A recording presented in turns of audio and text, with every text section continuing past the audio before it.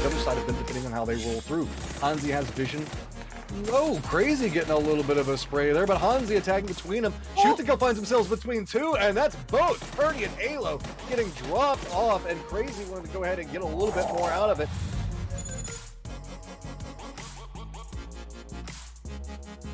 Grin just appearing on his face, but oh no, EU fans, get ready, here we go, this is where it kicks off. Zenith on the crash, it's finally time to make the stand. Cleared! Plays catching all the wrong ways. That's a free start for things, and this is looking rough, but Jeems finds Poonage, not going down yet. Great work again from Jeems. Doubling down with a third, too far away, and now the bloody battle begins. Roth is right there, they're down to two. It's just Ibby left alive, and now has to go clutch on this. Find that last player, and he's done it.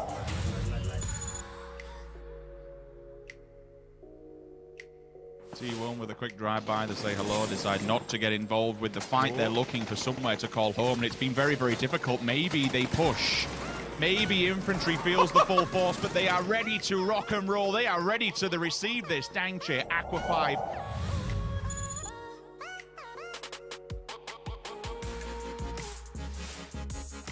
Lingdu goes down. Now Panic Station. They're trying to unfold here. VP, they've retreated. They've got two out, but out of the smoke they come. It's time for Lingdu to step it down and shut this down once and for all. They've managed to get away with murder. If they can pick up any frag point, the transfer. That is phenomenal. Do they do this? Summer. Yes, 3 bullets. It's a 1 versus 1. Batulin's on the bottom side. Summer. Batulins doesn't realize he's moved to his left-hand side. He's sending the sniffer dog in front of him. The downed player might be able to find it, but they've made so much of this. No! It is denied a multi-circle gaming. I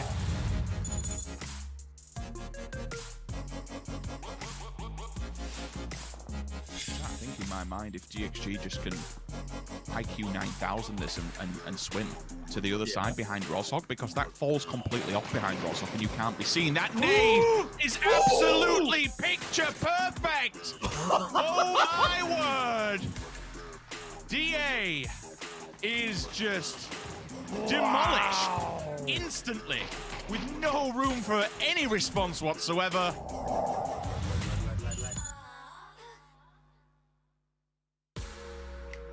First, he picks one off. Second one tries to make a run for it. And Luke goes, nah, Tickleton, you ain't going nowhere, buddy. Bada bing, bada boom.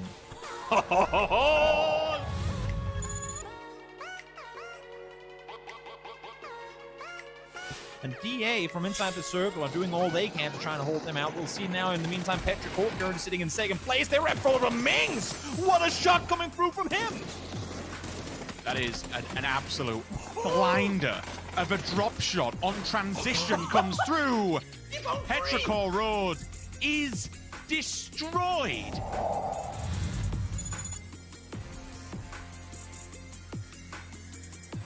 Tank is so good. He has such a read on what's happening around him and always finds the moment to pop out, go for a play. Under trying to make a push back towards DXG's positioning. It's not going to happen. It's just going to be a continual bloodbath as Gen.G is roaming around the north on the hunt for anything that's moving near them. Xen is now eliminated, and it really is starting to feel like whoever wins this fight with the South is going to have to walk into a very waiting, open-armed Gen.G.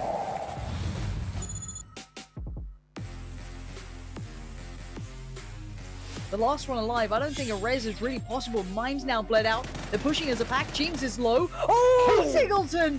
That is impeccable play from him. Finds two and just drags Liquid down with him. You do not get my squad. You do not get to wipe us. He fights back. Impeccable work.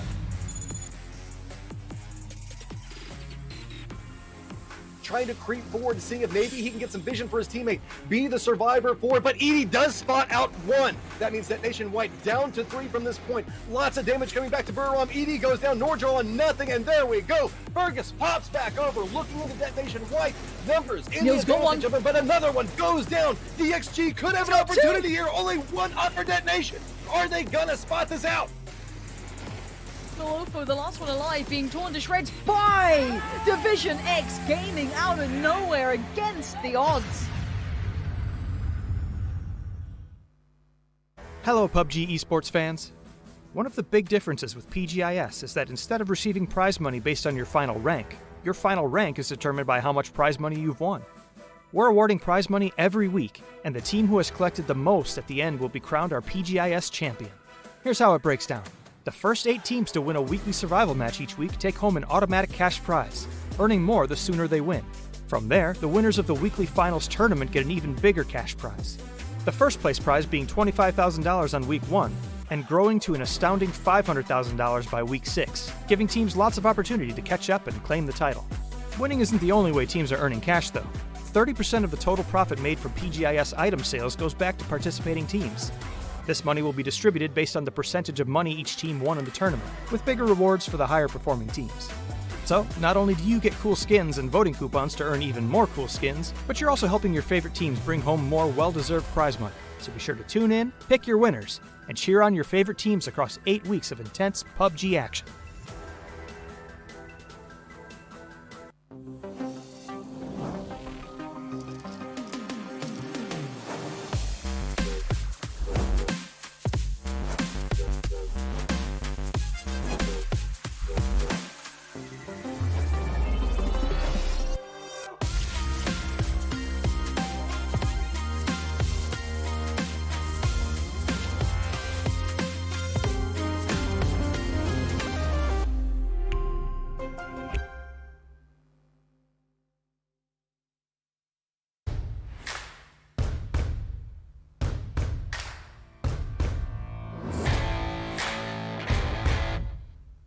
Athletes are always challenging themselves to get better.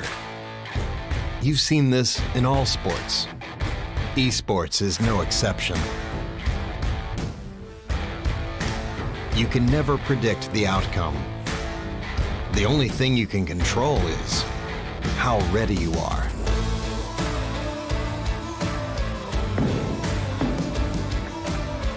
Over and over, players adapt, trying to improve, fighting hard for every percent gained.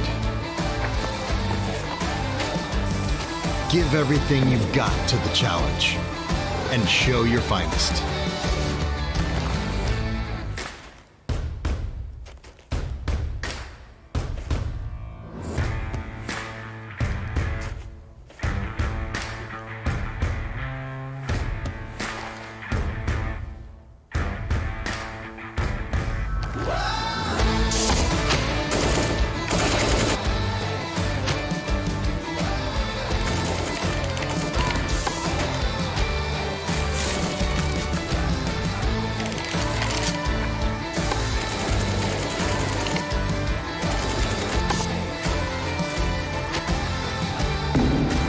Bring your best out. Strive for perfection.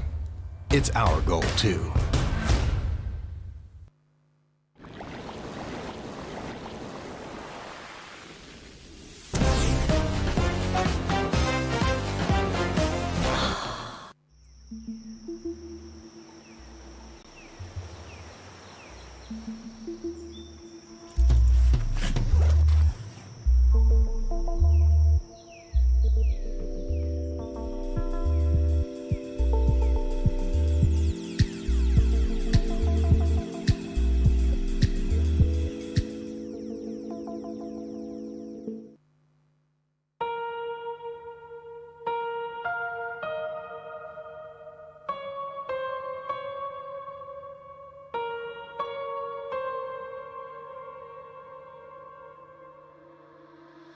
Don't leave me all alone.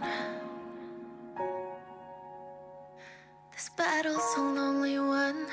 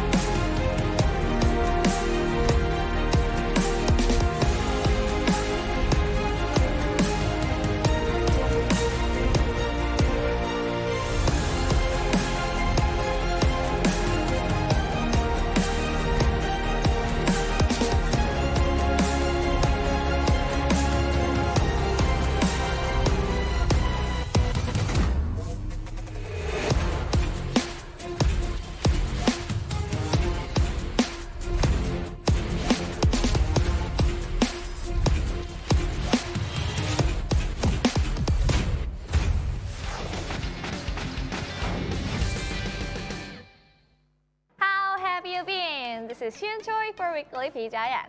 Today is the 6th and the final episode of Weekly PGI.S.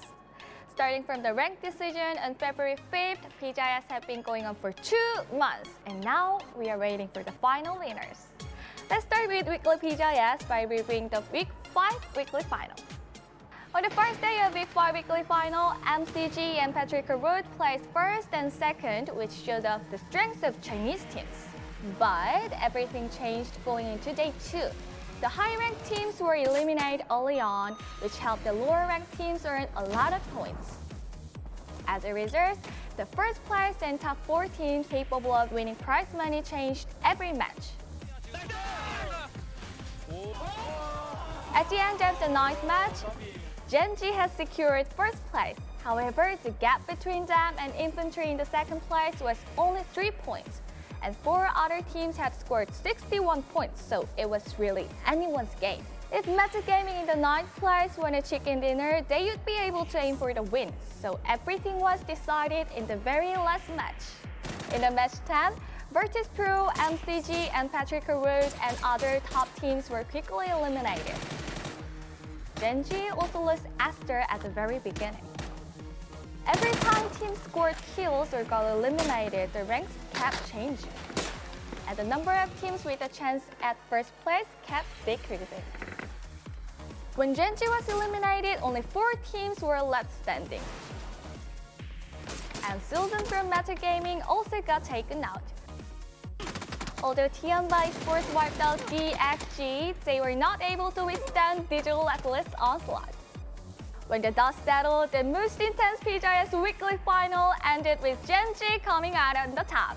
Somehow they did it without winning a single chicken dinner. Okay, let's meet the winner of Week 5 weekly final. It's Genji! Woo! 반갑습니다! Welcome! 안녕하세요. 젠지 펍지 팀의 이노닉스라고 합니다. 안녕하세요. 젠지 펍지 팀의 휴입니다. 안녕하세요. 젠지 로키입니다. 안녕하세요. 젠지 펍지 팀의 알파카입니다. 안녕하세요. 젠지 펍지 팀의 광대 에스더예요. 아, 정말 극적인 승리 끝에 이렇게 위클리 PGI.S까지 함께하게 됐습니다. 2위 메타게이밍과 단 3점 차의 극적인 우승이었거든요. 소감이 어떠신가요? 좋습니다. 노잼. 뭐 완전 우승은 아닌데도 기분이 굉장히 좋았어요. 국제대회가 확실히 좀 다른가요? 이게 맛이 훨씬 다르네요. 어떤 맛인가요? 약간 초콜릿 곱하기 100배 맛? 너무 달더라고요. 진짜 그 표정에서 정말 느낄 수 있었습니다. 기억에 남는 축하 받으신 분 계신가요? 믿고 있었다고 젠지! 라는 응원 댓글을 참 많이 봤었어요. 메타게이밍의 진출을 막기 위해서 지키고 있었고 덕분에 압박을 느낀 선수들이 서로 쏴죽이는 모습까지 볼 수 있었거든요. 그때 기분이 좀 미묘했을 것 같기도 해요. 좋을 수도 있고 뭔가 좀 찜찜할 수도 있고 어떠셨나요? 사실 메타게이밍이 도로가로 뛰쳐나올 줄 알았는데 그대로 자살하더라고요. 그래서 나중에 끝나고 야 키드야 3점 좀 주면 안 됐냐 했는데 사실 저희가 그 자리에 있었어도 자살했을 것 같거든요. 그래서 뭐 아쉽긴 한데 어쩔 수 없죠. 계속해서 이제 파이널 매치에 대한 이야기를 좀 더 해보겠습니다. 9번째 매치 같은 경우에는 2236에게 이제 라이딩 샷을 시도한 후에는 홀로 남게 됐었습니다. 그때는 좀 어떤 생각을 하셨었나요? 이거 어떻게든 살아남자밖에 생각 안 했던 것 같아요. 그냥 정보들을 최대한 많이 받았고 이제 나머지는 이제 제가 알아서 하겠다. 최대한 살아나 보겠다 해가지고. 로키 선수께 여쭤볼까요? 그 상황에서 팀원들은 어떤 이야기를 좀 많이 했나요? 그냥 뭐 할 수 있다. 저기 누구 있다. 저기 누구 싸우고 있다. 라고 브리핑하는데 표현이 그냥 조용히 하라고 해서 조용히 했습니다. 진짜 조용히 하라고 했나요? 또 볼리앙 선수를 잡아내고 난 다음에는 그 차량에 대해서 고민을 많이 하는 모습이 보였었는데요. 왜 마음을 좀 바꾸게 되신 건가요? 차량 탈 마음은 애초에 없었고요. 그냥 파밍하고 있었는데 그렇게 찍힌 것 같은데 제가 차 소리를 안 내고 총소리도 안 내면은 제가 어디 갔는지 예측도 못할 뿐더러 다시 뒤로 이제 돌아가면은 자기장 최대한 맞으면서 가면은 보통 끌라인을 많이 의심을 못해요. 그래가지고 최대한 T1 쪽에 붙으면은 안 걸리겠다 싶어서 붙은 게 있습니다. 약간. 아 저는 솔직히 임팩트리 볼리앙 선수를 잡고 내려올 때 거기서 끝났구나 생각했거든요. 근데 T1이 어떻게 PO를 까먹어주면서 1등까지도 할 수 있다고 생각했는데 못한 게 조금 너무 아쉬운 것 같아요. 그렇군요. 다들 리듬은 그래도 어느 정도 있었던 것 같습니다. 10번째 매치에 대해서 이제 얘기를 해보자면 저희는 9위까지가 이제 1위를 노릴 수 있는 상황이라는 걸 알고 있었는데 거기까지는 모르고 계셨겠죠? 감독님이랑 코치님께서 그 점수 차이 신경 안 써도 된다고 그냥 하던 대로 하면은 알아서 우승이 따라올 거라고 하셔가지고 그런데도 점수를 신경을 많이 썼어요. 어떤 팀이 몇 점이고 그런 걸 약간 많이 생각을 많이 했던 것 같아요. 프리모스크에서 이제 데이트일드 게이밍에서 벗어날 때 피오 선수와 로키 선수가 차량을 따로 출발시키는 모습을 보였습니다. 이유를 로키 선수께 여쭤보고 싶어요. 저 파밍 좀 더 하느라 이게 DMR 좋은 거는 또 못 참거든요. 또 챙겨 넣으면 또 언젠가 빛을 보기 때문에 그런 거 하나하나 챙기고 데이트레이드는 팀원들이 얘기해 줬어요. 그거 왔을 것 같았어요. 시청자들은 긴장하고 있던 순간을 굉장히 사실은 평온했던 장면이었던 거거든요. 계속해서 10번째 매치에 대해 살펴보자면 후반부에는 유난히 킬스틸을 또 많이 당하기도 했습니다. 가장 중요한 매치인 만큼 사실 다른 때보다 뼈 아팠을 것 같기도 한데 어떤 심정이었나요? 한마디로 좀 짜증났던 것 같아요. 킬 하나하나가 중요하고 점수 차이가 3점밖에 안 났는데 계속 뺐으니까 아 왜 이렇게 뺐냐 짜증나게 약간 이런 느낌이었던 것 같습니다. 그렇게 말 안 했을 것 같은데. 아니 근데 인게임 내에서는 말을 거의 안 했어요. 그런 거 안 따지고 있었는데 뭐라 해야 되지? 조용해졌을 때 약간 그때 갑자기 생각이 나더라고요. 열이 확 받더라고요. 네, 참았습니다. 근데. 10번째 경기가 끝나고 나서는 점수 상황을 어느 정도 예측하셨었는지 여쭤보고 싶어요. 아무래도 어렵긴 했었는데. 대회장을 따로 안 따라가고 연습실에서 좀 시청자분들이랑 네. 같이 봤는데 계속 고민했거든요. 우리 1등 할 수 있냐고 못하냐고 그래서 고민했는데 마지막에 티안바랑 DA 남고 서로 교전할 때쯤에 아 이거 우리가 우승했다. 지켜보는 입장에서도 이렇게 예측하기 어려울 정도였으면 실제로 플레이한 선수들은 더 혼란스러웠을 것 같은데요. 어떠셨나요, 스타 선수? 그래도 1등일 줄은 몰랐어요.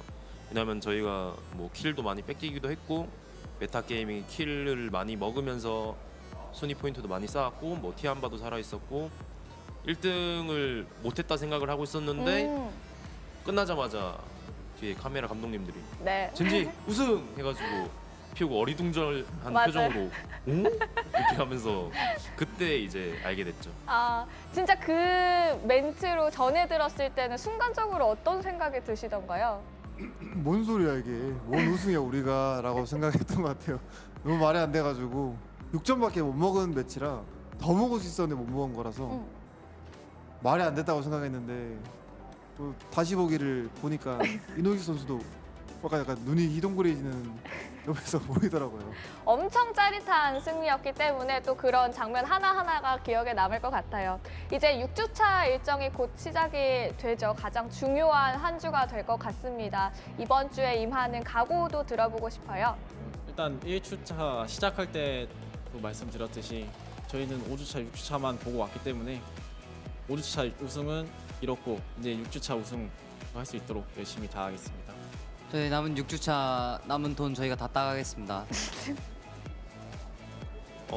계속 응원해 주셔서 감사하고 6주차도 열심히 해서 우승할 테니까 계속 응원해 주시면 감사할 것 같습니다. 화이팅!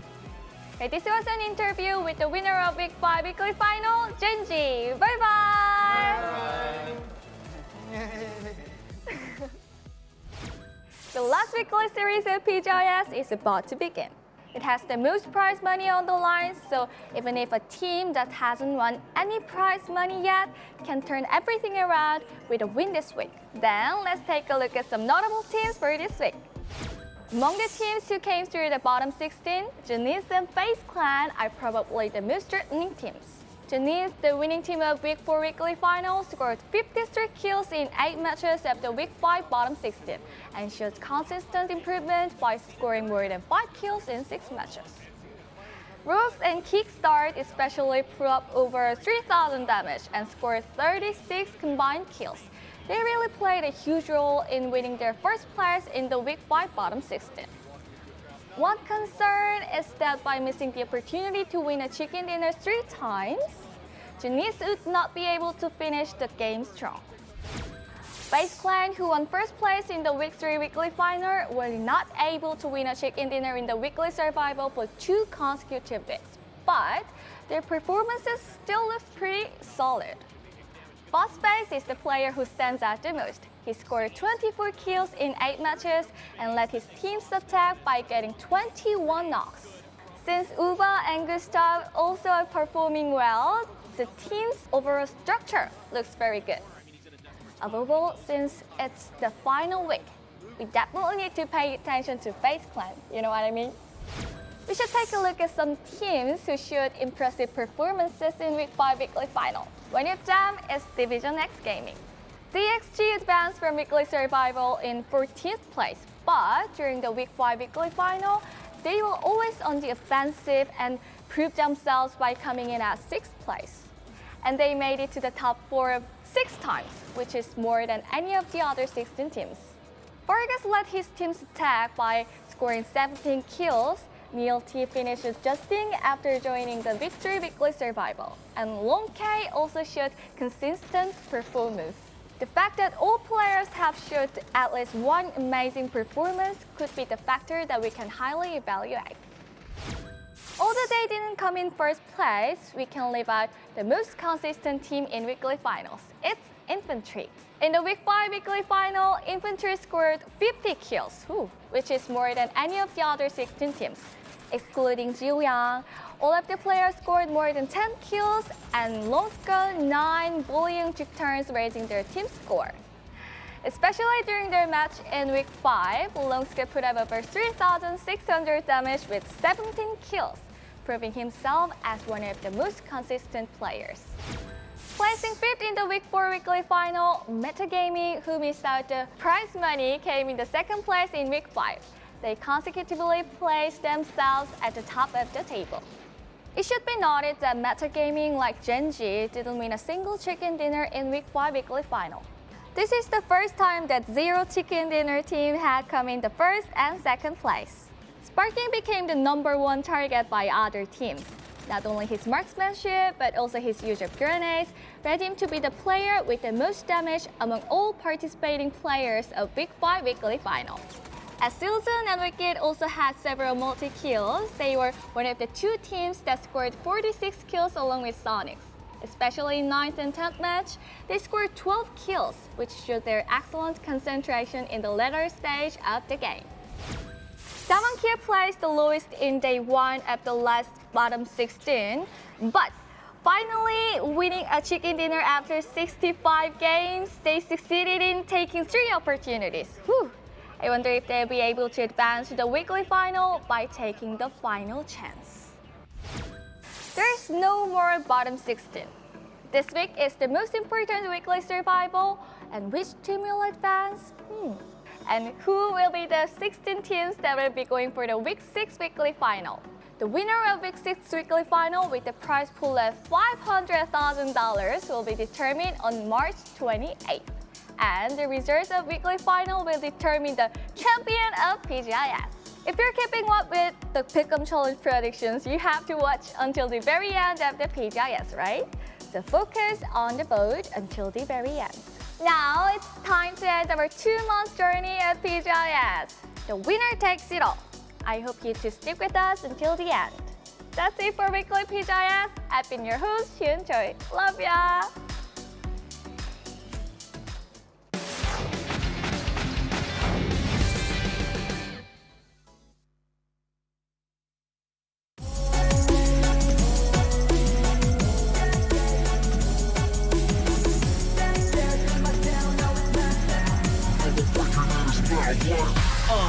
Told me to gamble, I wanna check. Climbing and humble, yeah.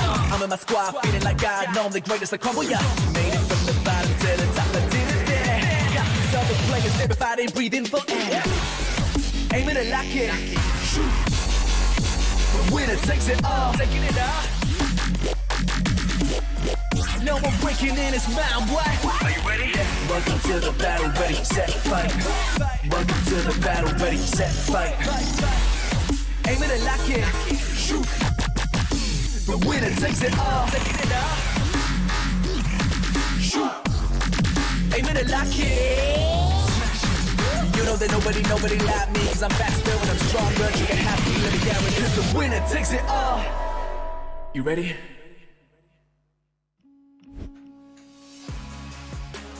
Viewer discretion is advised because this week is not going to be for the faint of heart. Welcome, ladies and gentlemen, to the PGI.S. It is week 6, which means it is our final week to determine eventually who is going to become our PGI.S champion. My name's Kyle Aris. I've got Avenger and Matrim joining me here to talk about what's going to go down. We have 16 games to determine who is moving on into that grand final. And it is gonna get tense. It's gonna get nerve-wracking. It's gonna get exhilarating as we figure out who has a chance at the money. Avenger, it's all down to this final week. It is, and this weekend was exhilarating to watch. And honestly, like, I can't imagine how intense this weekend is gonna be. It's gonna be ecstatic, and I'm also super happy to see you guys. Super happy to be working with you guys, and also happy to see how our heads are progressively bigger. James is a very small head, my medium head, and then Matrim's massive head. You're making him self-conscious. Matrim's all of a sudden, well, regress into the background here for a moment. I don't know what you're talking about, Avenger. Matrim, how are you doing, fella? You looking forward to it today? Oh yeah, I mean, after the best or the bottom 16, and then everything that was going on in the finals, we had a hyped series, or 2 sets of series that really led us into this moment. I mean, but really, it's been weeks building to this moment. While sure, all the other weeks before this have been pivotal, they've really showcased a lot. The money is just absolutely explosive this time around. So you know that these players are going to bring some crazy strategies, maybe something that they've been kind of storing. I just can't wait to see what happens. That's right. For our first 8 chicken dinners here through the first 3 days, we will have money for those winners. So if you finish first in your first game, you're getting $10,000 cool dollars. But however, in the weekly final, that's where the big money is won. It's technically $500,000 for first place, excluding crowdfunding, and the total prize pool currently with crowdfunding, Avenger, is at about a cool 2.4 million plus. So it's a very important week for all of these teams. It's absolutely insane to be honest. And also it's going to be a pretty nutty day today. We have obviously our week 5 weekly finals participants, and then we have Zenith, FaZe Clan, Buriam joining in, and Shoot to Kill. So it's going to be really insane for these 5 games today. It's going to be a stack lobby throughout the whole day.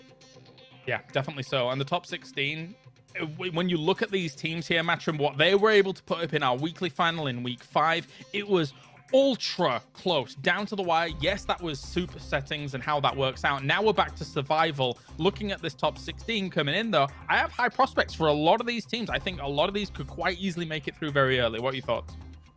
Well, we had an interesting situation where our top 2 teams, neither one of them won a chicken dinner whenever we looked at the top.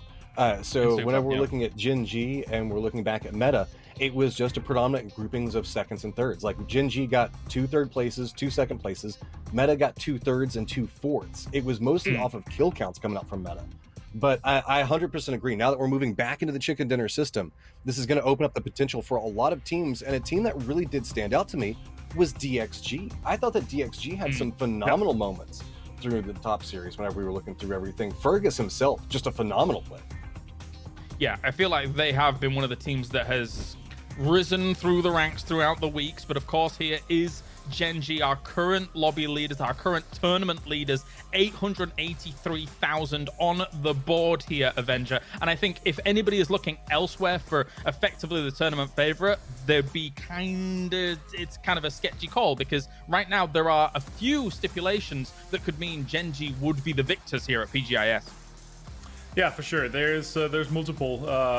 If they get second, they're guaranteed winning. If they get first, they're guaranteed winning. But if they get third, it will not be enough actually there is a few teams that there's basically just too much money that has gone into the first place prize pool, and from the whole crowdfunding as well, that the first place in this weekend here will be 1.2 million. So if they don't win a big chunk of money this weekend, they will not manage to take it home. And Meta, of course, looking at these guys, managed to get a fantastic finish off to this weekend here. Super ecstatic to watch, and also in the last game, getting 12 kills in a 4th place, just barely making it in, and then just popping off in the last 3 games like that with more than 30 kills, or 30 kills exactly in the last 3 games. Yeah, I mean, we've had to pay $376,659 for the entertainment that Ragnaldinho has brought to this tournament so far. But it's all serious faces, it looks like, right now here, Matrim. Never mind. Never mind. Oh, Ragnaldinho. Stilson is like, go on. What's going on now? That face, that's what I love right there. He had no idea how to react to what was even happening to him. I mean, does anyone know how to react to Ragnaldinho? A victim of content. There has to be a sacrifice somewhere, I think. But Meta currently, Matrim sat in 3rd place. I don't think anybody would have, or a very minor amount of kind of viewers would have given them the chance to get themselves as high as they have done. They've already accrued so much money, and they're looking fantastic. Well, they're just playing specifically in their own competent styles, and a lot of it hinges on sparking. Whenever we look back to everything that was going on in the weekly final, in 10 games, this man put out 4,172 damage. That is absolutely ridiculous. Now, on the other side of this, Longsker has been star performing for Infantry. Whenever we look again through the weekly final, 17 kills just by himself. Managed to really string them together. And while I would say Meta is a little bit more of the underdog, we're looking at one of the teams that I think a lot of people had very high expectations for Infantry, and they are definitely executing. Yeah, Infantry put up the most kills in the week 5, and were able to bag us a lot of EP Avenger. Very, very nice indeed. Yeah. But I think one thing to say off the back of that is they are extremely scary, extremely deadly when it comes to these lobbies. Yeah, so Paperthin actually said that he thinks that Longsker, when he's in form, he might be the best player in the world. Like, better than PO.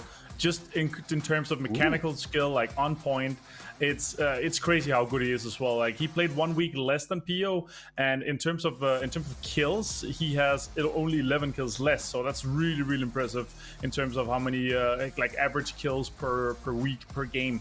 He's really outputting an insane high one here. So Infantry, they actually twice won me this MVP for kills. So they're a good bet, and also a good bet to who's going to be going into the last weekend as well.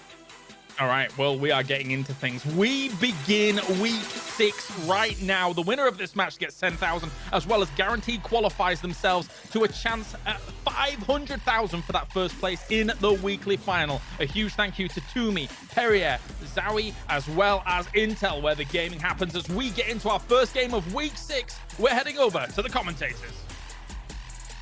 Oh, it has been a minute, and what a way to start this one off. Of course, the weekly survival in front of us. There really is only one person I'd want to be joined here by. Rich, how you doing, bud?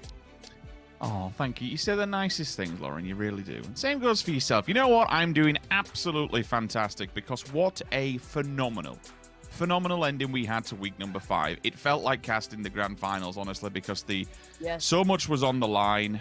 The scores could not have been any closer. We honestly could not have asked for a better final situation to land on our hands, and now it all comes down to this. We have to find our final 16 finalists. I don't know how these next 3 days are going to go. We've seen some changes and adaptations in how people play, but now there is so much on the line. Now there is not only $500,000 or even more than that, but there's a chance of being crowned a world champion. And the stress these teams must be under. You've seen it all over social media. I mean, every single IGL is just sweating bullets. Every call, every bit of pressure has been mounting, and now this is pretty much the pinnacle. I have probably a tree problem there, I feel, for 9. He should be fine. But of course, if you're just tuning in, welcome to PGI.S, here presented by Intel, of course. So, all that said and done, we've got to start talking circle, plane path, and all the bits and pieces that will be kind of leading through this. Now, that circle, I guess what you'd say, west of Pachinki, a little north maybe is the center point.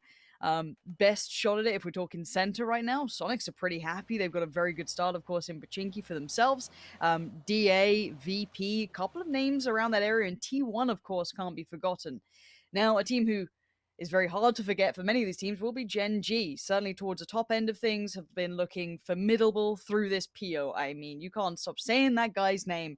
He has just been a world above, I would say. But your expectations, I know this is a hard question to pose to you, but seeing the circle, seeing where teams are starting, with this game, what are we expecting here? Because this isn't a harsh circle to begin with. I'd say it's a pretty reasonable one. Yes, I'd say that little slice in the north may not be as playable as others, but it's a pretty easy circle to begin with.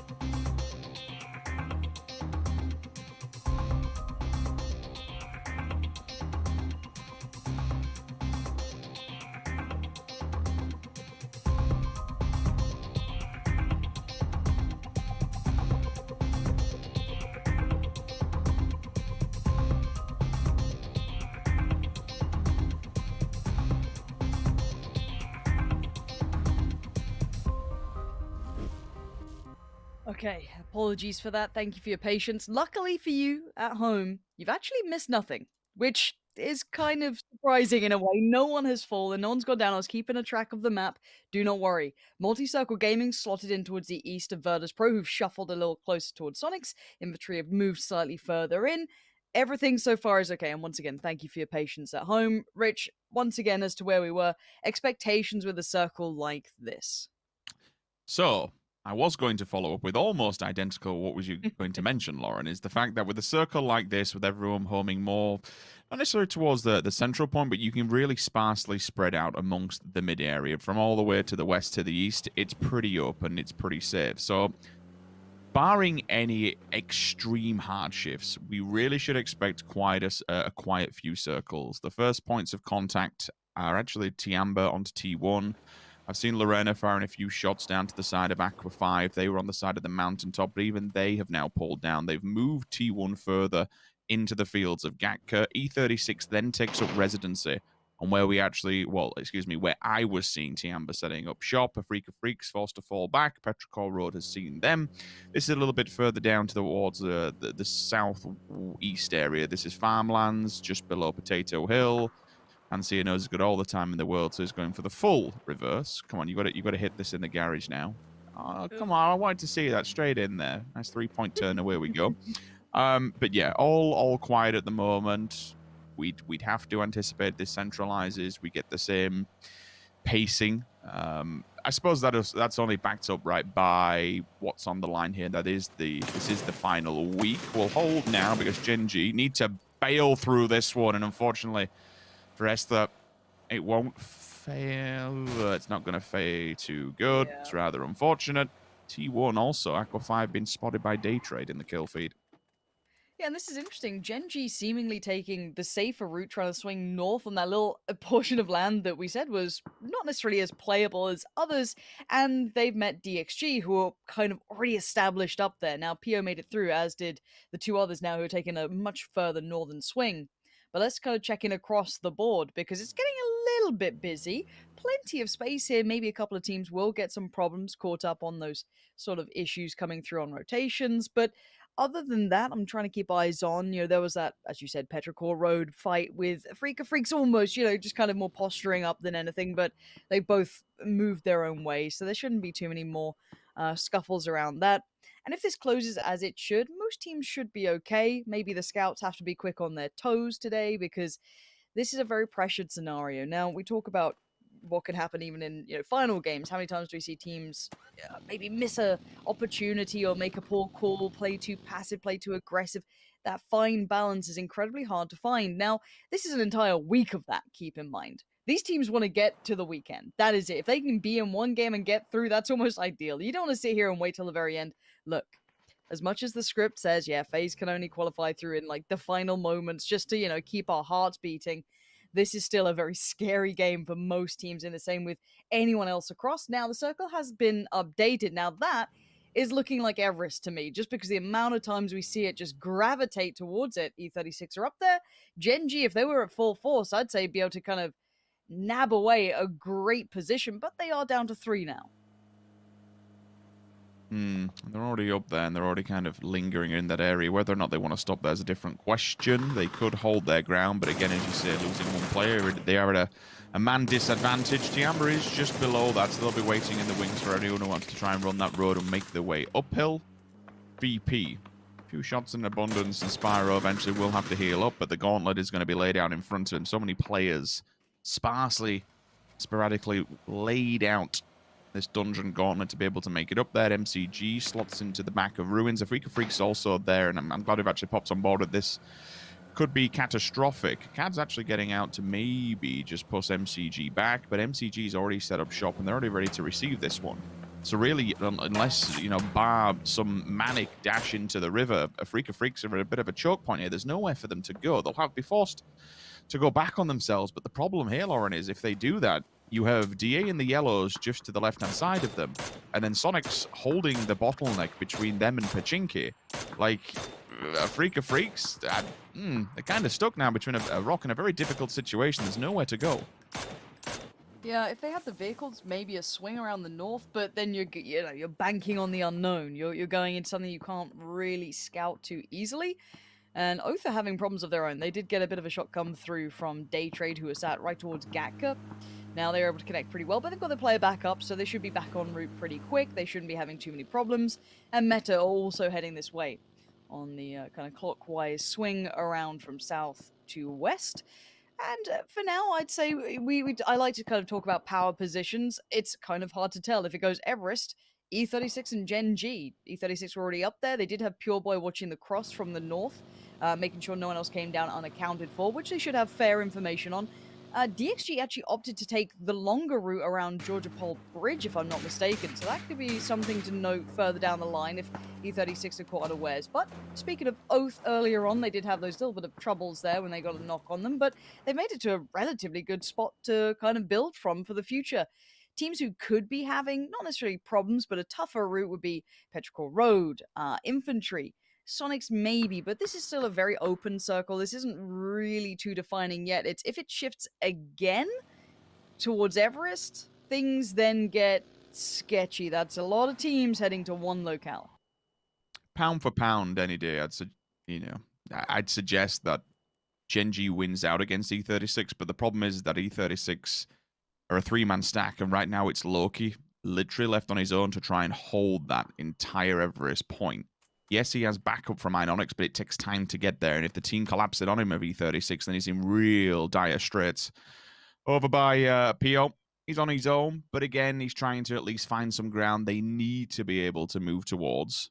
If they have this, they have breathing room. They have an option. They have an emergency backup plan should they have to evacuate. But we'd anticipate this either goes to the mountain or pulls more towards the south. We shall find out now. Circle pops, pulls towards the south. Na'Vi day trade.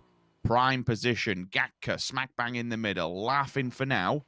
Everyone else, well, it's a bit of a Hail Mary send. We have a lot of teams that have unfortunately been held back over by the Eastern Embankment for a freak of freaks. They were at the tail end of all of this. A bit of a lifeline, I suppose, because everyone has to move away from them. But as soon as we say that, the second they make their entry point to the circle, they're the last ones who are going to be here. Ground control now is going to be very, very difficult. VP will have to share up against the edge. MCG are directly behind them. Sonics, everyone's going to have to be sending at this rate. I mean, this is full DA send. This is wild. And Day Trader on the other side. Now, great early damage towards 2, and Mert's already found the pointy end of the stick. M200 waited patiently and Rushu's in towards the corner, just trying to hold an angle down. Gets a little nade there. That's not bad. That could keep him safe for a second. Code Marco's been flushed. DA on the full send has not gone well. We also saw Sonics in the vehicles, and their send has gone just about the same. They have at least managed to find Senya between H-Win and Tiggleton. They've done that. That's pretty good work, but they will probably lose out on Mime for this. Now, can they stick the rest of it? Not really a shareable compound in my mind. It looks like Tab wants to reaffirm that opinion.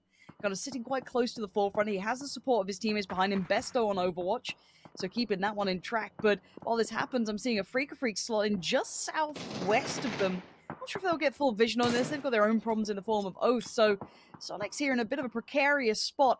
Na'Vi just waiting on the other side, and yes, Na'Vi haven't been the most intimidating, but overall a deadly side. But there it is, Shrimsy to find Orange. Gorgeous work from that. Opens up an opportunity to potentially wrap through this compound, but Tab, he wants to get back in now. The Molly could force him forward, but it is Tiggleton on the other side who's already proven to be a huge influence in Sonics.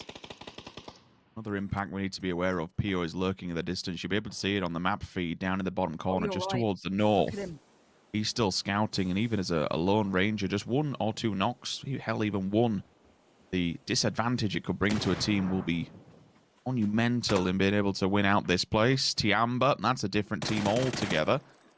Sweep and clear, the breach comes in from Sonics. The opposing side will try to be held off, but it's probably not going to happen.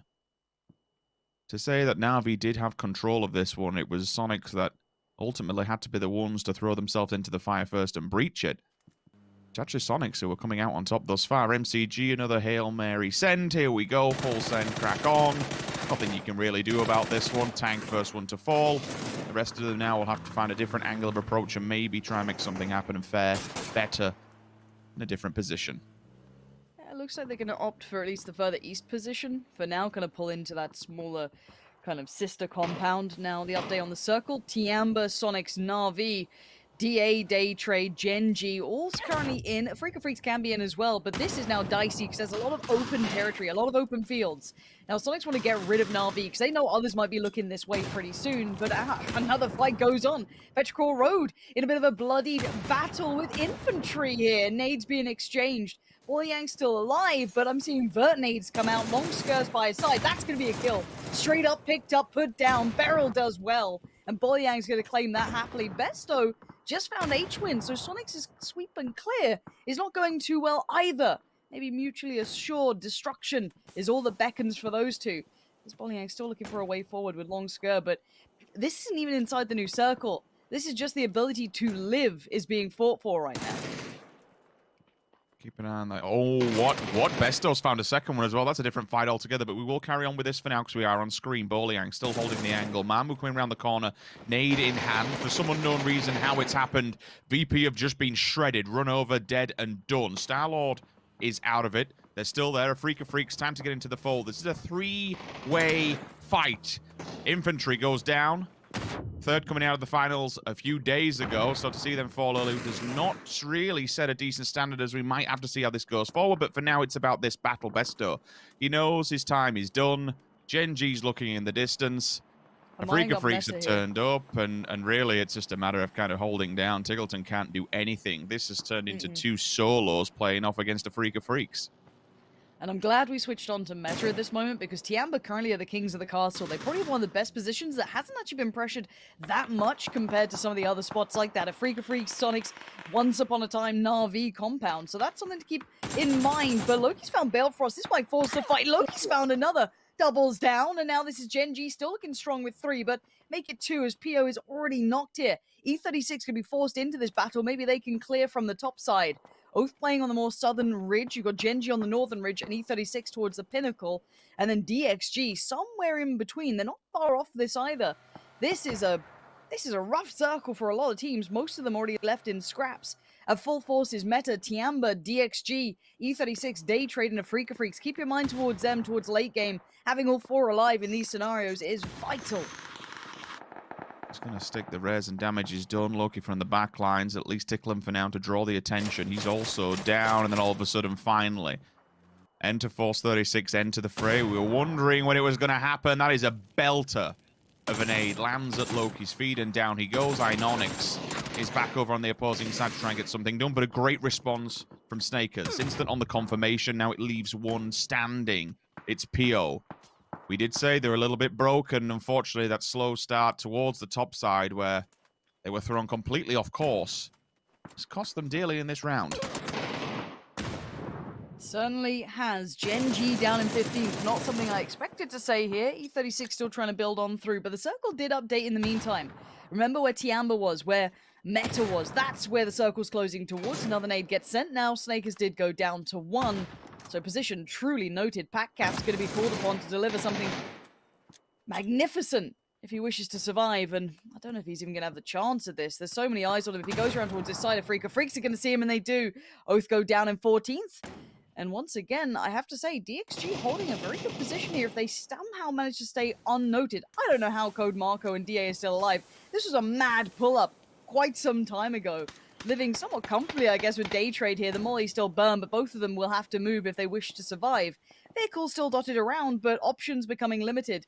Norins, Venotica, Pushoes, and Flash all trying to find a way into this. DA are going to be the ones to hold them back, but Multi-Circle Gaming and Petrichor Road having a battle in the east, trying to find their way in towards Tiamba, it looks like. So this is another 3-way fight going on. Code Marco gets his head ripped off, might have to hit that heel. Norin's still looking to do more work, but this is all about timing. Marco's found Flash. Petrichor Road goes down in the meantime. That's over again towards a more center point of the circle. These two just fighting for a way forward. There it is. Venotica gets one, but it's not without a trade. Smash comes round back through, and DXG suffering towards the north, but holding.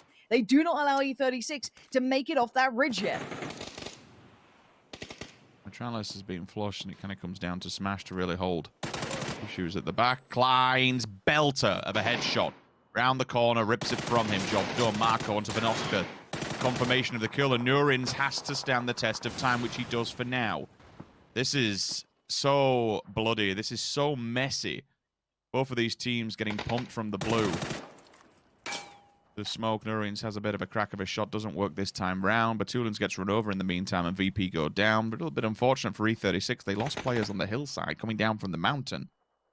Blue tickled them, and, well, at this stage, it is going to do a fair amount of damage, and nothing is going easy for E36. They're in a prime position, and you can just see from the kill feed, they're losing players simultaneously. The final one falls, and they go out in 11th place. 1 versus 1.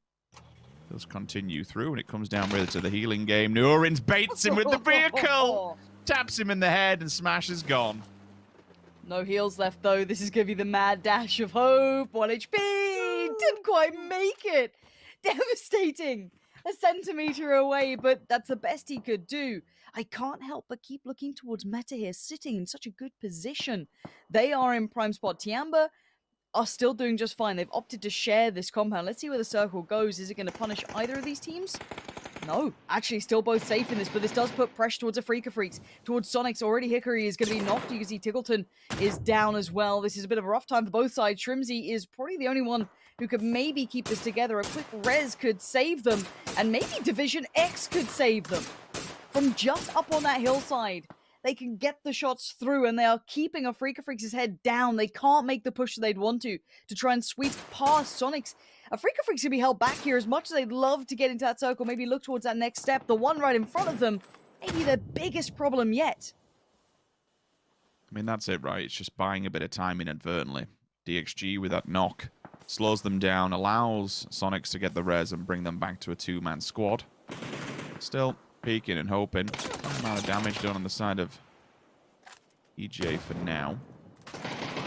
Got to get going soon because this will begin to hurt, and DXG could have a field day from up top side of it, but they don't need the frags. That's the thing. It'll be nice to clear this side of it, but you're not looking for fragging points at this point. You're just looking for survival. You have to get away from this as clean as possible.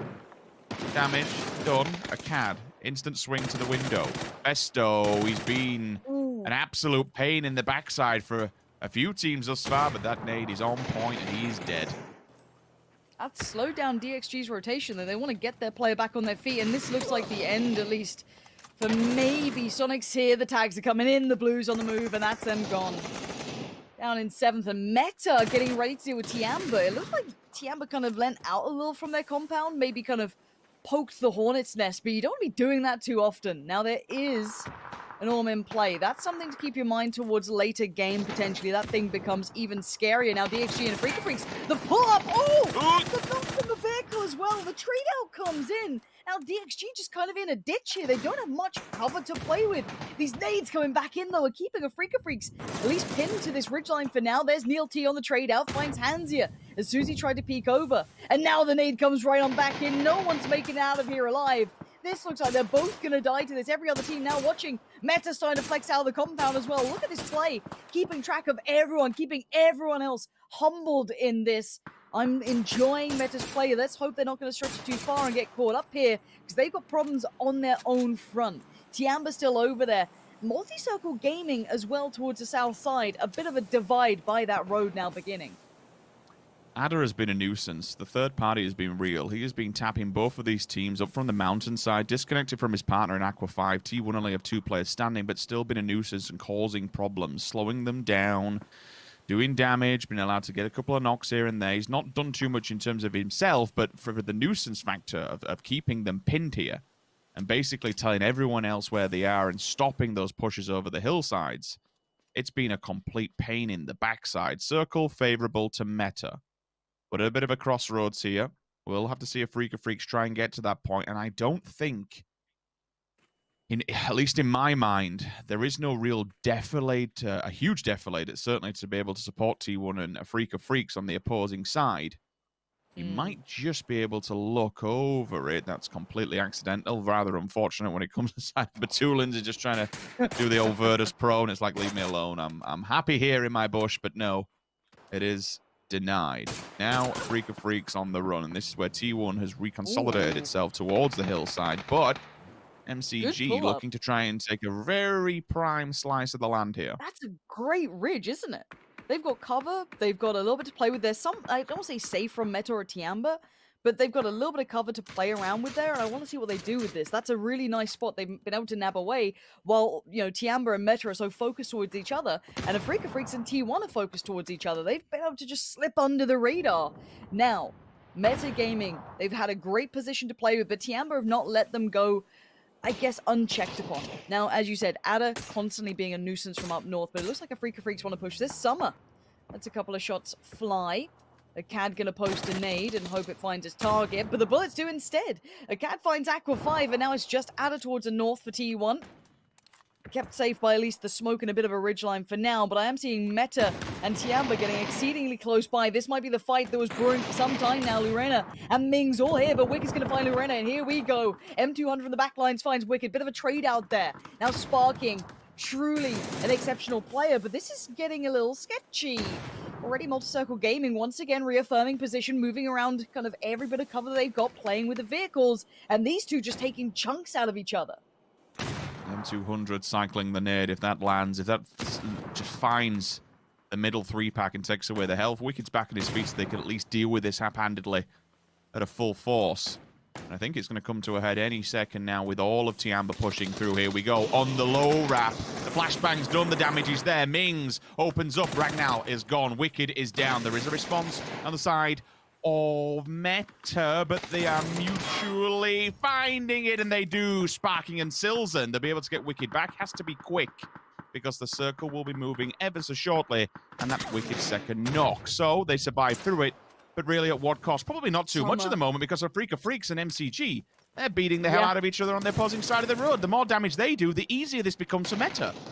It does, but I want to say Summer just hit a bailout nade for them as well. Afrika Freaks might have had them dead to rights, but Summer's nade kept them in this one, and now EJ's in trouble. You can see the desperation in the hit coming out. He's desperate for this to work. EJ's found Summer. Oh no, the combination of all of them. Everyone looking this way. Now it's looking rough. Multi-Circle Gaming just on Evil Lee right now. The others are knocked. Maybe he can get a res off? Yes. Okay, teammate back with him. Does have Lingdu now by his side, but Meta now gonna power forward. Gonna try and cross the road while everyone else is busy, or at least hopes to be. EJ gonna try and maybe get a new vest here. His is looking tattered and broken. Silzen, this flank could be huge. Has he gone unnoted? I don't know if he knows that they're there. Now around the side, Evil Lee, nade to hand. He's got a few to play with, 3'd up, geared up. Res coming out. How have they been able to stabilize in this? Meta, focused towards Afrika Freaks, have left Multi-Circle Gaming unchecked on. That's going to be a nade kill, it is. We're down to 2. Meta Gaming and Multi-Circle Gaming left in a 3v3. Now we have 2 players committed towards the northern side of the road for Meta. They kept Wicked further back on the southern side. But Multi-Circle Gaming have all their players playing together in this. The reses have come back out. They're healed up, Rich. They're looking good to go. Now the nades start to build out. This is looking scary. Meta! Oh, that nade's good. It found a big chunk of damage on both of them, but no knocks. Wicked's wrapping low. Can he be the one that really opens this up for Meta? They have no idea. They have no idea he's down here. Does he have any utility to throw up here? I mean, he can't get a long shot because of that ridge that you spoke about earlier on, but in fact, he's using it. He's on top of it. I didn't realize he was going to come this far up, but he has done. They're pushing, though. Eyes on Evil Lee and Summer. It looks like they're starting to sweep through the mollies, the nades. They're trying to clear all these corners. And on the other side, Sparking, Silzen are waiting there, but Summer doesn't want to breach that ridge line. Wicked has a great bit of vision on them, but Evil Lee might fancy the edge of that smoke. Would he dare? He does. And he who dares might just win. He gets the spray on one. Sparking's gone down. Evil Lee with such a bold play to come out. He's made a big difference. A knock at this point is critical. Going for the res could be the death of them, but do they go with 2 then? Wicked's been noted. Multi-Circle Gaming are getting the information. They now know an isolated player. The nade gets posted. Lingdu hopes for the best, gets the tag. The damage from these boys. The underhand nades come out. The flash is coming in. Oh, it's caught him. Oh. Sparking's gone down. This is now again a 2v3. The res, it's looking unlikely now. The blue will be forcing this fight. Yeah, just slowly strangulate them, running out of air. We need Silzen or Wicked to just be able to tie this one up and do something. Silzen, he's took out 2. What? What has just happened? Evil Lee and Summer fall simultaneously, Lingdu. It's left to you in a 1 versus 2. Oh my word, Silzen, what an opportunity. What a time to hit that. Oh, he's got Silzen. There was no trade. Wicked. Oh, he's got both. He's got both of them. How on earth did he just pull that off? What? Wait, so we went from a 3 versus 3. Yep. To a 3v2 to a 2. Oh, that is one of the most back and forward endings I have ever seen to a game. MCG, they were the first winners in the weekly finals. They look so good, but sporadically it unfortunately started to drop off, and now they open up the qualification week with a win. Good lord. I mean, Meta fighting tooth and nail. That 2 at the end from Silzen, the opportunity was there, but it just didn't come through in the end. Lingdu stood the test of time. I can't believe we just saw him pull off a 1v2 like that. Thrown down as soon as he peeked, the two players peeked that ridgeline. They were slightly separated on the peak, and he got time to just adjust to the other player and bang him out.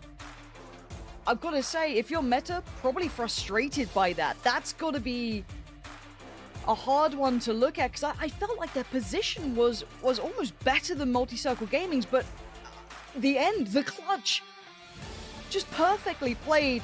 Talking through that, we had the Gakka fields come in, and we saw Tiamba and Meta probably pick up the best position, but you could not forget about Multi-Circle Gaming, living patiently in the shadows, waiting for those two to just explode towards each other, take chunks out of each other, and that rotation to the middle, when you had, who was it towards the top? T1 and Afrika Freaks, I think? Just had a little battle in the north. They just slept through the perfect timing. I'm so impressed with Multi-Circles Gaming's adjustments towards the end then. That was such a clutch rotation. Well, it's 10 grand in the bag, but the most important thing is that they have now qualified for the grand finals. There was an opportunity and they took it with both hands, but still, like, clutch moments in abundance. A 2v1 on the side of Meta, a 2v1, well, I say a 2v1 as a 2v2, but still to be able to clutch a double kill in that very precarious moment. What a wild set of events for an ending. That's how we want to win a game out, and that's how, I mean, even for us, it was a bit of a shock, to be fair. Keep up with the kill feed. I'm thoroughly impressed. As much as I just need a second to catch my thoughts, and while I do, let's head to an interview and hear how that went down. PUBG Global Invitational.S Weekly Survival Week 6. 이 120만 달러 상금 이상을 넘어서 PGI.S 챔피언이라는 명예에 도전하게 됐습니다. Now we are close to our PGI.S championship, 선수 만나보도록 하겠습니다. and we are here with Musli, the first team, the winners of this week. 네, 마지막 교전에서 메타 게이밍과 정말 치열했는데 그 당시 Things got really intense when you guys were up against Meta Gaming. What was the situation like, and what do you think led to your win? 我想问一下当时的情况是怎么样的，然后最后你们能成功吃鸡的秘诀是什么？我们当时交战是3打3嘛，我在右侧击倒一个人的时候，当时没往前那边压，选择稳住了一下。然后后面又炸倒了一个的时候，夏天就往前顶了嘛，我就跟他一起往前顶。然后那一波是有点失误的，导致2个人都倒了，变成了1打2。然后我们选手0度顶住了，他1打2成功吃鸡，牛逼啊！ 저희가 마지막 3대 3으로 남았을 때 When we were left 3 against 3, 우측에서 이제 한 명을 눕히고 이렇게 but once I knocked out one from the right, 도와주는 역할을 해서 저희가 Summer was able to help out 부분도 있었지만 from the back, and even if there were a few mistakes, we were able to make that up for each other. 멀티서클 게이밍은 지난 파이널에서 첫째 날 1위를 했던 팀인데요. So Multi-Circle Gaming, in the finals, you guys came first on the first day of the weekly finals, but you eventually only came 8th. Do you have a plan on working on anything specific for this week? 就是第8名，然后但是在之前周中赛的时候是第8名，然后周中赛是在第1名，在周决赛是第8名。然后你们可能时间比较充裕吧，然后因为你们今天第1场比赛就吃鸡了嘛，然后我想问一下，你接下来要怎么进行训练？我们接下来就是把之前一些不足的地方全部弥补一下，然后争取在最后一周冲击一下冠军吧。 저희는 그 전에 저희가 했던 실수를 많이 보완하는 부분으로 갈 것 같습니다. We really worked 그리고 이제 on 마지막에는 the 상금을 mistakes that 거머쥐고 we've been 우승을 할 수 making until 있도록 now. 노력을 할 것입니다. And we will try our best to make it to the final championships. 마지막만을 남겨두고 있습니다. 자신 So 있으신가요? you guys are going to be looking ahead at the final weekly finals. Are you feeling confident? 毕竟这么久了，打下来的话，肯定要对自己有信心，也对我的队友们也有信心。 저희가 비교적 이제 긴 시간 동안 PGI.S를 참가한 만큼 그만큼 자신도 많이 As long 있는 as we've 편이고요. been 또한 저희 in this 팀원들에 part of this 대한 tournament 자신도 for 저희는 the 많이 last 있기 6 weeks, 때문에 we are definitely feeling comfortable and also confident towards my teammates. 감사드립니다. Thank you for your interview and congratulations once again. 네, 이렇게 해서 위클리 서바이벌 6주차 첫 번째로 파이널로 직행한 팀은 바로 Multi-Circle Gaming bags their ticket to the final circle here at PGI.S as they get themselves the first victory on the board and $10,000. Not too bad in the slice. However, it was a little bit scary towards the end. Meta showing on up. I've got Avenger and Matchroom here to break things down. Avenger from Multi-Circle Gaming. They get on advancing, but it was close. It was close indeed, and also a few mistakes made from Meta Gaming. Actually, there was a fight breaking out between African Freaks and MCG, and they were down to a 1 versus 1 with Nox. There was 2 Nox on MCG side and 1 on the Freak side. And at that point, Meta has 3 guys live. I do not understand why they didn't push that faster. Maybe they didn't have the information. Maybe they're being a bit hesitant and they just wanted to third party in the very end. And then the second time was when they were in a 2 versus 1 situation. They pushed the front guy that pushed had 1 HP and the next guy had 46. They didn't take time to heal up. They didn't have any heals. It was just a rough situation overall, man. That game just felt like a series of Uno reverse cards being thrown down. You saw like one person holding down a position. We saw Tiemba and Medding fighting off to the southwest.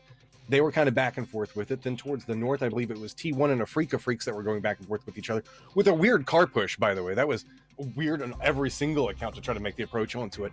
But it's exactly right. We saw that Multi-Circle Gaming left a very centered position early to go and try to get involved with the Afrika Freaks.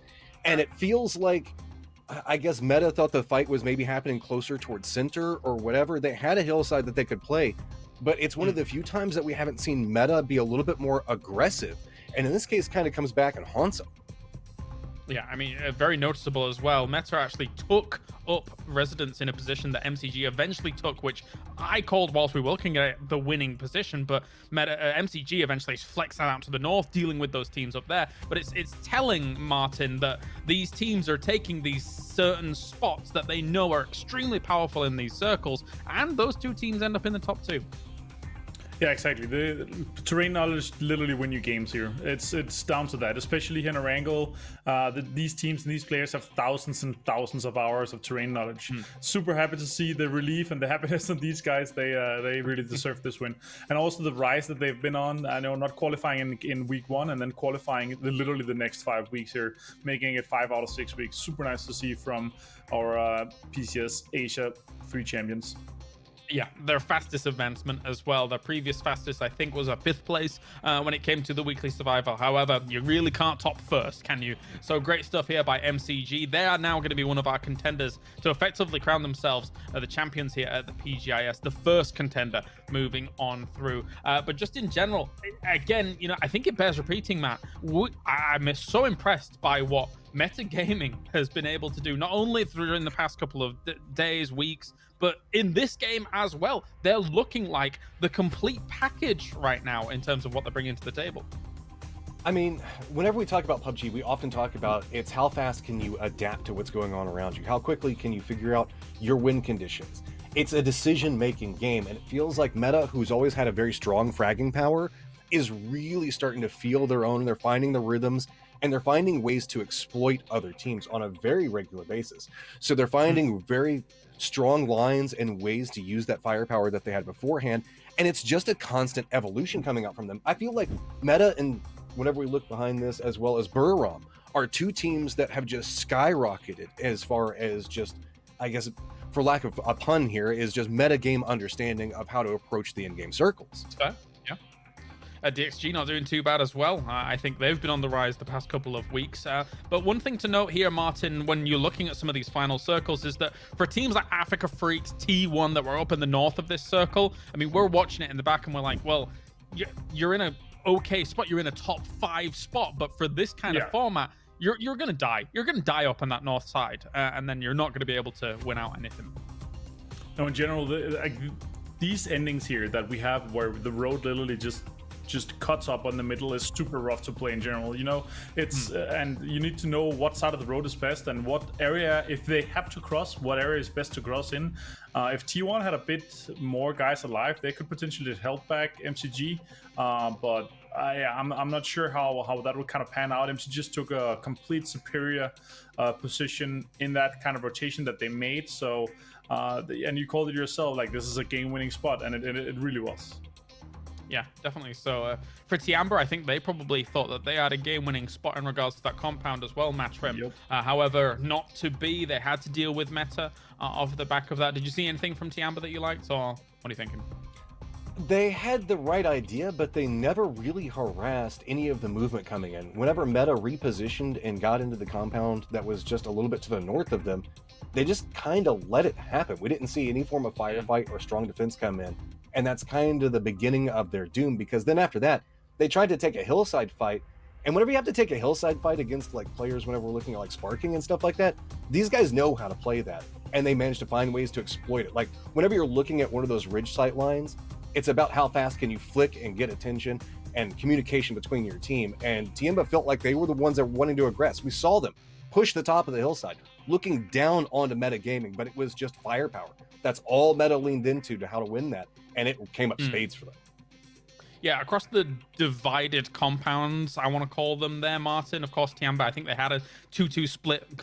Again, it's pretty close to one another. But when meta is pushing onto you, I guess you do have to provide some kind of resistance and then fall back. What are your thoughts?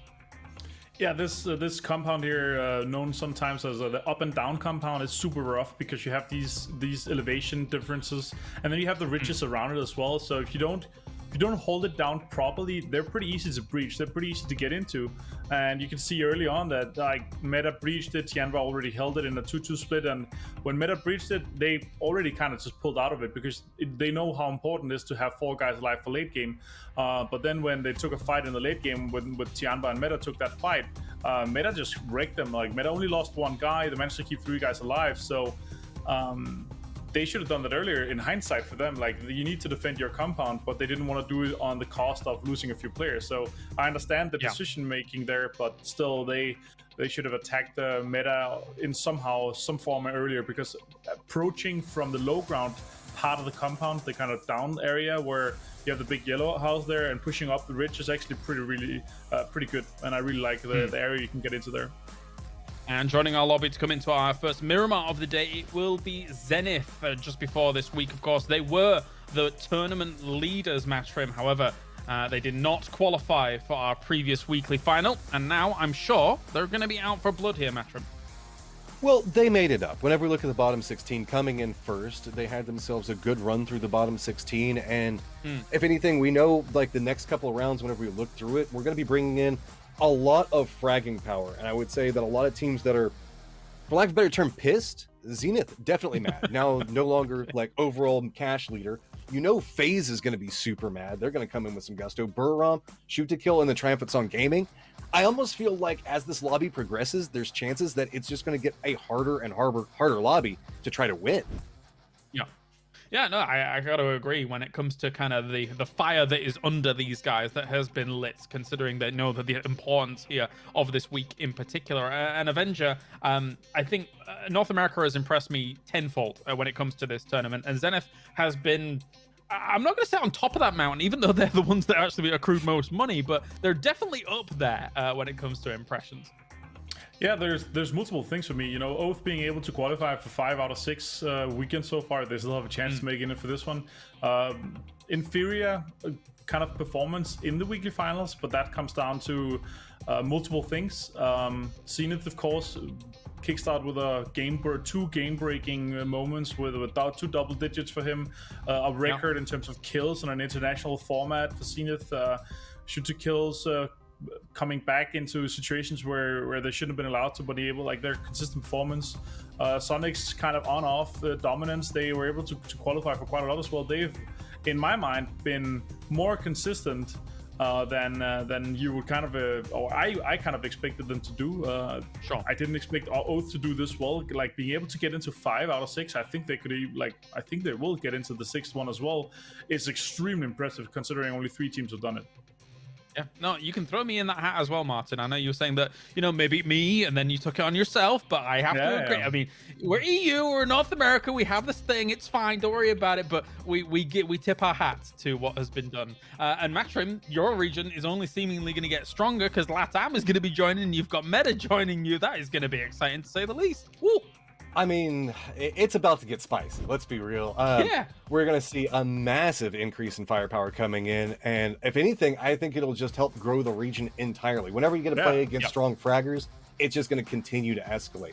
And just to jump in on the Zenith Oath thing, yeah, I mean, these guys are, again, another team that's just kind of rising and becoming one of the cream of the crops. Whenever you look towards North America, everybody was talking Sonics. Everybody was talking shoot to kill.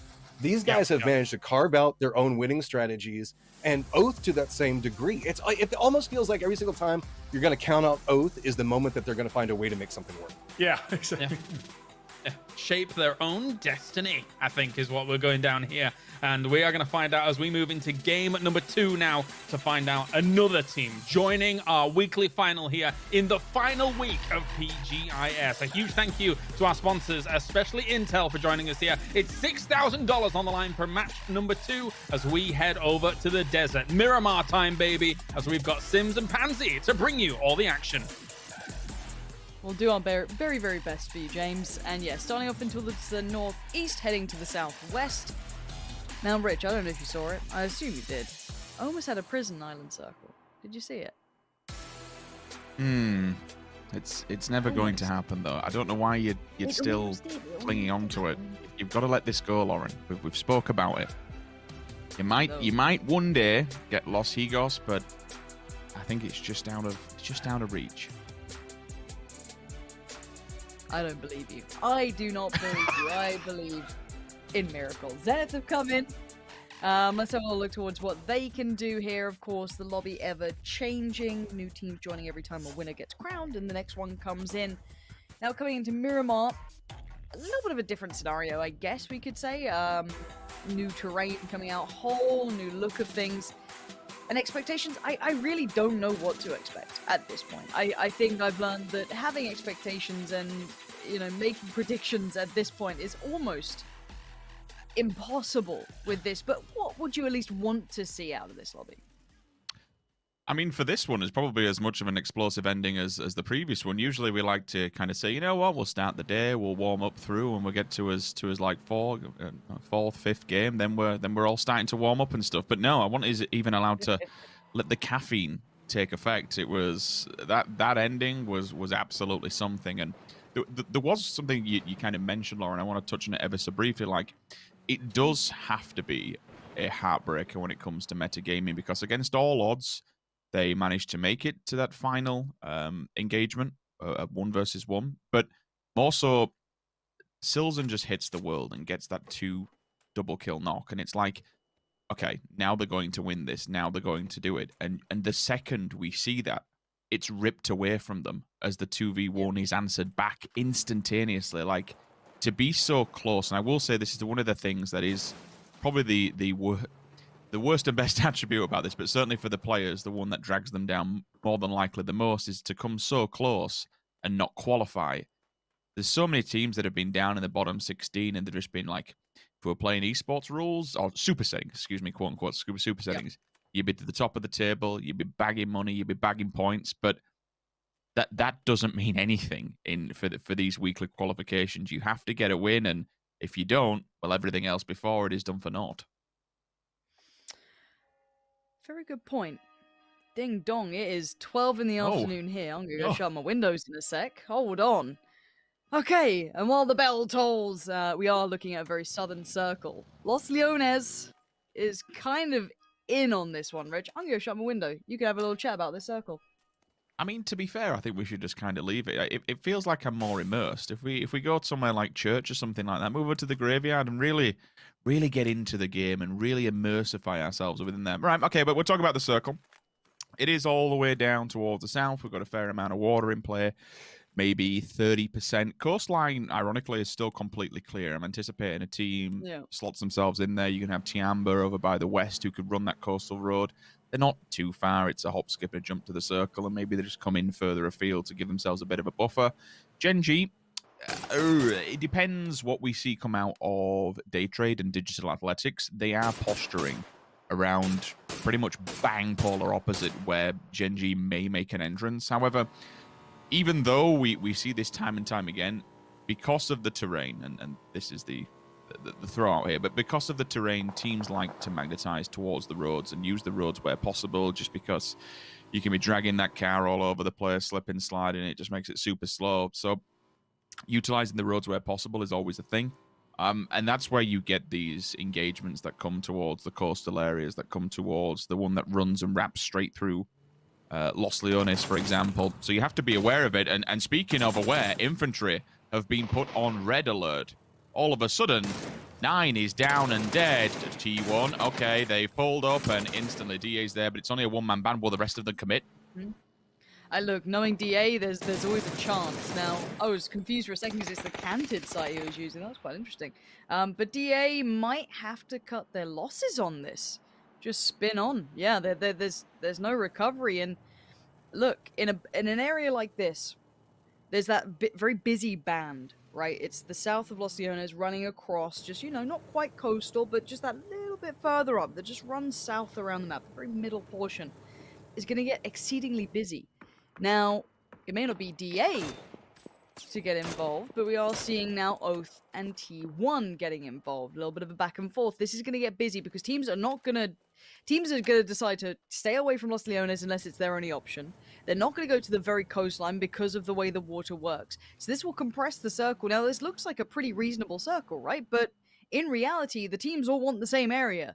And these rotations, as you were talking about, you know, you want to take those roads, you want to try and play this smart, but you know, you want to try and find the cleanest way forward, but all of these now can be spotted pretty comfortably. This is going to make some of these rotations really, really dangerous and pretty sketchy to pull up on.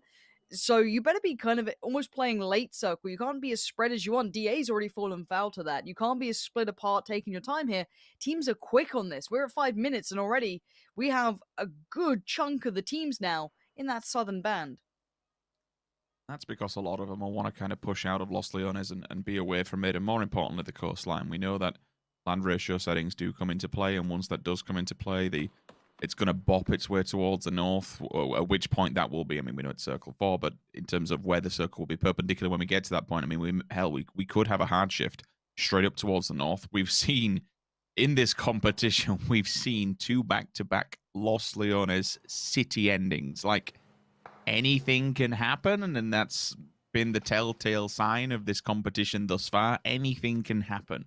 Lots of ups, lots of downs. In the circle, it's kind of free reign to do whatever the hell it wants until we get to those points. But for now, it's just finding a good position. Navi is completely in the middle of nowhere, just to let you all know. They are nowhere near. They're still up by Tierra Bronca. They'll be ahead of the blue, don't get me wrong, but certainly in terms of coming down towards this, unless they're banking on an extreme hard shift towards the north just to give them a fair amount of luck and a really decent place, I think they'll be clutching at straws to be able to get inside this middle pack, because it's going to be like, in terms of decent compounds now, priority positions, they're going to be taken away. Yeah. Okay, Rich, let's play a game. Pick one team to make it to the let's say top 5.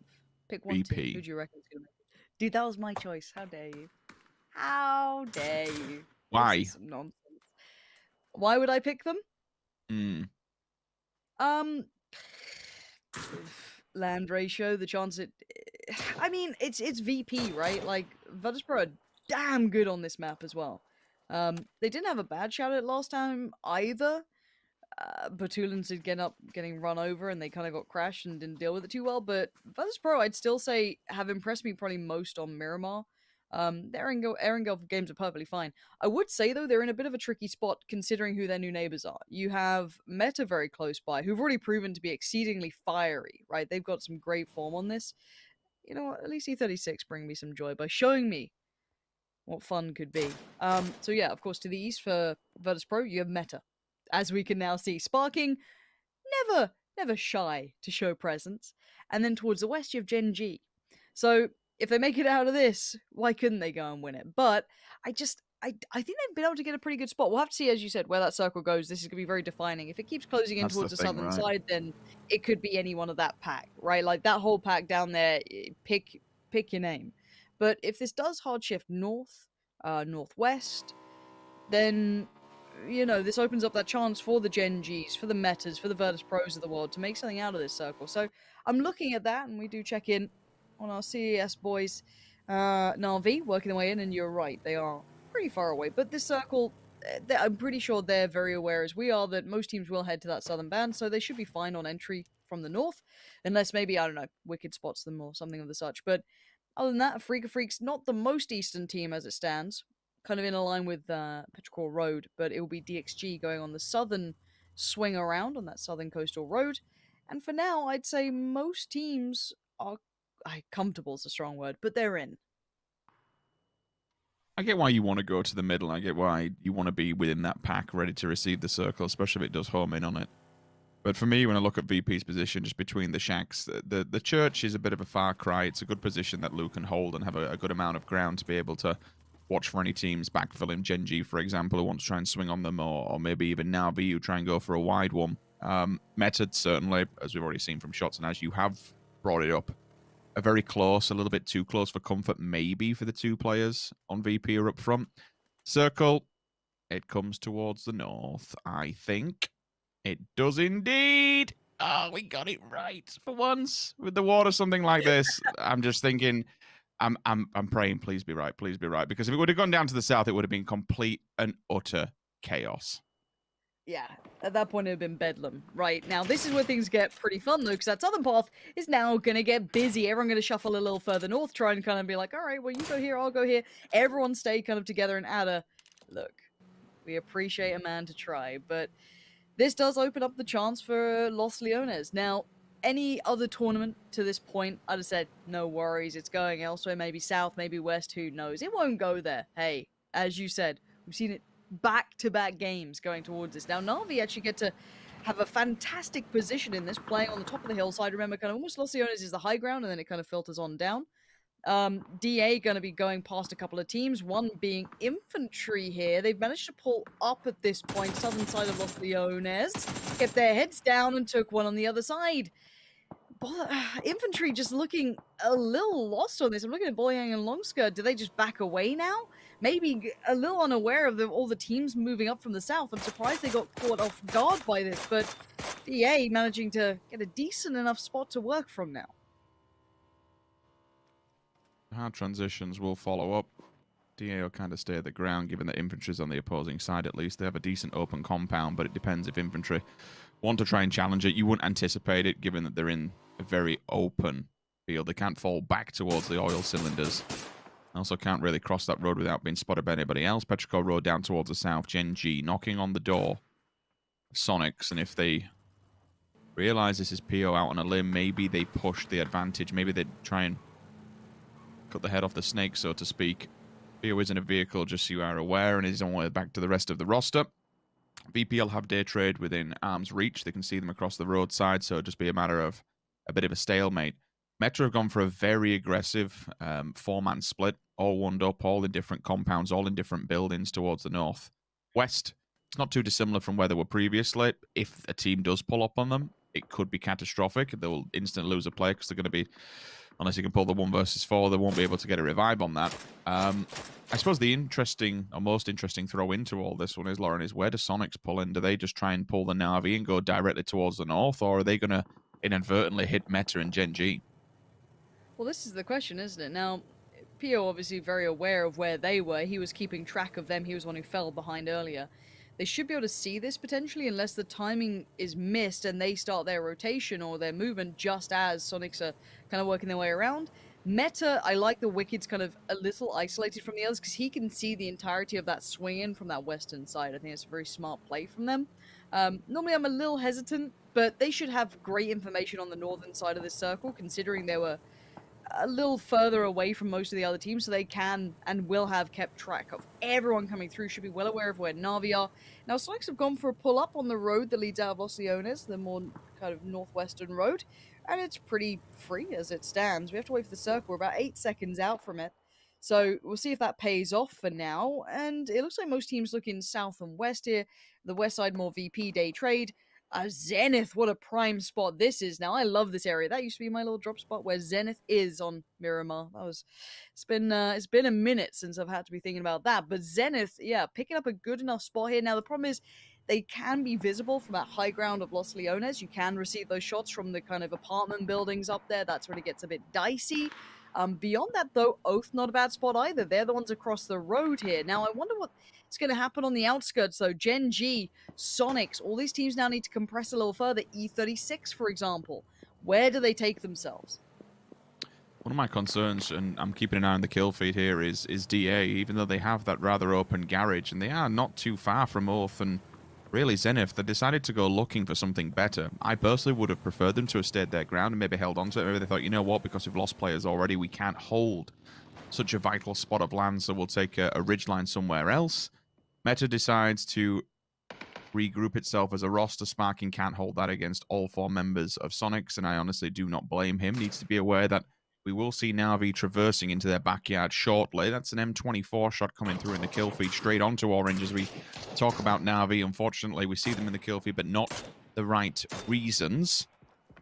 Not everyone's inside this circle just yet. E36 have got that little bit of a bottleneck they have to traverse down. You've got the oil cylinders below them coming off the back of the mountainside. So if Petrichor Road does have any kind of eye line, which they should because it's a hillside, right? They might be able to see them on a very plain, open, barren background. Gen G.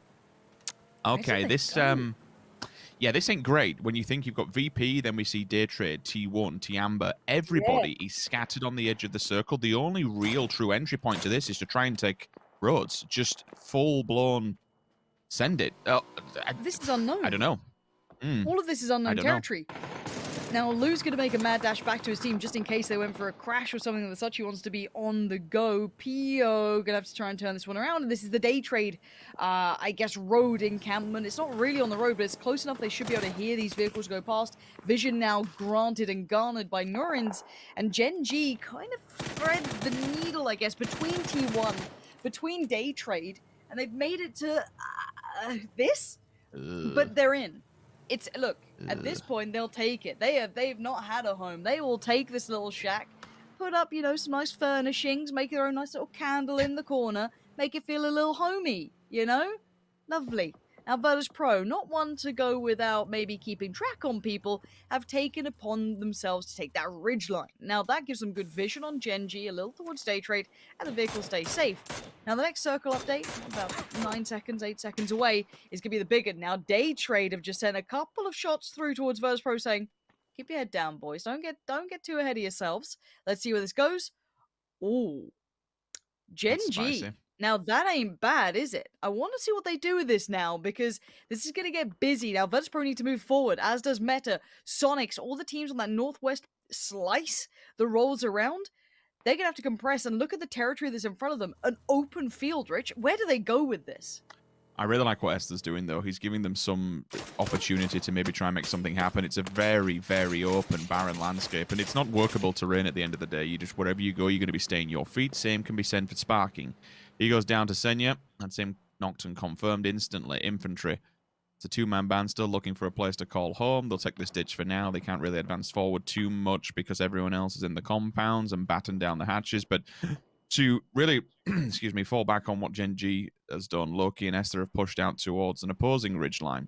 They can now actually fight VP and Day Trade at the door if they want to try and look down upon them. That ridgeline is what basically keeps them safe for now. If they can deny anybody getting to it, and they may just be able to crawl up into that top 10, top 5 upper echelons. But we shall see. For everyone else who needs to really make something work, DXG, possible fight against Zenith. They are working their way over on the east. Petrichor Road has to come through Tiamba down on the road. All the way down towards the bottom of the south. Wicked has fallen. Rather unfortunate for Meta. We knew this was going to be a very, very rough transfer, and it certainly is. Sonic's VP. This is a couple of sketchy, trying times for these two teams towards the north because, again, not really much workable terrain. Yeah, I suppose they've got to come out as well, even though they can play it late. Eventually, they will come into the fold of that one. So, yeah, it's the north's a bit messy. It is, and we said it, playable area, Rich. There ain't much of it. There's a couple of ridges, yes, and the terrain might give you a touch of a mound to work with, but my eyes are trained on Virtus Pro, so it's the vehicles. This is now the tough call for Batulins. The IGL, the man that's kind of won hearts and minds, where does he say to go? Because Gen G now, they know where they are. They know where Day Trade are. That's not accessible. They should have a beat maybe on Meta. I don't know how much so away from the ridgeline, and let's see where they take themselves here. This is going to be the mad dash for it. Try and find some safety. Na'Vi are the ones that also moved up. They kind of shuffle forward. It looks like Sonic's going to go towards Na'Vi. Those two might clash. And Virtus Pro, you got to find somewhere to call home for now, and it's just continue forward. Wait, where are they going on this? Okay, so they've gone past the northern pack here. They're about to hit the main road that divides this and go towards the southern side of the road here. Maybe the better option than this. Sonics and Na'Vi taking lumps out of each other. And look at Besto. That peak on the ridgeline, Mime just silhouetting like a bad boy, but now Meta get involved as well. Everyone can see this fight, and I've got to say, for now, Virtus Pro might have made the right choice. What a bit of work coming in from VP to somehow go under the radar, somehow avoid these fights, because Na'Vi just got shredded on their choice. A one-to-one comparison. You gotta say, Virtus Pro made the right call. Absolutely. But they're going to have a lot of presence noted with the shots now as we see the drive-bys coming through. Silzen, Ragnar, gone. So they defend it. And this is... Oh, wait! A random nade thrown from Snakers on the opposing side. So Oath made note of their presence. They get one in now that knocks there. The question is, do they advance forward? Do they have more? Do they have utility to try and commit towards that? Drive-bys in abundance. Tiamba and Afrika Freaks, they've gone for the same position. Lou and Spyro fall in the kill feed, so Oath did continue the hammer down, but for now it's Tiamba. And all of a sudden Afrika Freaks just falling at the wayside. Is that just one player? It is, of Tiamba left standing out of that.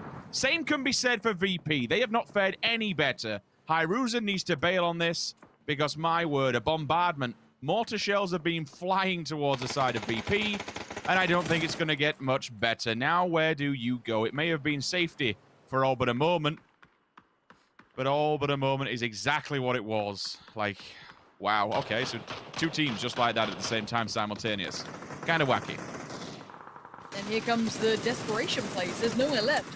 The circle is brutal for anyone that was on that northern side, which is still a great deal. I'm still looking towards Gen G, looking to stick out in the north. Oath are keeping everyone somewhat kept down here. Pressure on a wild vehicle comes down, almost punishes Inonix. That was going to be sent from Nurins, but Loki's got his back. Keeps him covered, and Gen G still staying alive. VP do get found, and that is them down in 12th. But I don't think anyone from the north is particularly faring any better. Gen G still under the gun. Zenith looking to pressure them. But Day Trade down in pieces and down altogether. Down bad at this point. As 10 teams now remain. Zenith and Gen G trying to share the north. And I don't think these two want to share much. And now it really comes into view how good Gen G's player was to be able to push on that ridgeline and hold it. That gave them some sort of an anchor point to be able to fight anyone else who wanted to try and take up position on them. PO will fall, and the instant confirmation should come through from Kickstart, but you can see Inonix is very quick off the draw to try and block line of sight and maybe get him back on his feet, maybe just put some aggression his way. Kickstart says no, denies it, nade comes over. And I like this coming out of Zenith to force the scenario while you know they're damaged and get involved with it. It's perfect.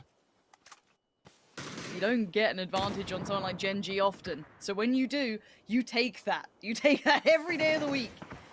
About 8 seconds out from circle update now. Keep that in mind. Things are about to get dicey. The southeastern side, the very edge of the circle, is getting the pressure. E36 trying to deal with Petrichor Road, but they are not going down easily. Finally, Pure Boy gets the shot he was desperate for and maybe buys a bit of time, but then look at DXG sweeping on through Fergus to find one.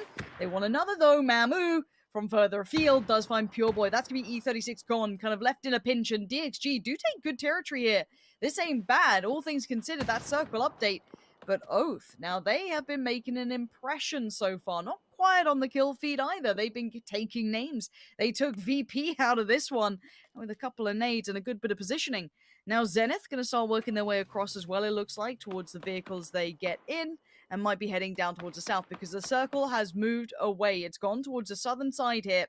Inonix and Loki, the last two, probably left towards the north. I do still see one up there for Zenith, maybe trying to keep track. As Roth has not yet got to the vehicle, so maybe watching to see what Gen G do here. Poonage has been banging some shots with that M24. If he can land one onto the side of Oath, then maybe that's the opportunity for them to push and be able to capitalize on the down player. Thankfully for Zenith, they can hold this position just because Oath have committed so much utility previously to remove VP. You would hope and you would guess that most of their lethal utility has now been disbanded. Roth's job is just to kind of hold Gen G and deny them access across this road. It's very open. You can see Poonage is starting to move into that position to maybe get a quick, cheeky view, but those shots are not from Gen G. Those shots are from Oath. An angle has been found, an even better one from DXG. Long K finds him. So the marksman, the sniper, the potential point guy to make something happen has gone down, and it's not getting any better as Roth, who attempts to go for the res, also falls victim to Long K at distance. 8 teams. Long K still trying to spam away. I'm seeing nades. You're right, they are. They're coming out, and these nades were good before. Virtus Pro's corpses lay down here. They know the distance. They know where to go. The molly is perfect. Say goodnight. Oath wipe out Zenith, and once again maintain position. 4 still standing as well. They are in prime position to do exceedingly well this game. Make their way through to the weekend, but there's still Gen G. There's still T1. There's still DA. There's still plenty of problems, and Gen G proving how much of a problem they can be. How can 2 players do this? They're just too damn good, man. 10 kills comes out from the side of Oath Infantry. They will fall, and DA and Infantry have basically been kicking each other while they're down since the very start of this game. Marco was the first to kind of open up on some of the players, and once again they find themselves within one another over by the middle pack. Oliang, single player, Marco and Metralius. We've actually got to be fair, apart from if DXG and Oath go toe-to-toe now, this kind of sets us up for a very interesting game, because you're going to have all these solos, all these snakes, all these little 2-man squads who maybe now have a chance. If Oath and DXG fight one another and take away a full 4-man stack, or even just do damage and reduce the players on both sides of it, this really does open it up for everybody on this map. It does, and that fight looks like it's starting. Pack Cap's being called to look this way. I think a couple of shots came down. Balefrost does find Ferguson. You might be spot on. If these two just start taking lumps out of each other, it means that it does open up to those, 2-men squads, the snakes still around here, because, as I said, there's no big 4-man team. But Oath still do have all 4 players. Let's see what they do with this in the vehicles. Rello and Snakers could be the ones to maybe try and get a little mobile with this. Once again, DXG not really finding much luck so far. You can see the pull-up coming out from Oath, or at least the move-up. Maybe not a pull-up. Just adjusting here, getting towards that drop, potentially. Pack Caps finding Fergus. This isn't looking great for DXG. They're kind of being held back. I suppose the better thing is for Oath is that if you DA and Infantry, you don't want to get involved in this just yet. You're in a very weakened position. You'll just chill for now. You'll hold point until they come into very clear vision. I don't know what Gen G's amount of vision is going to be from their position. I'd assume it's limited. If DXG has any lethal utility, they have to find... Oh, wait, hang on. Hang on a minute! Good nade. Gen G! If that hadn't bounced to the left-hand side, it would have been formidable. Inonix with a third one. Can the third find its target? It can. He got in the car. Marco, you beast. Big brain plays, but here we go. That's gonna be some big death on the board. Already Oath again, mopping up DHG. While this happened, Onyx just found Metralius, and there goes DA. Gen G refusing to relent. They continue forward. Oath managed to stay alive. There's two of them still up. They could do with these reses, and now, because Gen G are back building this with two of them.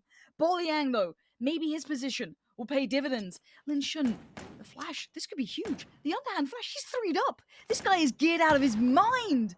The flashes definitely catch Oath. Back caps might be blind as a bat here. Lin Shun, though, tucks his head down. Loki just posting shots downfield, downrange. Now, Balefrost being flushed is a problem, and that's going to Onyx. Okay, Snakers finds Lin Shun. That's one big danger removed. Now, Boliang is right in between Gen G and Oath. And somehow, Gen G still playing like they're the favorites in this. There are two players. There's no way they should be looking this confident. What we said may happen almost did.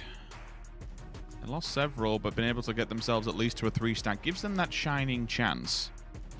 Boliang, are you going to lay here, though? That's the problem. Are you going to lay here and maybe get stepped upon? If you step on Snake, you will get bitten. For Oath, they don't have to come his way. That's the advantage. Oh, they've spotted him. Never mind. If they remove him from player, that's a 2 versus 3. Okay, game on here. Gen G, what's left in the tank? You've been formidable thus far throughout this game, but your ground to play with is absolutely minuscule. They would have to smoke up Oath, deny vision, and run at them. Onyx is holding the ridgeline. There is a chance that Loki can slip further forward here. The smokes have kept Oath unable to see this ground. This gets Loki close. Onyx is just saying, look at me. Don't look anywhere else. You pay attention to me. 11 smokes as well for Loki. They're well geared up for this. It's not perfect. The vest is still broken. It's not ideal. No nades here, for example. But Loki's position is slap bang center, and Oath are unaware of this. They may have an inkling, but they have not seen him yet. Can't believe it's worked. They threw the smoke down and they denied their vision, and Loki just belted it.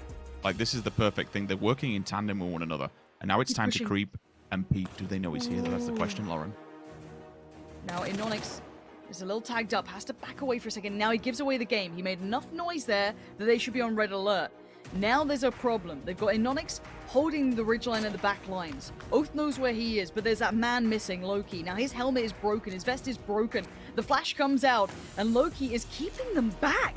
One man now. He puts the kind of, I guess, aggressive smokes down. He's going to smoke them off, so when they move forward, it's the white wall, and Onyx re-aggressing, re-peeking. I think Gen G are playing this better. Oath look a little lost for an answer. Onyx now on the push-up as well. He's going to get towards Loki on this. Snakers, Pack Caps, Rello. They have been doing well so far. But Gen G have done better in this moment. Oh, this ridgeline's good, though. Snakers on the low ground. This could be huge. Loki, seemingly looking that way, keeping the track on it. Onyx has his back as well. Snakers sees one. That should be a kill all day long. Where's the kill coming? Snakers, he whisks it for just a second. And now there's problems because Pack Caps now comes in. Onyx put into what? A 1v3. He's got the first. Pack Caps goes down. Rello and Snake is still alive. And the smokes are up. Onyx is creeping forward. He's going to move towards Loki here. Going to move past him. Spots out Rello. Spins around on a dime. Sees Snakers. He's in a 1v2 on angles that are not favorable. Surrounded. Snakers should have this. And now Rello gets the flush and looks for more. Onyx watching that ridgeline like a hawk. That pixel peeks up. Pops the shot. Nothing more happens. How is he going to get the advantage here?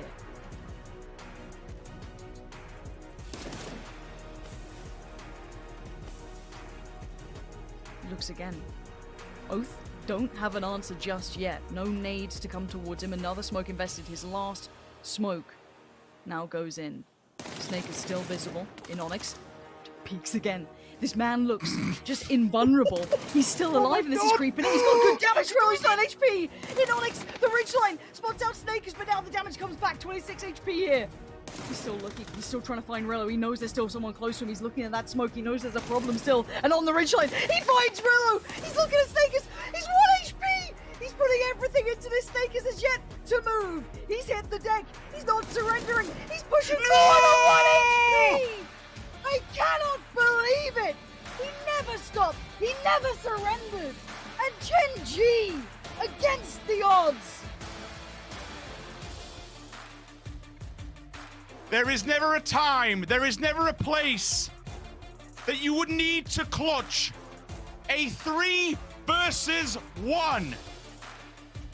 1 HP hold. You absolute madman. You have just got your team into the grand finals in a 1 versus 3 dream. What are you doing? This isn't supposed to happen. That is one of the clutchest things we have ever seen in PUBG Esports. That is just complete and utter bonkers.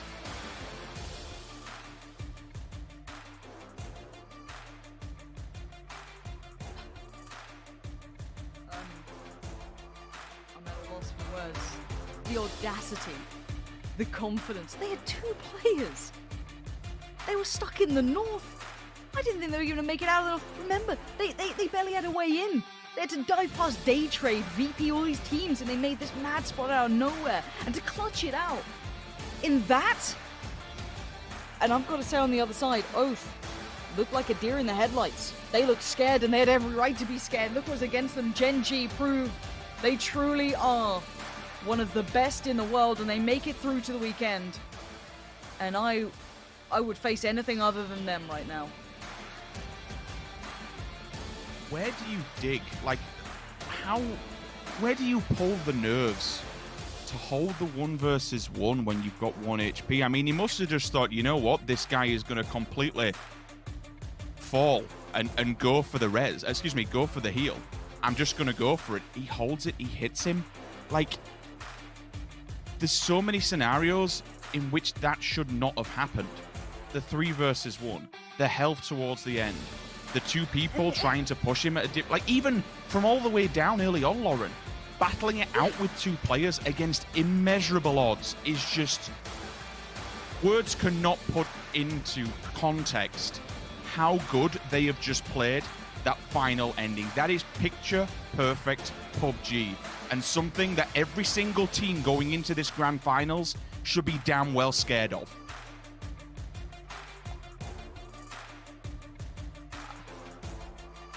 Oath had everything. Gen G had no right there. They had 2 positions on him in that final moment that were like 180 angles. He had to just spin on a dime to even be able to keep that in mind. I am truly blown away by this. That is a rarity and a true treat, and Gen G deserve every bit of praise off the back of that. I'm sure Oath are in pieces, and I have nothing left to say. Let's hear from the players themselves. PGI.S Weekly Survival 6주차 PGI.S Weekly Survival Week 6, and our second winners were Gen G. I'm here with player Anonix. Congratulations. 정말 아직도 믿기지가 않습니다. It's really hard to believe still. 불구하고 결국 로키 선수와 이노닉스 선수가 판을 만들어냈고, So even if you guys lost players, you managed to utilize your smoke. 한명 정리해 나가는 모습이 너무 인상적이었는데요. 그때 And it was 심정 amazing 어떠셨나요? seeing you eliminating each player. How did you feel in that moment? After Loki was eliminated, 제가 4대1 잘하기 때문에 치킨 먹을 수 있을 거라고 생각하고 I honestly felt quite confident that I was going to win the chicken dinner. Were you not nervous? 게임할 때는 안 떨렸는데 During the game, no, not really. 손이 막 버덕버덕 떨리더라고. But once the match was over, my hands started shaking. If you were to express how you're feeling right now in one word, what would that be? 글쎄요. 이제 파이널로 또 가잖아요. I'm not sure. 정말 지난 파이널에서 결국 So looking ahead at the upcoming weekly finals, 와, 파이널 끝나고 서바이벌 준비하면서 팀들이랑 이제 팀원들이랑 어떤 대화를 가졌나요? and you were the winners of last week's weekly finals. What did you guys talk about amongst your team? 아직 끝난 게 아니라서. 6주차가 Oh, we talked about how it wasn't over yet, and because this week's weekly finals is the main game, we said that we would maintain our energy. So now the weekly survivals are behind you, and you have the last weekly finals coming up. What kind of team do you want to be remembered as? We want to be remembered as the strongest team ever. I'm sure your fans are going crazy right now. Do you want to give a shout out to them? So as I told you in the first week, I said that we were going to nail the 5th and 6th week, and we are still going to be doing our best. Thank you so much. Congratulations again. We'll see you at the weekly finals. 두 번째 매치에서 승리한 팀은 바로 젠지였습니다. 120만 달러.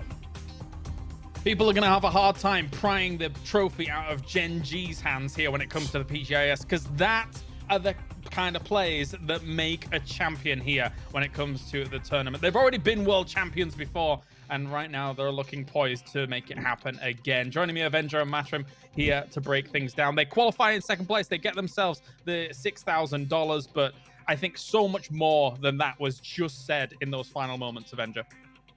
Yeah, that was this is the kind of stuff that makes champions, right? As you said, Gen G coming in third circle. They were still on their cars when fourth circle popped, and third. It's crazy how well they're able to rotate around. Their movement is fantastic. Their tactical awareness and strategies is just on point, and their solo mechanical skills in a 1v2, 1v3 situation is just unparalleled, to be honest. Matrim?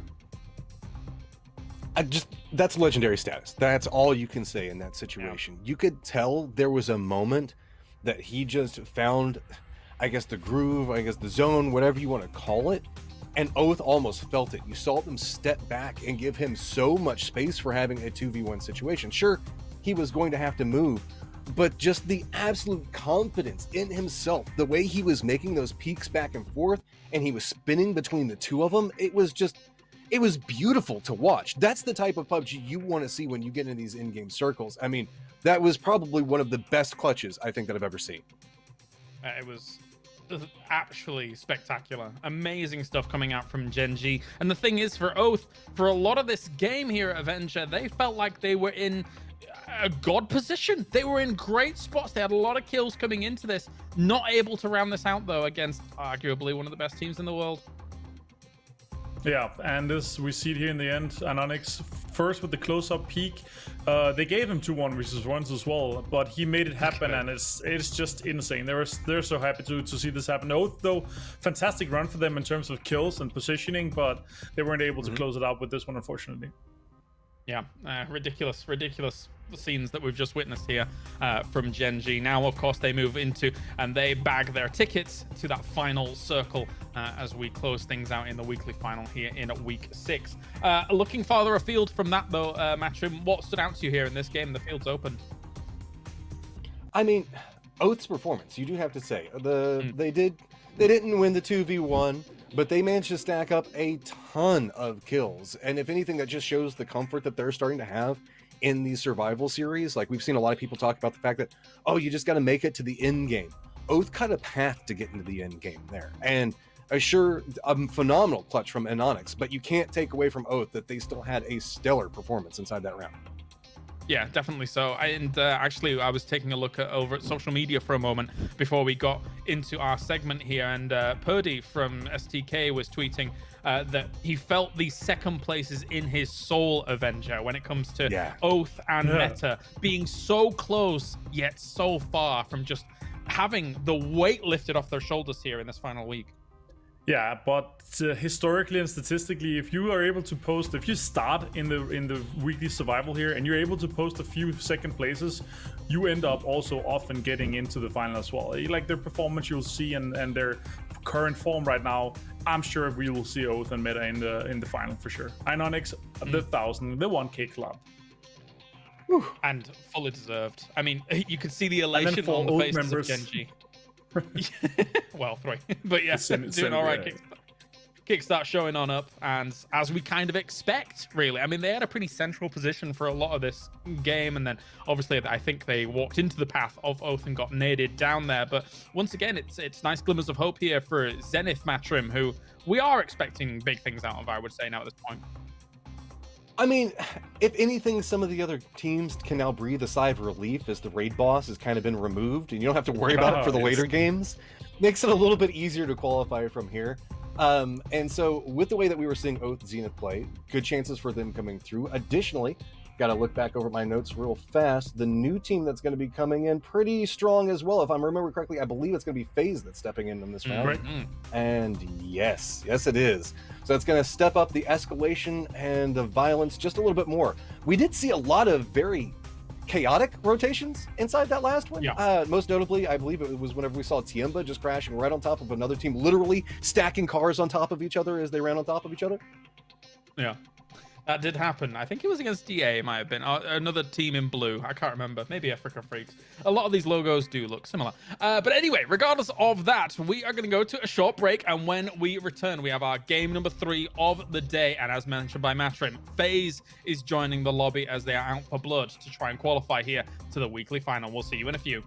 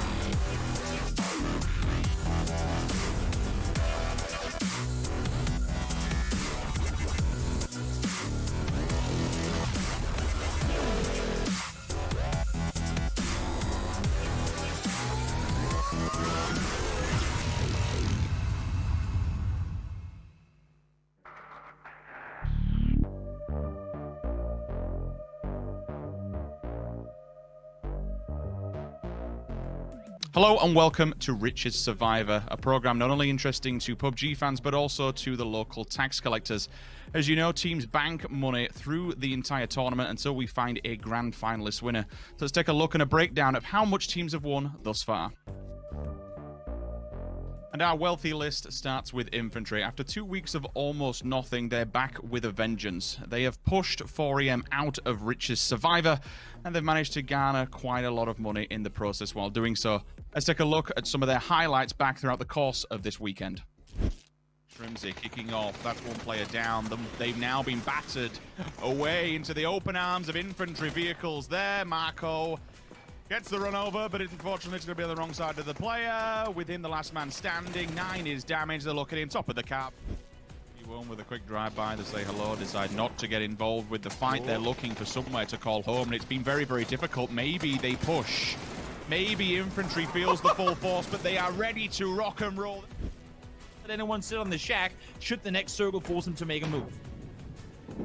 This is absolutely ridiculous. Infantry have come out from the safety net of their building, and it's time to clean it. Infantry ended this week on $286,000. Now, it's not quite the Gen G levels just yet, but still, $286,000. What could that do? Well, it could develop 2 games. Yes, 2 games like PUBG, for example. It would definitely be early stages as such, and, you know, with all the ups and downs of it, but still, 2 games development nonetheless. Next on the list, we have Zenith Gaming. Now, last time we checked in with Zenith, they were topping the tables. Although Week 5 hasn't been the best of weeks for them, they are still standing strong at the top. Let's take a look at some of their clips and highlights throughout the tournament thus far. It is a quick exchange between both teams going down, while Zenith is just providing overwatch on everything that's moving below them. With this contained fight, Zenith has the high ground advantage.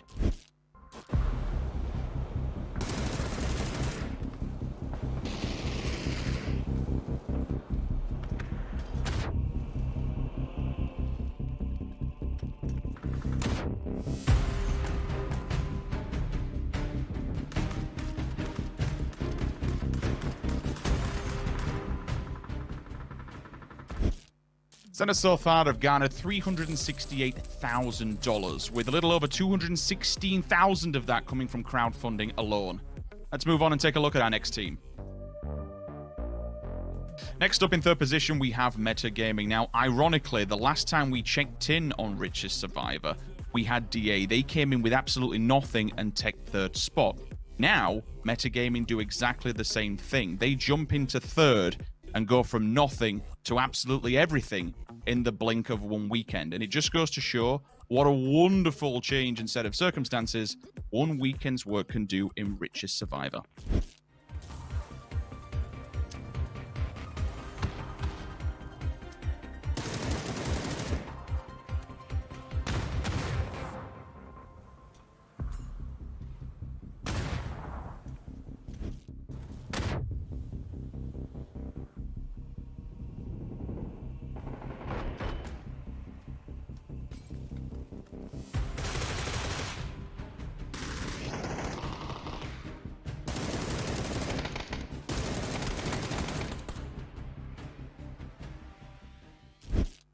That said, Meta is not that far off Zenith Gaming. A mere $7,000 at 375 grand, they are only just ahead of them.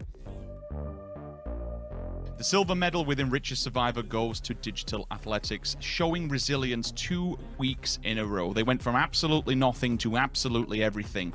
They not only stay within the top 5, but they advance to second place. Fantastic work from DA in week number 5. It all comes down to the chicken dinner. Who's going to qualify? Who's going to move on to the weekly qualifiers? And you can see it's going to be a COD going for the pick off to one side, takes a chunk of damage. Miramar is playing this so patiently at the time. Keep in mind, Akkad is close to the blue zone, so whenever it starts to close in back behind him, he's going to have to move for us. Miramar, who's had everything working against him, finally might have the opportunity to take this one. He's got barely any bullets to work with, Matrim. He's down to 8 bullets here. That's all he's got. 7, 6. If Akkad just plays this out, Miramar is going to have no ammo to work with, at least with the mini. He'll have to switch out to that barrel. Ooh, makes the switch back over, spots out, goes for the spray, connects with him as he jumps over towards it, and Digital Athletics gets this somehow. With over $377,000 in the bank, DA have almost doubled last week's earnings, but they only hold second place by 2 grand. It's very fragile, but still a hell of a job coming out of the boys on DA. And finally, we get to the top of the throne. It's going to be Gen G, who are crowned Richest Survivor week number 1 winners. Now, the stubbornness of Gen G shows they have absolute resilience and no signs of leaving our top 5. They go from 4th to 1st in just one weekend final. With $700,000 in the bag just from this weekend alone, let's take a quick look at the clips that lead Gen G to the number 1 spot. 2 members still up for Multi-Circle Gaming. It's just going to be Loki. He takes down one in the 1v1, peeking back and forth. Evil, he's trying to end up Loki on 4 life, trying to see if...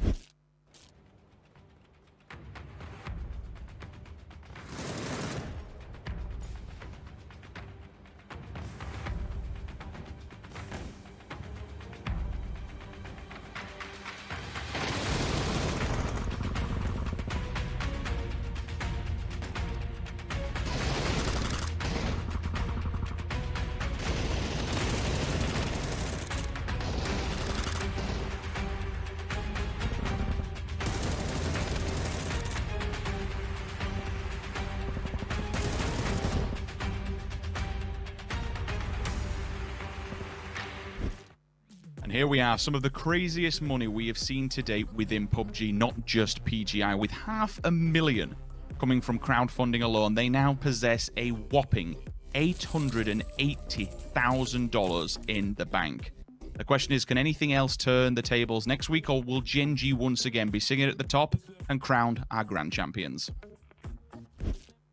Well, that's it for now until next week. Tune in next week and we'll be able to see how the top 5 will be standing in Rich's Survivor. Remember, if you're going to be getting those pick'ems and that money in the bank, spend it wisely. Welcome to the battle, ready, set, fight. Welcome to the battle, ready, set, fight.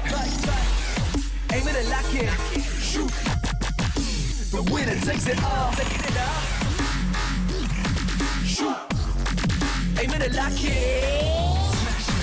You know that nobody like me, cause I'm faster and I'm stronger. You get happy, let it down, cause the winner takes it all. You ready?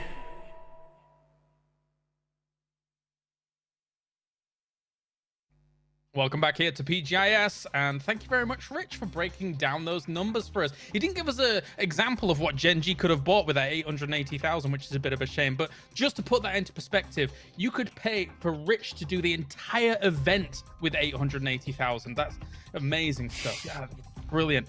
So good job by Rich so far. Joining me, Avenger and Matrim here for the breakdowns, and we are going into game number 3 in a moment. And FaZe will be joining the lobby. Matrim already alluded to it earlier. And Avenger, looking at FaZe coming into this, what are your thoughts? What are your prospects? What are your hopes and dreams?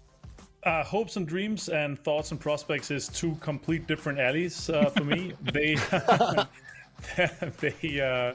had some rough times. They've only been in 2 out of the 5 weekends that we have so far, so they need to qualify for this one. Also, to have a remote chance, of course, to making it. They won week 3, sure. They had a fantastic performance, actually netting themselves the most points in any week so far, 96.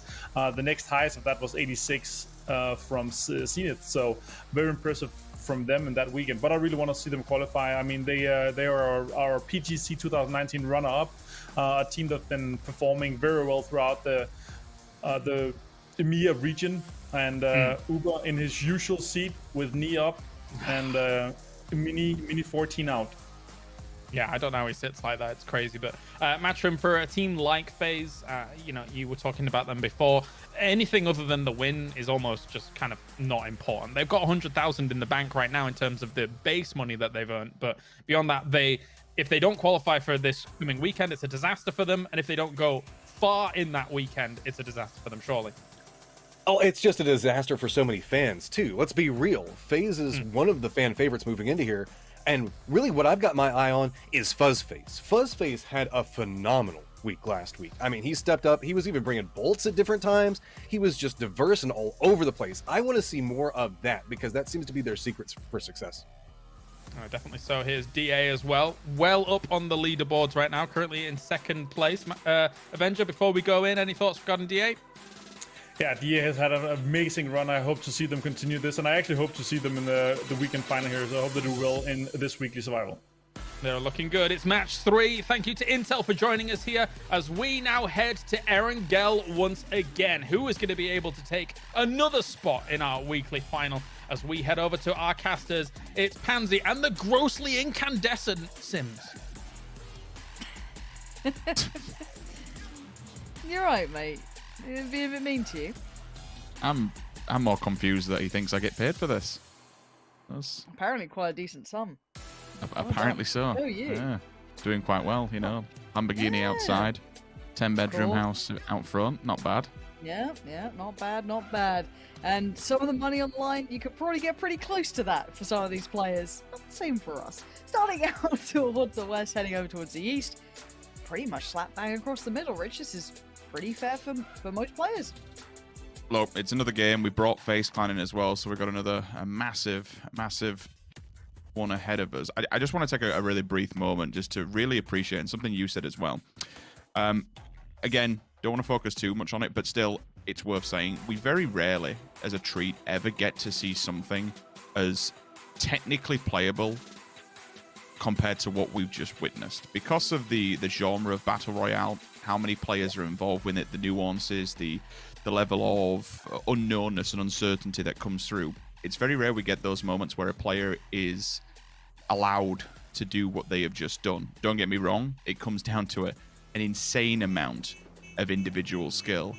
But still, to see what we have just witnessed categorically is possibly one of the greatest moments in PUBG history. That is one of the best things I have ever witnessed in terms of individual player capabilities. It was an absolute treat to watch. Yeah, my throat's not such a fan of it after that. Might have to reel it back in. That was like game 2 or something. You know what I mean? Like, we've got a lot of games today. I'm already spent. I mean, God only knows how, we were saying meta, but add Oath to the list of teams that have had heartbreak. I think meta is slightly less so, but just being clutched out on the elevation of play here, it's unreal. We look at these teams and they operate at such a high level consistently, and it's wildly impressive. Of course, they're incredible at what they do. But the fact that they can step up further than that there is still more that some of these players can bring, is unbelievably exciting and incredible to watch. And as you said, it is rare that we get to see it because most of these teams play to the safe percentages, right? You sat in a 1v2, a 1v3, whatever it is. You play the smartest you can in that scenario, and more often than not, it'll work out for you, especially with everyone being on such a high level in these lobbies. In your general pub game, sure, you might be able to clutch it out once in a while, but these players don't often make mistakes. That's the thing. And at their very worst, they're still incredible.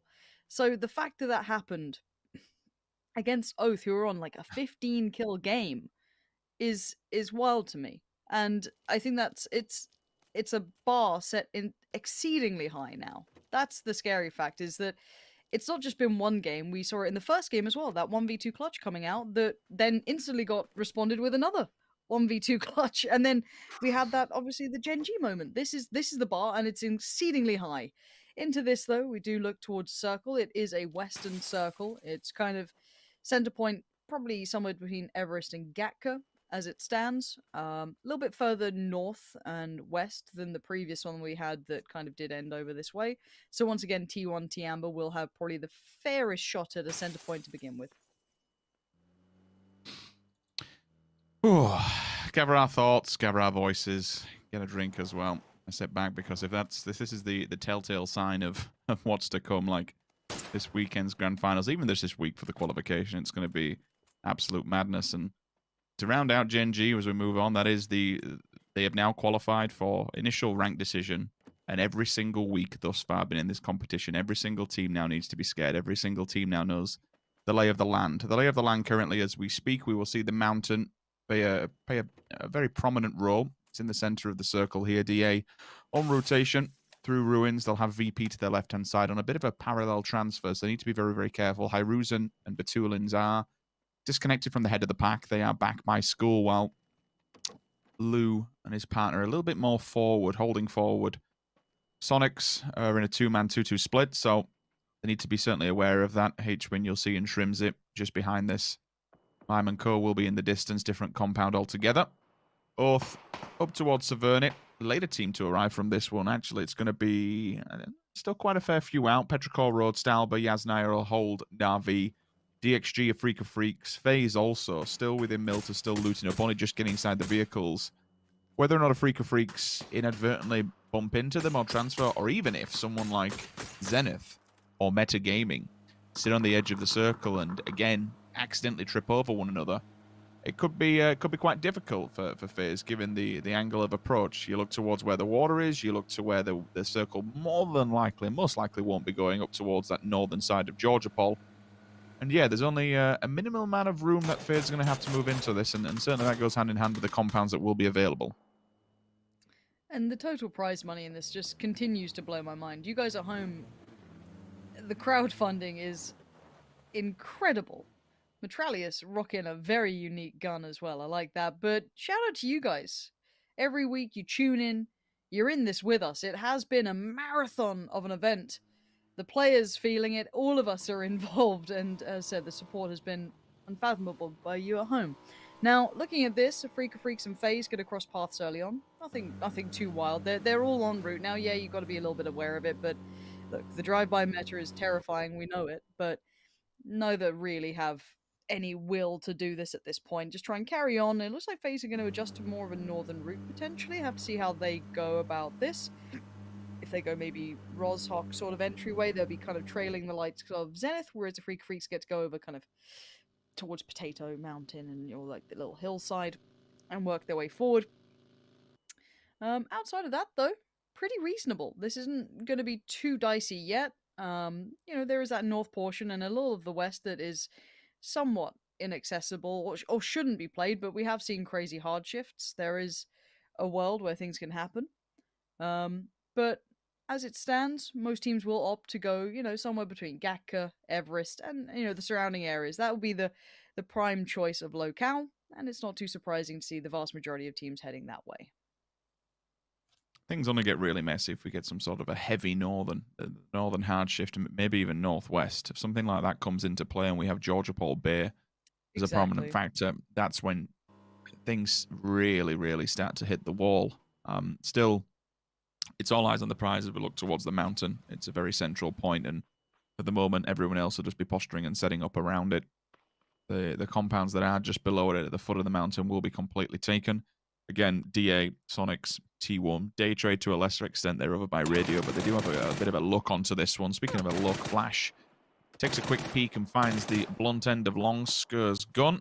He'll chase this one down as well because the health is certainly in his advantage for all but a moment, but realizes, okay, they do have the angle over the opposing. Has he walked into it? He absolutely has. He tried to run away. Longskur actually not aiming it the correct way, and as he tries to avoid the oncoming possible assault, accidentally runs into it. Longskur picks up 3 frag. Feels bad, Flash. Feels very bad. Oh, what a way to start things off. That's a brutal one for Day Trade, losing Flash like that, but it's how it goes at this point. I think we're all kind of just accustomed to waiting on watching and touching it on FaZe. We noted that kind of very northern approach they were going on. They've continued that forward. Virtus Pro, no rest for the wicked either. Pulled up on by a Freak of Freaks. EJ's there, Cad's following behind, and Hiruzen's got to get moving. There's a couple of shots available now, but it seems like he's made it out of the first foray of bullets, but a Cad, very aggressive posturing on that, willing to follow for a second. We'll back away now. Batulins was ready to help out his buddy if required. I want to see where they end up going. Virtus Pro, interesting positioning. A little spread apart for now, but no immediate danger now. Hiruzen's managed to make his way out. It's getting a little bit messy towards that east edge of the circle. Zenith, Petrichor Road, Navi, all within shooting distance of one another, and this is kind of the combat I was talking about. Sen, you're probably waiting until the player in his sights is going to get into a more open and exposed area, so he can't just dip down, and no real time to get into hard cover.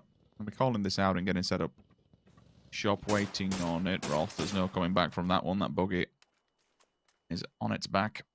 Will be forced to run. Mamu understands where he is in the field, and unfortunately the car flip spells disaster for Zenith as they lose one player on transfer. FaZe Clan, they were, so you are aware, butted away from the angle of approach. They were going towards the cubes, and that's exactly where Oath have set up shop. So they've been moved over towards Georgia Pole side. They'll have to take that, not the furthest western bridge, but the one between the cube stack and crates. Here we go, bang on screen. Thank you very much, observers. Gives you a quick eyeline into it.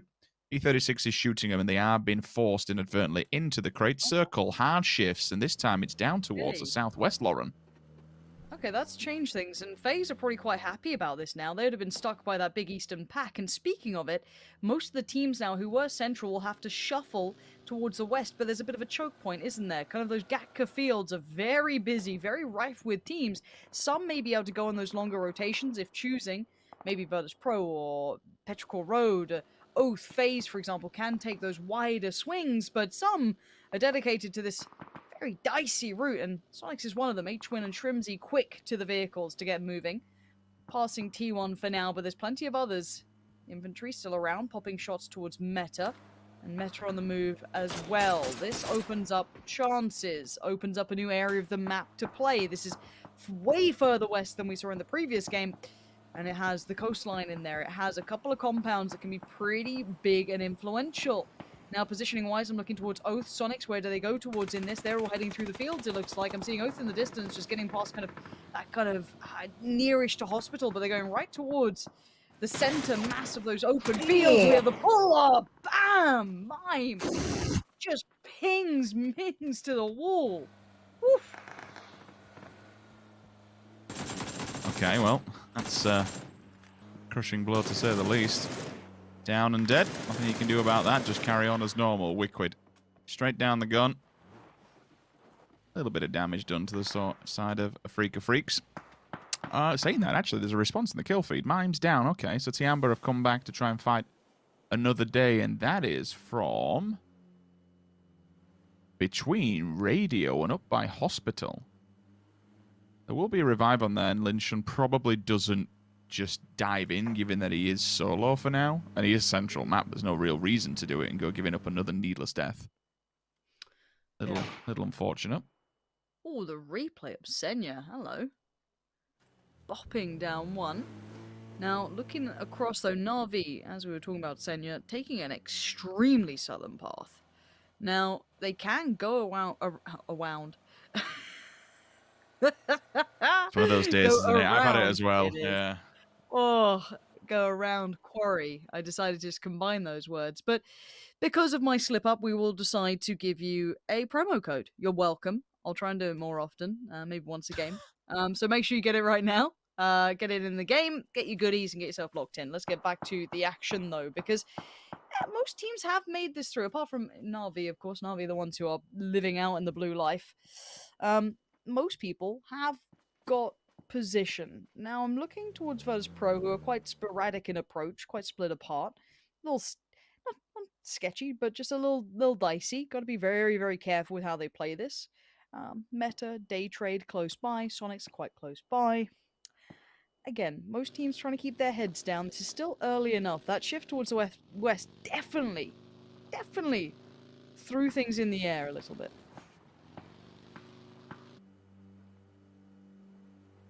Still got all these transitions. It's one of these circles, still plenty of room to move. Depending on what the next one does, and we're about to find out. Is it going to be cruel? Will it central? It near enough does. The water's pulled out of it, and all the main priority positions that have been taken residency within do come into play. Now, the only real issue I see with this kind of circle is that, bar that, every single area around it, it's like a castle and a moat. Everywhere is just a field. There are these odd little cabins and shacks here, there, and everywhere dotted about, but it's just very, very open and very, very barren if you're not within that main pack. Like T1, for example, they might just opt to go for this ditch. Yes, you are going to have a little bit of a residency and share it. Shrims is in the fields, and they probably don't realize he's there, but I don't think he'll do too much given how many people are going to be looking towards that field side of it. It does indeed look like T1 will pull up. Petrichor Road going for a big old rotate straight through the middle. If they head towards the hillside, they'll unfortunately find two teams that are going to be upside of that. Code Marco has just banged Sylphia out of the vehicle at range. Okay, nice work, DA. It pauses them for a moment, and it actually might force the fight between them and Tiamba. Is Tiamba bailed? Wait, I think Tiamba may have just bailed. I think that... I'm waiting to see where they go then, because Tiamba don't have many options either. Lynchon trying to maybe secure a spot, but that's where Shrimsy is. And Shrimsy is in full snake mode. Now, he does have teammates, but they ain't with him. So his life is based on a bush for now. He's seen another car pull up. He's counting. That'll be two. What's he do with this? When does he show his hand? E36 are peppering Tiamba, but they don't know about Shrimzy either. Oh, this is scary times for Shrimzy, surrounded by so many, but they don't know he's there. He's well enough camouflaged for now to keep his head down as best he can. He's just hoping people turn away from Tiamba. Ignore them. It's just a barrel in a bush. Don't worry about it. He can't do anything, can he? He's looking at all this damage that's been done to these players in front of him. If he does that, he's in that exact same scenario. Kunij has arrived, at least for the revival. Be able to keep 3 on the battlefield, losing Roth early on. It certainly has a knock-on effect. Neil opts to disengage from the oncome of Na'Vi. Na'Vi will take the God compounds. Good old compound, but not really too much you can do with it given its position at the circle unless you get this very strong southern hard shift, and then maybe you can actually go toe-to-toe versus Na'Vi, and it'll give you a nice fortification to battle them back. Everyone's in, and again, it's one of those circles where it's just kind of wait it out and see what happens. Long in the kill feed. Where's that? Let's take a quick peek across. Freak of freaks. Okay, it's not too far. It's just on the opposing side of it. They'll have a little bit of a height advantage. So inside the building, easy revive. Circle updates. Where do we go? A little bit more towards the north, but now things really start to get difficult, Lauren, because everybody who's outside of it, well, they're probably going to have to fight for position. They'll have to remove a team from a certain place and take residency. You have to fight for your money. It's as simple as that. Okay, this is where it gets dicey. Here we go. Code Marco sending on up. It's going to be E36 on the other side now. DA already made this tricky for E36, so Amanot better be on point with this. Better be ready to see what's coming his way. Code Marco trying to clear through a couple of obstacles, a couple of ditches and divots to try and clear through, but Code Marco's going to get the drop on Pure Boy and Amanot for at least a fair second here. There it is. Vision garnered, granted. Gets one little bit of a tag back, but substantially more dealt than received. Utility will be committed here. And let's not forget that you can't overstep your boundaries too much. This is an elevated angle. And regardless which team has control of it, every single team that is looking onwards of this, thankfully it has moved down, so it's more towards the north, so you at least have one angle that you can work with. Metralius, first victim to fall, and do not forget about that snake in the grass. It's going to be Shrimzy still holding point. Transfer as DA have got a knock and an instant flush. Metralius, the revive will be coming through in the back lines. And it's getting to that point with E36, and we never like to be BBM about it, but I do just like to be, you know, it's fairly obvious. They're not the, oh, wait, never mind, we won't touch on it because VP's just pulling up on Tiamba. Out of the vehicles we go, and this isn't the greatest pull-up I have ever seen in my life. VP have just been mullered.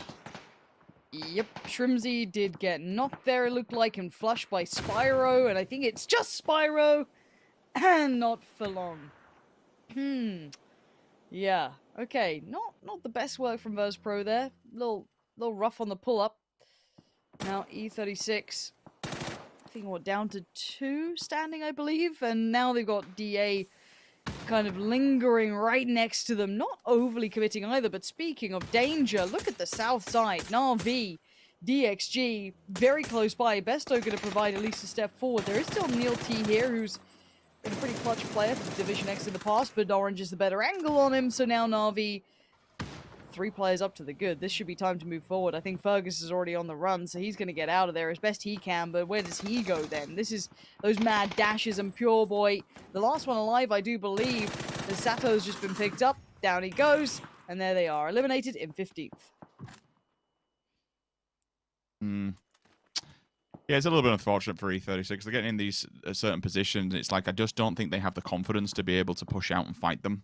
There's a lot of aggressive teams within this, and DA specifically is, you know, you can meme on DA as much as you want. They're up there with the best of them at the moment when it comes to money, and they will happily fight you if they know they have. And that's one of the biggest things. Sometimes they can be extremely scary in those very unpredictable, circumstances. It's like, well, you shouldn't be here, you shouldn't be doing this, but the shock tactic comes in, and you know what? Sometimes it just gets the job done. With the circle shift more towards the eastern side, Zenith, FaZe Clan, Oath, a Freak of Freaks, DA slightly And the remnants of this fight that's on your screen all forced to move and shift forward a little bit.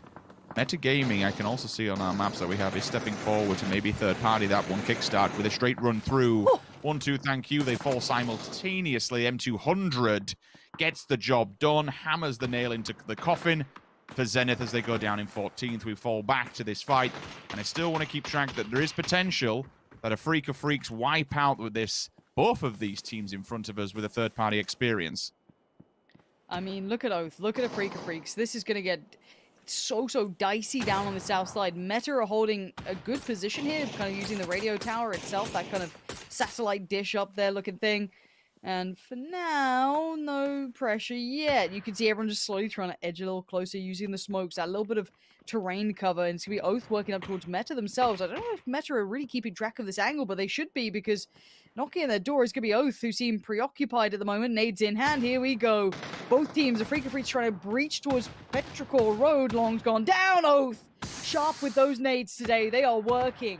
A Freak of Freaks like, wait, we naded there. Why are that? What?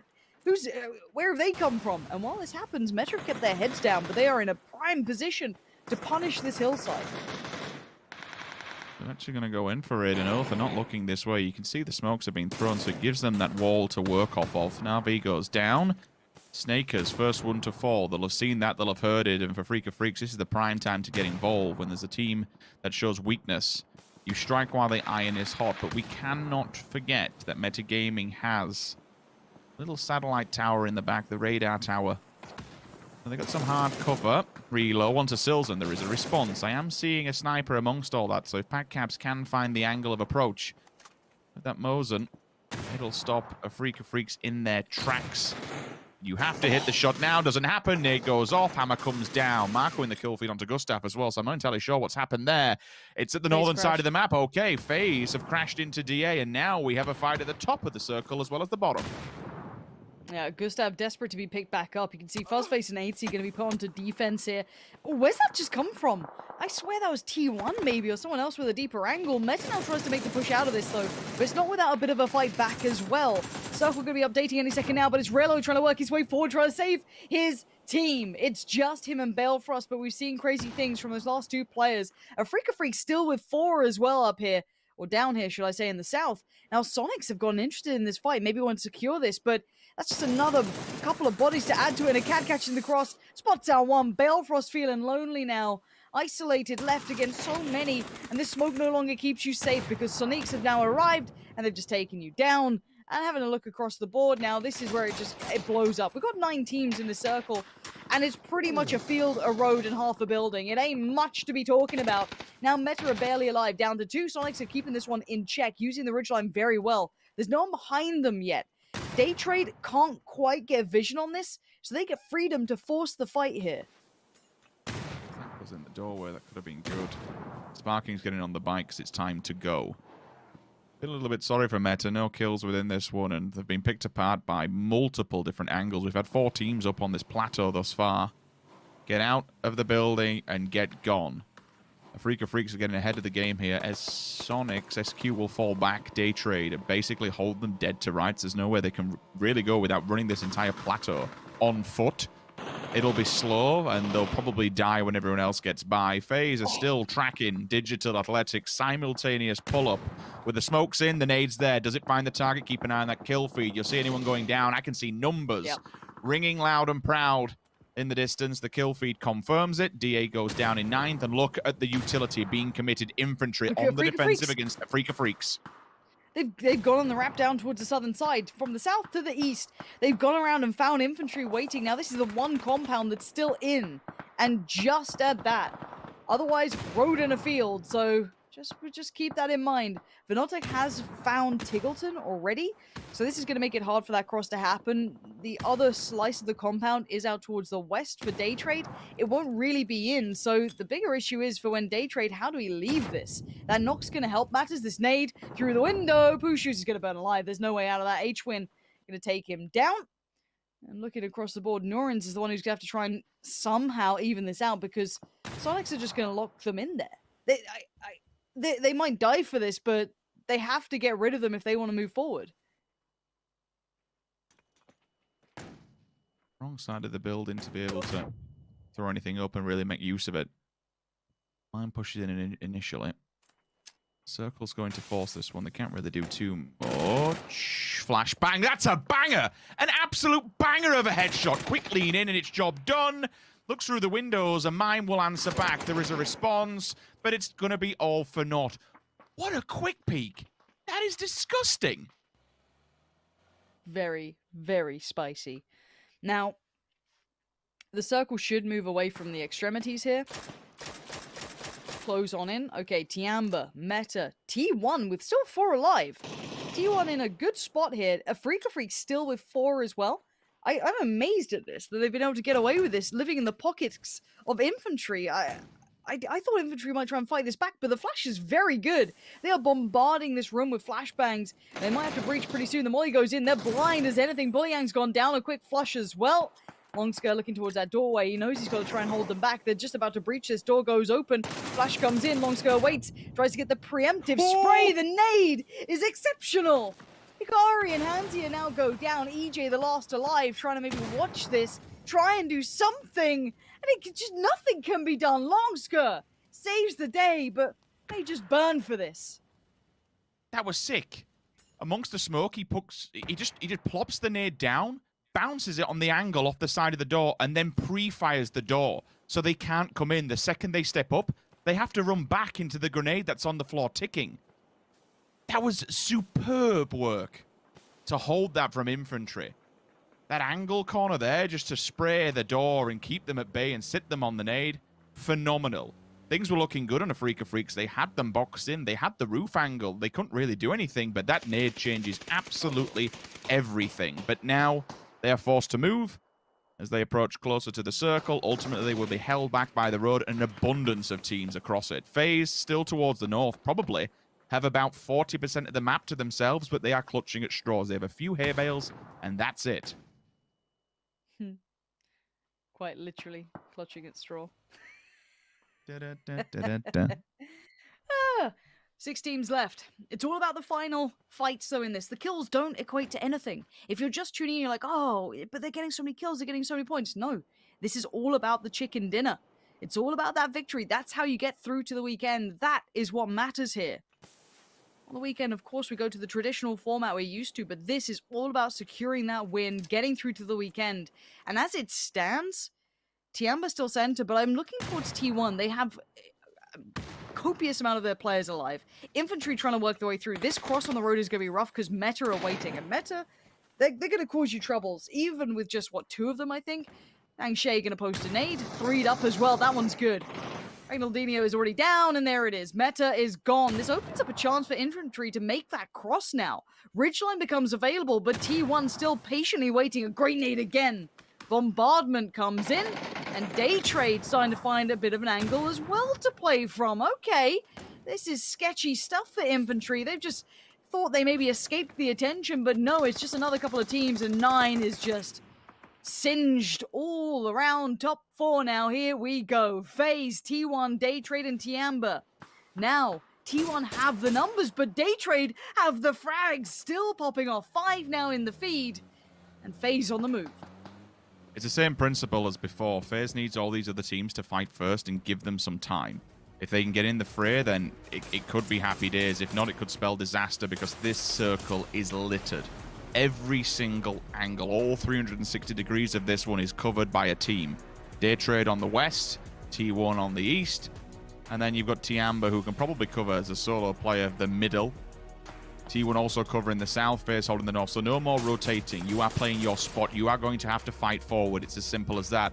And FaZe and Tiamba, well, FaZe's little center, the middle, might have just paid off. There's still a lot of work to do, and there's still a lot of bodies in front of it, but they've somehow sent the vehicles and got into prime position. You say that. I'm looking at Day Trade. They're trying to find an option here. You can see them constantly toying with how far can we push this on the western side. I think Venotica is the line they can't cross right now.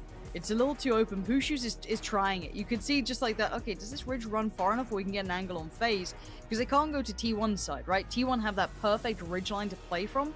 By all accounts, I'd say T1 are in a really strong position here. Now, center point comes in. FaZe, Tiamba closest to it. T1 though, that nade, it's sent through. Adder's gonna find damage on this. Another one could do it. They are now below half HP. This one trickles a little further away, but the car, it's taken down at least one of them. Space and Uber suffer, and there they go. FaZe Good lord. just get wiped off the face of the earth in a second. And now T1, Daytrade, and Tiamba. Tiamba have one player alive. That's it, just snaking away. Daytrade down to 3. T1, all 4 players, well equipped, 5 smokes, ready, locked and loaded. Some sort of idea where this final snake in the grass could be. They can deal with M200. I mean, thankfully, he actually doesn't really have that much of an angle. But where the cars are parked and where he's put himself into, he can only look forward. That is the tunnel or funnel vision, if you will, and the downside to his position. But still, anything works. Daytrade, slowly but surely, they encroach on their position. And that's just because T1 is very cautious and very aware that there is a player in the middle, so they've been held back. Daytrade are actually getting, again, same position as FaZe, so anything that's left over in terms of utility, they'll now be able to claim it, pocket it, and get ready for the oncoming assault, because this fight for the middle is going to be an absolute banger. They've got nades for days. And they are in perfect nade range for this. You can see how they're playing this in comparison. Daytrade are really actively looking for this. Use those nades. Pop a little on the hand. They seem very aware of that potential position coming in from Tiamba.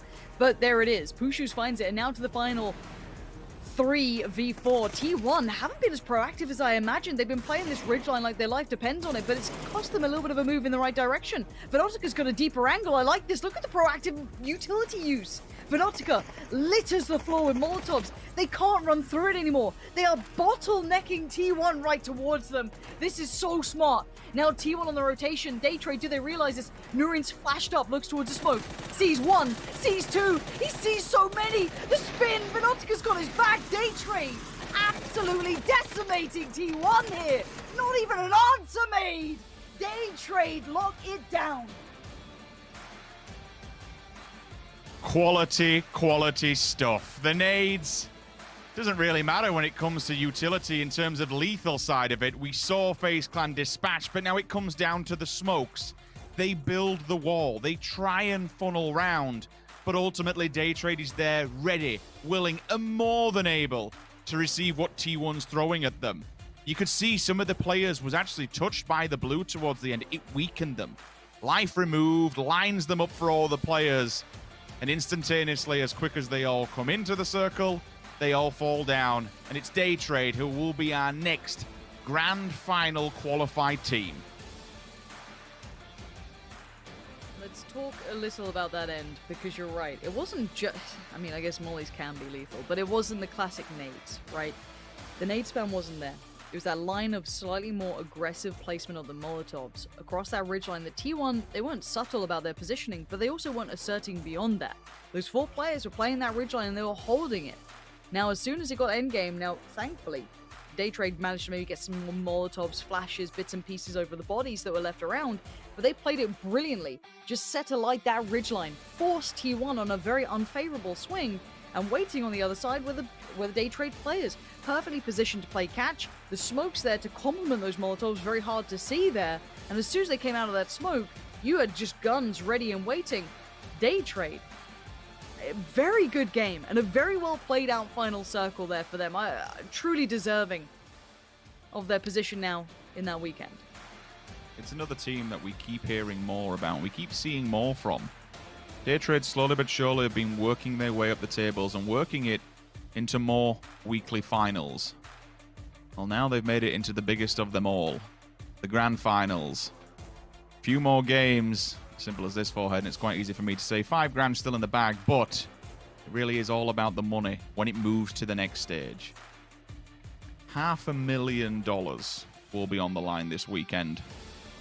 And we found a third team who will be entering the fray as we enter that absolute gauntlet to see who comes out on top. FaZe Clan, it was a damn good move. It was the only move they really had, to be honest, with the vehicles. There was nowhere else to go. But as you said, it was mirror image. T1 had their number written. It was very limited amounts of movement with the vehicles that were in play. The nades came over, and ultimately it spelled disaster. FaZe was dispatched towards the end. Daytrade set up, and they answer T1 back, and they get the win. Great game. coming out there, and a little surprised that T1 didn't try and capitalize on maybe an advantage they had during that. That ridgeline could have been a little bit more playable. They didn't take space particularly proactively. But again, this is pressure. I truly think that these teams are under such pressure now. Some of those choices look so easy to us, watching, or, players at home, the viewers at home. Things seem simple when we have the full information, but they did the best they could with what they had and simply wasn't enough. But someone who was enough was Daytrade. Let's have her in here from them now. PGI.S Weekly Survival 6주차 PGI.S Weekly Survival Week 6, and the winners of our third match was Daytrade Gaming. I'm here with player Nurns. Congratulations. 정말 사실 수적으로 부족한 상황에서 T1과의 대치. So you guys were at a disadvantage with the amount of number of players that you had left. What kind of orders did you have at the end there? คนที่ยืนอยู่น้อยกว่าอีกทีมนึงแต่นูรินได้แสดงการเล่นเกมที่ยอดเยี่ยมมากอยากจะรู้ว่าตอนนั้นเนี่ยได้คิดเกี่ยวได้มีการตัดสินใจเกี่ยวกับอะไรบ้างในการเล่นเกมครับก็จังหวะสุดท้ายก็คือพยายามไม่เปิดจุดนะครับให้เพื่อนรอหมดแล้วก็รอตบเขาครับ 마지막 순간에서 최대한 위치를 노출하지 않는 상태에서 At the end, we really focused on not revealing our positions and eliminating the other team. So your team has proven to be strongest in Erangel. 에란겔에서 좀 본인들이 더 강하다고 생각하는 부분 어떤 부분이 있을까요? Why do you think this is? ปกติเวลาที่ได้กินการเราจะเป็นที่แมปเอรังเกลอยากจะทราบว่าทีมเราเนี่ยเก่งในแมปเอรังเกลหรือเปล่าครับก็ไม่เชิงเก่งครับก็คือดวงดีมากกว่าครับ에란겔에서 잘한다기보다는 그냥 운이 좋았던 것 같습니다. I would like to say that it's more out of luck. It didn't really depend on whether it's Erangel or Miramar. 할수 있을까요?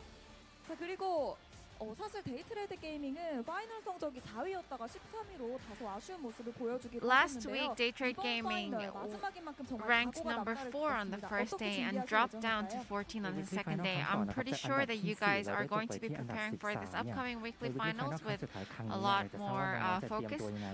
Is there something that you guys are going to be strategizing more specifically? เพราะว่ามันเป็นสัปดาห์สุดท้ายแล้วที่โอกาสมาถึงเราต้องคว้ามันให้ได้ครับ 마지막 위클리 파이널인 만큼 자신감을 더 회복하고 Since it is the weekly finals, we're going to maintain confident about it and do our best. 그런 경기 보여주시길 기대해 보도록 하겠습니다. We look forward to seeing you at the weekly finals and congratulations once again. 네, 이렇게 해서 세 번째 매치에서 승리한 팀은 바로 데이트레이드 게이밍이었습니다. 계속해서 Daytrade with the big plays. They secure themselves a spot in the final circle, falling here in PGI.S, our weekly final here at the end of the week. We have them getting themselves the third place here, advancing forwards, as well as the $5,000 for them for the win. Avenger and Matrim joining me. Matrim, Daytrade, looking like Daytrade all day long. It was just so well played on their part. They managed to maneuver into the late game, shift into position, and really it was Norin's. While we saw a couple of very, intelligent plays coming out from T1, most notably throwing the smoke wall down and shifting to the west, trying to flank back behind them, T1 just didn't check the angle well enough, and Nurin's just got to watch multiple people walk in front of him and spray him down. I mean, that was such a back and forth fight at the end of it, but Daytrade just played it so well. It feels like T1 just kind of dropped the ball. Yeah, Daytrade here, Avenger, they had what I would consider to be the priority compound near these fields, but then their rotations up on that west side to be able to get into decent spots later on, I think were superb. Yeah, and you know what? The reason why they're able to do that is because no one pressured them. They were down to one guy, and there was no one playing the northwestern side. It was Faceland that made a rotation to play on the east side. The northwestern side is actually kind of viable as well, but everybody just tried to, the remainder of the teams that was alive on the west side, tried to get into Daytrade's position. They tried to take over. We saw, of course, the fight with Sonics and the whole play around it in general. I would have loved to see Sonics play on the northwest rather than try to push this compound here. But yeah, of course, Daytrade, they managed to play it extremely well, especially here in the end, taking on a 3 versus 4 versus T1 and absolutely banging them out. Very nice indeed. T1, I mean, technically speaking, through these circles, whilst we, of course, congratulate Daytrade for their win here. Again, the third team advancing into our weekly final. But to move this on here for a moment, Matrim, T1 had an amazing position. That dip has become synonymous with strong performances in those fields for a long time. They stayed there for a long time, only getting them second place at the very end. Yeah, and it comes out on how they were holding that angle. When they made the approach out, you saw it right there at the end of it. Norins was kind of focused in, keeping an eye on what was going on with the radio tower, and then you see everybody walk in front of him. For whatever reason, T1 didn't look far enough towards the zone, and that just allowed Norins to go absolutely nuts there at the end. He just tore down, I believe, 3 of them inside of that fight. Yeah, T1, it didn't look like they stood a chance with their move out of those smokes. They got dismantled as Day Trade now advances on T1. Again, it's probably a little bit of a heartbreaker for every second place team here in these lobbies of Avenger after having such a strong position. But I guess there's always a moment where, I mean, they took out FaZe over towards the north. I think it was Ada with huge utility. But beyond that, where do you go from that dip in this circle? Yeah, they not through the smokes blindly like that. That's for sure. No. You try to play off your outnumbering the number at the more, like there were 4 guys alive. There's 7 left alive. They know it's 3 people total. If they're counting the kill feed, they know it's 3 from Day Trade that they were playing on the west side, based on sound and other information available. Longscar, of course, also popping up from infantry. That's super nice to see. Venatica with a 777. But in general, Day Trade just played extremely well. This also marks that the 3 teams that we now have have gotten 6 weekends and 5 and 5. Day Trade haven't done 5 consecutive weekends. It's the same as MCG as well. Both of them didn't make it in the week 1, but then they figured it out and managed to get into the 5 next ones here. So super impressive for the 3 teams so far. And it kind of talks to it's setting up some bit of statistics here that it's hard to get in, but once you figure it out, it's actually possible to get into most of them. Yeah, definitely so. Jeez, Venatica pulling the lever on that slot machine, getting lucky, doing well for himself with the 777, like it a lot. But looking further afield here, when we think about the actual field that these guys are playing in, it's a very difficult spot to play Matchroom. And we saw some teams in the north having a little bit of a rougher time, but a lot of teams just completely avoiding it and playing from that east side, trying to get in from there. Whenever you're looking at a field in that situation, you're trying to figure out your best approach. We saw that FaZe was playing over towards the north of it. They were holding down specific areas like around the hay bales and different categories along those lines, just trying to hold down different vectors and sight lines. To the south, it was a lot of teams just stacked along the hillside. You saw a couple of them opted into sending it. I think that Meta hopped into 2 motorcycles, rolled down through. There were a lot of independent fights along the edges. You can see teams were just like, there's nowhere to go. We know the territories that we want are already taken, so we're just going to have to firefight our way into it. And then that's whenever the 3rd and 4th parties came in from people that were already in defended positions, just really decimated people on their approach. And some of those teams that were trying to get in from what was effectively the south side but higher elevation, Martin, are teams like Sonics that tried to go down towards the Day Trade compound and can't quite win those situations. Is it difficult to come off of that lip down towards those fields? I mean, the circle dictates you have to try, but talk to me about it. Yeah, in general, this area here, when you, in general, these terrain, when you have to approach a compound that is lower down, then you cannot really use any utility. Like if you try to smoke the lip of the kind of ridge you're coming off to, once you get out of the smoke, it's gonna just be a bloodbath, right? That's also why I kind of suggested the idea of, I like that you kind of go for the breach so you can take over the compound, but I was surprised not to see any teams in the northwestern side of this terrain, like the amount of hay bales there is and the changes and difference in elevation there is on the northwestern side. You could have made a play up there in the northwest, even if there's a team up with a radio tower, especially knowing that Day Trade was already fighting for the compound. A few smokes. If you come from the swamp side and you run into that, a few smokes with a few, like 3 or 4 smokes into a smoke line could have gotten you into those fields, and then you could force a fight on the north side. But definitely with Day Trade, having coming out of the fight with Sonics in the compound and nobody pushing them from the northwest, that completely enabled them to set themselves up for this win. Yeah, and you've got to enable yourself to set up for the win. And speaking of a team that has almost enabled themselves many a time, and we saw it last week as well, up until the very last game, Tiamba, right now here, Matchroom, a 4th place, a 4th place, and a 3rd place. They keep finding themselves these central positions, but they can't quite round it out just yet. I don't want to see heartbreak in the future of Tiamba, considering how consistent they are with decent placements, especially at the start of these weeks, surely. They are so great at navigating and getting into centralized positions, but it feels like a lot of times there's a cost that comes with it. They'll lose a member or 2 inside their rotations to try to get those firm positions, And that's kind of what causes them to go out in that third or fourth position. Like we saw that time, they got themselves a great spot early, and then everybody else wanted it. And it was a slow dismantlement around them until they were left with just one kind of holding it through. And they are good about that. Whenever we see a solo for Tiamba just trying to hold it together, seeing if maybe they can kind of flip it, try to get a play, they do a great job on trying to figure out and threat assess around them. I would just like to see them like, it almost feels like they overcommit. They know where it feels like they know where the game is going to end at. They go for it, and then they end up just taking too many casualties to be able to hold it in the long run. And we have Buram joining the lobby here now to try and shake things up. Martin, what do you expect here for Buram? Yeah, I'm expecting a lot of frags and a lot of aggression and a lot of high momentum gameplay. We've seen them in the last weekend, in the last week, sorry, not a weekend. In the last week, and they were able to do extremely well for themselves. They made some quite impressive plays. They put themselves into situations. They got 3 third places, multiple games where they get, like a third with 13 kills. I think we all remember that one where E36 managed to win on the northern side, close to Saki. I remember Pansy being absolutely ecstatic about that one. So I'm excited to see Burian come in for this one here and post this high momentum gameplay here for sure. Matchroom, your thoughts? Buram, dude, I'm a fan. I'll be 100% real with it. I didn't really know a whole bunch about him coming into this. I've watched a couple of their VODs and what they managed to pull together, but just the growth that we've seen from this team and really the way that they've gelled together. We saw a couple of flashes of brilliance in the first couple of weeks, but if you compare the team that we have now to what we see in week 1, it's just a massive improvement all around. And specifically, it comes off of confidence. They're a team that's like, we don't care. We will fight in circle 1, circle 2, circle 3. If we think that there's an advantage for us, we're going to take it. And we find the fact that that's the way that they manage to string together their victories. Now, the question comes into play, can they string it together long enough to get a chicken dinner out of it? That's where the problem in their strategy sometimes resides.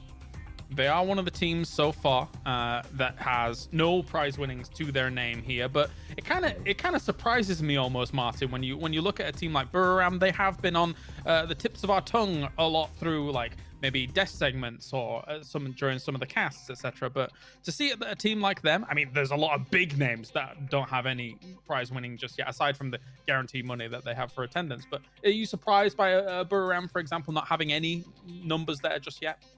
Well, so they have only been in 1 weekend, and that's obviously where you get the big prize money. And then they only been in 1 weekend, and they didn't qualify in the first 8 matches. There's just no prize money for them to get in that situation in that regard. So them being in that weekend, I want to focus on that weekend. They didn't perform on as high of a note as we saw them do last week. So if they can kind of build that, maybe qualify in today or tomorrow, and get that momentum going and build that into the weekend, and then they like figure that out, because I feel like they figured out the way to play, how they should be playing in the weekend last week. And if they're able to figure out how to win a game here early on, and then they can replicate last week's performance in the weekly final, that could net them a good amount of money, potentially get into top 4. Definitely could. And so far, here, if you're just tuning in right now, we have Multi-Circle Gaming, Genji, and Daytrade, who have been able to advance on through from separate regions. As we look towards T1 once again, who, despite having this second place, the road here throughout PGI.S has been up and down. I think, personally, Matchroom, they've surpassed my expectations a little bit, because at the end of 2020, they didn't look very good whatsoever in my estimations. But here at PGI.S, I think they've stepped things up. What are your thoughts? T1 is such a mixed bag for me. Like, we know the firepower, the capabilities, and the mechanical skill that these players have. We know the fact that we've seen success with them in the past. But again, like you're talking about, 2020 was not their best year. But that being said, they have managed to gel together. We have seen them manage to pull some plays, but it's just like inside that last game. They find the advantage. They have the right strategy. They know the fact that they can wrap behind Daytrade, but then they just don't look enough to their left. And so the whole game plan comes apart for them. They've got the knowledge, they've got the map ability, they've got the gun power, but it just comes apart because of a small mistake over and over again. But we all know in PUBG, those small mistakes are what cost you games. I think as much as the bombardment came out from someone like Adder in this previous game, it has been, for me, Aqua 5 that for T1 has been able to be the standout here throughout this tournament, Martin. He's been great. For me, like I don't really take too much away from their 2020, considering they made a two-man change 6 days before their quarantine started here, coming in with Aqua 5 at Dangche in the beginning of January. And considering their performance, like, yeah, they didn't qualify for our first 2 weeks, but they have qualified for the next 3 ones, guys. And being able to do that, I will give them the credit that's needed. You know, I think that here in a situation where you are in a completely new roster, because changing 2 guys, it's a complete new roster. That is so much fundamental change to your roster that it's just something that it needs to be built. And then coming into not quarantine, but when the quarantine period started for the other guys, they obviously quarantined at home before being able to go into the Paradise compound, and it took them a good month or 2 before they got started. But once we got into week 3, week 4, week 5, they managed to get in. They managed to get their wins. Yes, the performance has been outside the top 8. Their best placement was 54 points in week 4 with a 9th place. So I think they're surpassing my expectations, looking at, of course, their 2020 performance, but also looking at they just had 2 guys joining the roster. And I think then, like, if you look at the names, if you look at Starlord, Aqua 5, and Dangche, this is a superstar roster. And when they get it together a little bit more, and I think especially going forward for maybe PCS in Asia, when Clinton is going to be covering Paperthin, I'm sure he's going to be looking at them saying, you know what, now you've had your time to kind of get into it. In a couple of months, their amount of scrims that they should have gotten between them, they should be a top 3, top 4 team coming out of Korea for sure. Yeah, they should be. Yeah, their potential is definitely there for the roster in the shape that it's in right now. And beyond that, other teams that we want to take a look at here in terms of what Zenith is able to put up so far. Not exactly the best start for them, but it's only 2 games deep here so far, Matrim, and maybe they'll have more success coming forwards. Well, that's the whole thing. You gotta step away and kind of let Zenith do their thing, and then that's when they're gonna bring you their surprise victory. That kind of has been their MO through the weeks so far. You know, you kind of start talking about them, start talking how they're doing great, have a little bit of troubles towards the start, and then they figure out a way to pull it together at the end of it. Zenith is, I do have to say, still continuing to surprise along that same level of line that what we're talking about with T1. They have their phenomenal moments, but if they can clean up a couple of these little issues that keep just kind of pulling them apart in these in-game fights, we will see a ridiculously strong roster out of them. Matrim, are you saying you curse teams? Is that what you're doing right now? I do all the time. It's a running joke. Everybody knows that. I can't support a team. If I already said the fact that I like Veriram, so they're not winning this next game. That's the way it works. You say it's a running joke. I'm taking it deadly serious, Matrim. That's a horrific power that you have right there. That's super villain status. Meanwhile, Avengers Revengers on the other side. Who are you looking at here to get revenge coming into the next game, Mr. Avenger? Well, I'm looking at the teams that have been able to get into multiple weekends and getting 4 or 5 weekends so far. Definitely a team on my radar is Oath. I want to see them go into it again. One other team on my radar is Freaks. I want to see them make 6 out of 6. Both of these teams, they've been able to. I feel for me, even though there might have been from both sides, like they're not feeling the kind of the winner chicken dinner format. That's working for them. Yeah. That part is working for them. The super format when they get into the weekend, that's not as much. So they've been able to really figure out how to get a win every week. I want to see that continue for sure, and also for Freaks' matter. No, indeed. Africa Freaks is one of those teams that, for South Korea, this event has been quite, I guess, polarizing. On one end, you've got teams like Gen G and to a certain extent T1 that have just looked, brilliant in terms of their adaptations from week to week to get to those weekly finals. Then teams like Africa Freaks and especially Damwon Kia that, obviously we will see down the line, but a lot later on here, Matrim, that have... Well, Africa Freaks' performance is not as bad as Damwon Kia's so far here. I'm not comparing that entirely, but Africa Freaks have had a little bit of a harder time adjusting as the weeks have gone. I think it's fair to say here, Matrim. Yeah, I will say that it feels like Africa manages to figure out their success strategies, but they're chaotic. It's very like whenever we look through today, it's 3rd, 14th, 7th. I mean, that's rounding it out. You got a top of the line finish, then you've got a bottom finish, and then a direct middle. They're kind of just chaotic whenever we look at the winner chicken dinner series. Yeah. It's about how you play it, and I feel like they're still struggling to figure out how they want to aggress. Are they an edge team? Are they a center team? And what's their win conditions. It feels like whenever they find them, success abounds. Whenever they can't find them, that's the problem. Yeah, how are you going to play it out? Or how are you going to be battle hardened? And a team like Sonics is very battle hardened right now, as they are also looking to stare down the barrel of a first place and advance on. They've got a lot of pride behind them, especially when it comes to North America. We shall see how that is going to play out. Well, thank you very much, ladies and gentlemen, for your patience. Before we get into our next game, it's just one or two things to solve, and now we will be jumping on in. So it is time. We only have 2 more spots remaining for the day, and we are now moving on once again. A huge thank you to Intel for joining us here at PGI.S. $4,000 is on the line for match number 4, and we're about to have a bombardment of words and verbiage as we go to Sims and Pansy. I feel pressured now.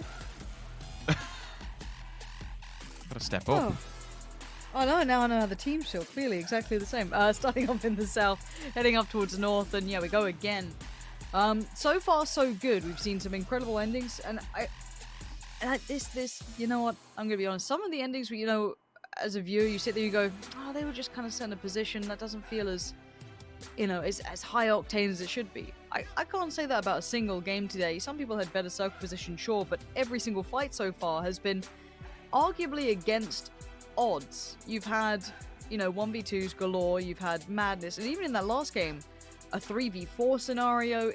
You know, it's been wild so far, and I think this just proves the elevation of gameplay coming out from some of these players that can truly turn the tables a fair amount. But what are your expectations now we come into this? Back onto Miramar. You know, I believe I don't know, the Genji name should just be carved into this map after what just happened. But what are your thoughts and expectations now? I think my thoughts and expectations are so far is that I have no idea what's going to happen. Like it's awful to just instantly kind of shut that down, but I have seen some of the wildest. That's why I'm asking. Bail me out. Yeah, it's honestly been some of the wildest and most fast-paced games that we've seen for quite some time. These end games where we anticipate teams can kind of just chill down, slow down, get ready. We've seen a 3v1. We've seen an abundance of clutch 2v1s. We've seen the 3 versus 4 where Daytrade's just literally battered T1 coming through the smoke. Like, these end games for this, there is so much pressure riding. If you're in that final 3, that final 4 when the music kicks in, it's like, good lord, I'm within at least a reaching distance. I'm putting myself into a position where $500,000 could be on the end of this gun and a few more kills down the bag, you know? So, I don't know. I suppose the overarching thing here is that with this circle, if we're looking at the flight path perpendicular to it, it cuts straight through the middle. We've barely got any teams outside of it. It's going to be a very, very comfortable circle and something that we're more reminiscent with. There's no water in play. There's no excessively very hard landscapes to traverse. And most importantly, we don't have too many inaccessible to range. You're still going to get them up by Minas Generalis, for example, which we would anticipate if we don't get the...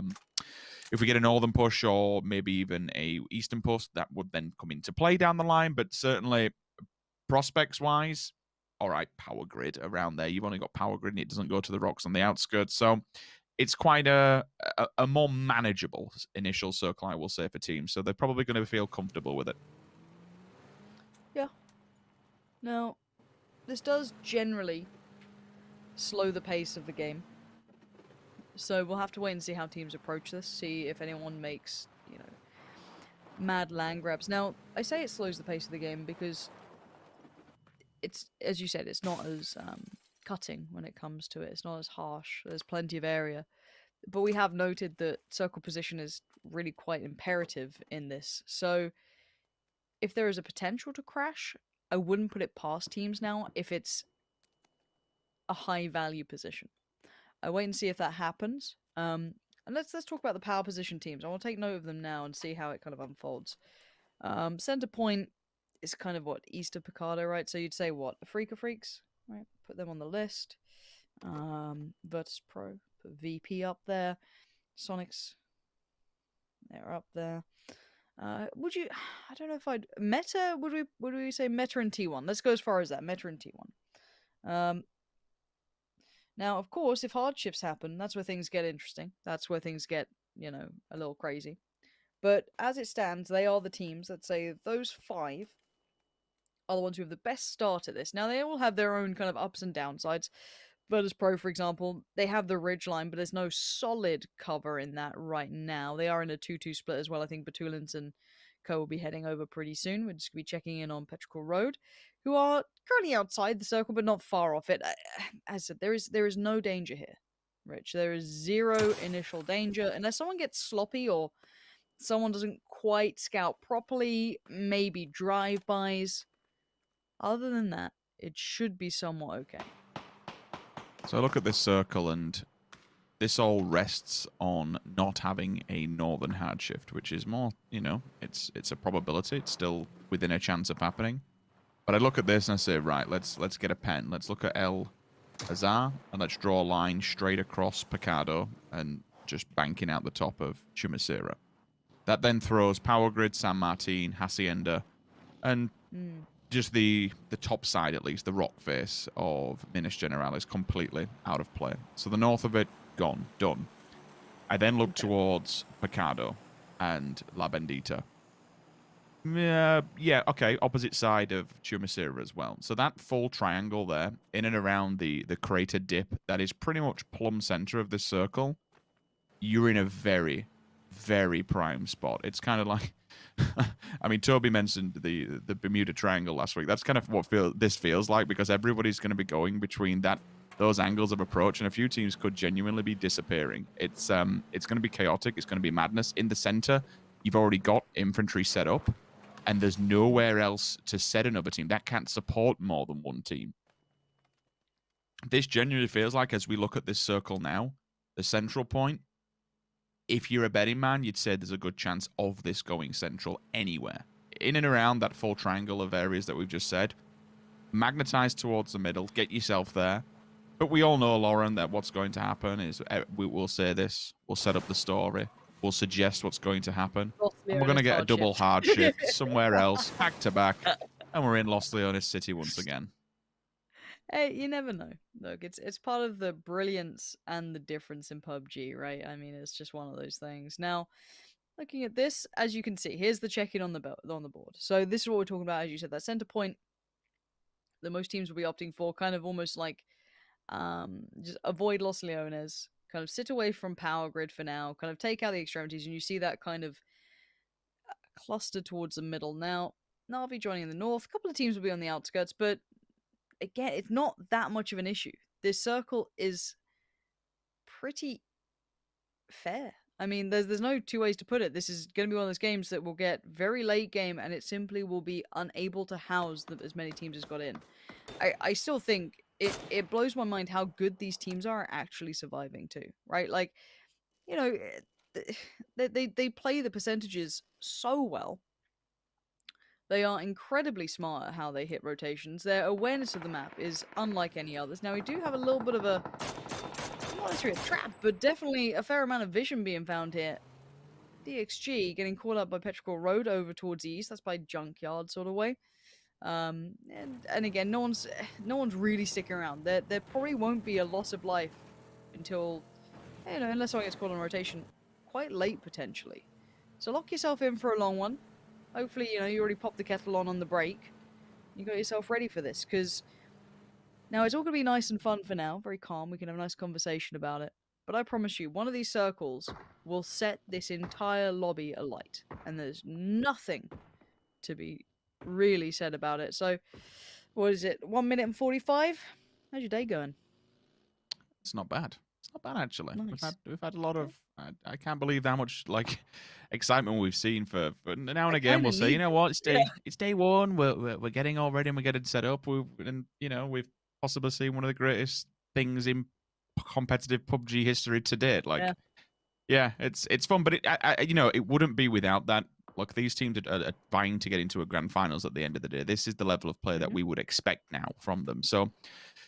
It's while it can be a bit of a shocker to us, it certainly sets a statement of how this thing is going to unfold at the weekend. And to back up what you've just said and to emphasize it even further, Lauren, like if this does centralize this circle and it gives us the donut, this just becomes one of those waiting games where we'll just see it all unfold, see teams set up, and then bam, we go circle 3, 5 teams dead, just like that, because it can't support them.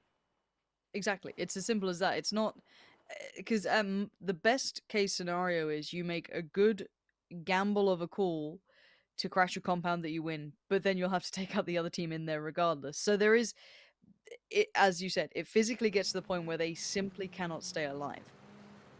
So for now, we're heading towards the 10-minute marker. 0 casualties. Had a little bit of a fight towards the east, but that's about it. Shots being made, but this is all the calm before the storm. And maybe we need this. Maybe I need a little bit of a mental kind of like, okay, had a couple of wild games. Let's kind of calm it down a bit. Let's chill it out. And let's see where that circle goes. 8 seconds now. If it centralizes or somewhat close to, this should be not necessarily a quiet game, but it will be a longer form game until it cannot house them. Okay, it's pretty close.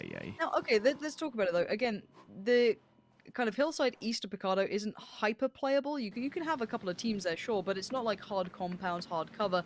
And a lot of these teams are spread out right now, so they're going to have to kind of fold away from that kind of 1-1 split that's, you know, trying to puff out the chest and keep as much territory. You're going to have to give that up and kind of fall back to compounds, but this can house every single team here.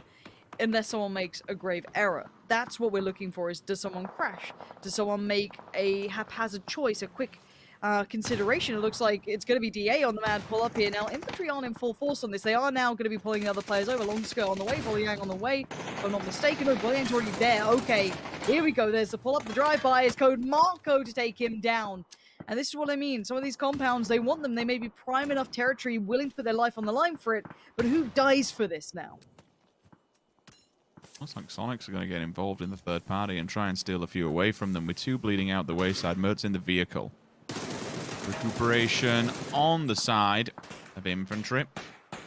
The last few players and the remnants of DA know they need to get inside. They need to get their fallen comrades back on their feet so they can try and battle this one out. Thankfully at the back of the building, but the question is, can Smash hold on his own all this time? You saw T1 also get involved within the fray. They took a quick peek.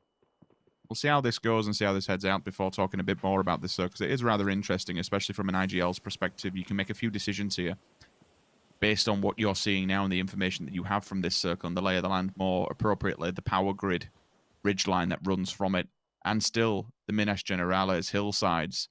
Those will play a prominent role on where this circle goes. You can see in the kill feed Spyro onto Roth, and that is because VP are banking, absolutely banking on a western shift. They have committed to the bottom side of the hillside, and that road and those compounds, we do get circle endings there, but it makes you're limiting what you can actually do. You need every single circle to be going your way to commit yourself to that. So they're going for it. They're going to hit it and hope. We shall see. Longsker still holding point. All 8 players here within this back on their feet, alive and kicking. Both teams allowing time to stabilize. And E36 are really under the gun here. They're already down 1 man. They have managed to answer back towards Wicked, but this is Smash still. He was the one kind of furthest forward to try and buy time. Now this is going to be Meta just sweeping through. I don't think E36 are ready for this. The positions are so overwhelming. Meta just take this position from them. Now that's going to be 1 team down. Now, if anything, I'm seeing Na'Vi look over this way. So I wonder if that will kind of prod Na'Vi to start making moves towards Meta, as they were living harmoniously with one before. But now you can see, look, yeah, the change up. Na'Vi were definitely looking this way, but Meta actually came over here. That's a little too much territory to be walking in towards. I don't know if you're walking into a blind, but you're just coming off the back of 1 fight. Now, there is sparking up on top. Can he do some serious damage from up here? No, Tab's got his absolutely got his number every day of the week. And now he walks up towards the hillside looking for the rest of them. And I think maybe just a misjudge of positioning from Meta there to kind of lean into Na'Vi like this. That was a poor choice.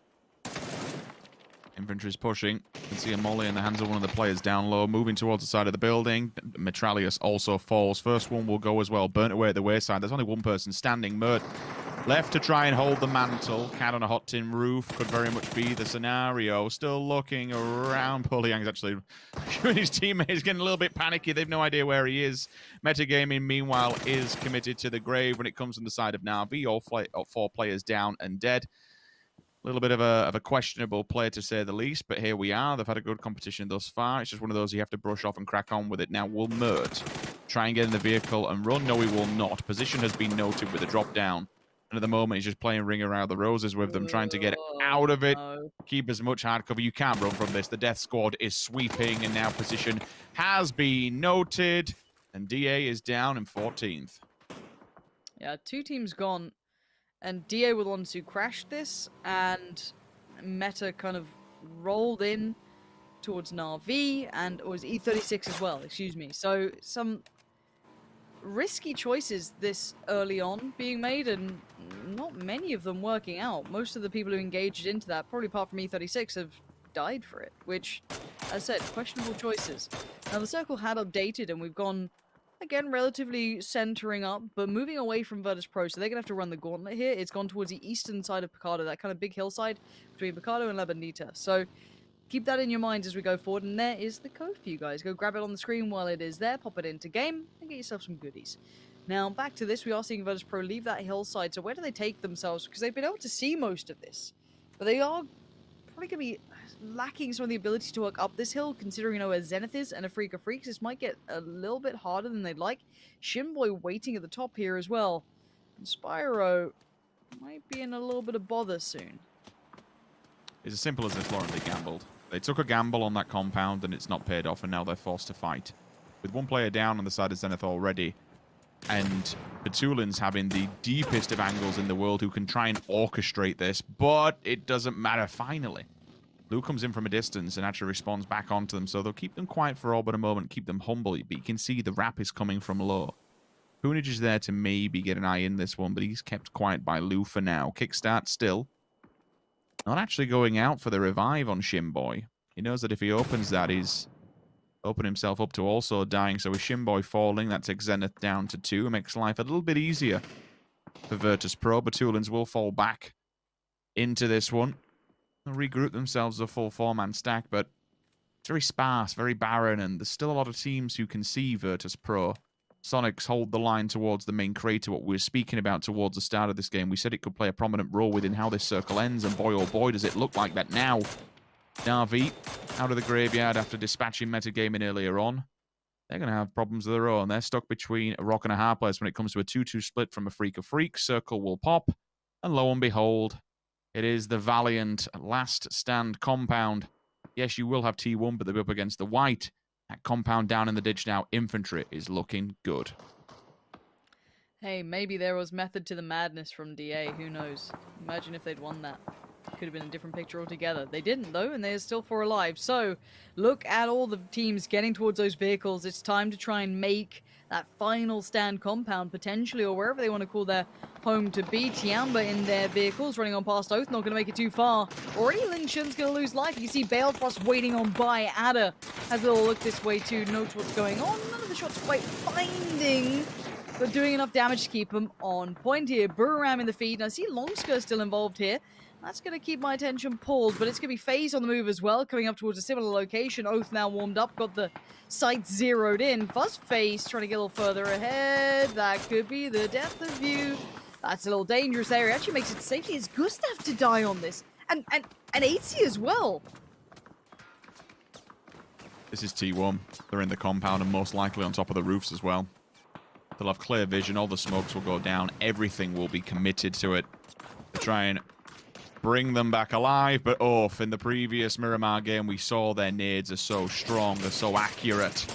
And FaZe is just being battered, beaten. Talk about kicking a man while they're down. In the smokes, everyone is just hoping they can try and pry the points away from them. But we know in this lobby, ultimately, points do not make the prizes. It's all about the win, and you need to be taking as many through to that final circle as possible. Na'Vi, next challenge is directly in front of them.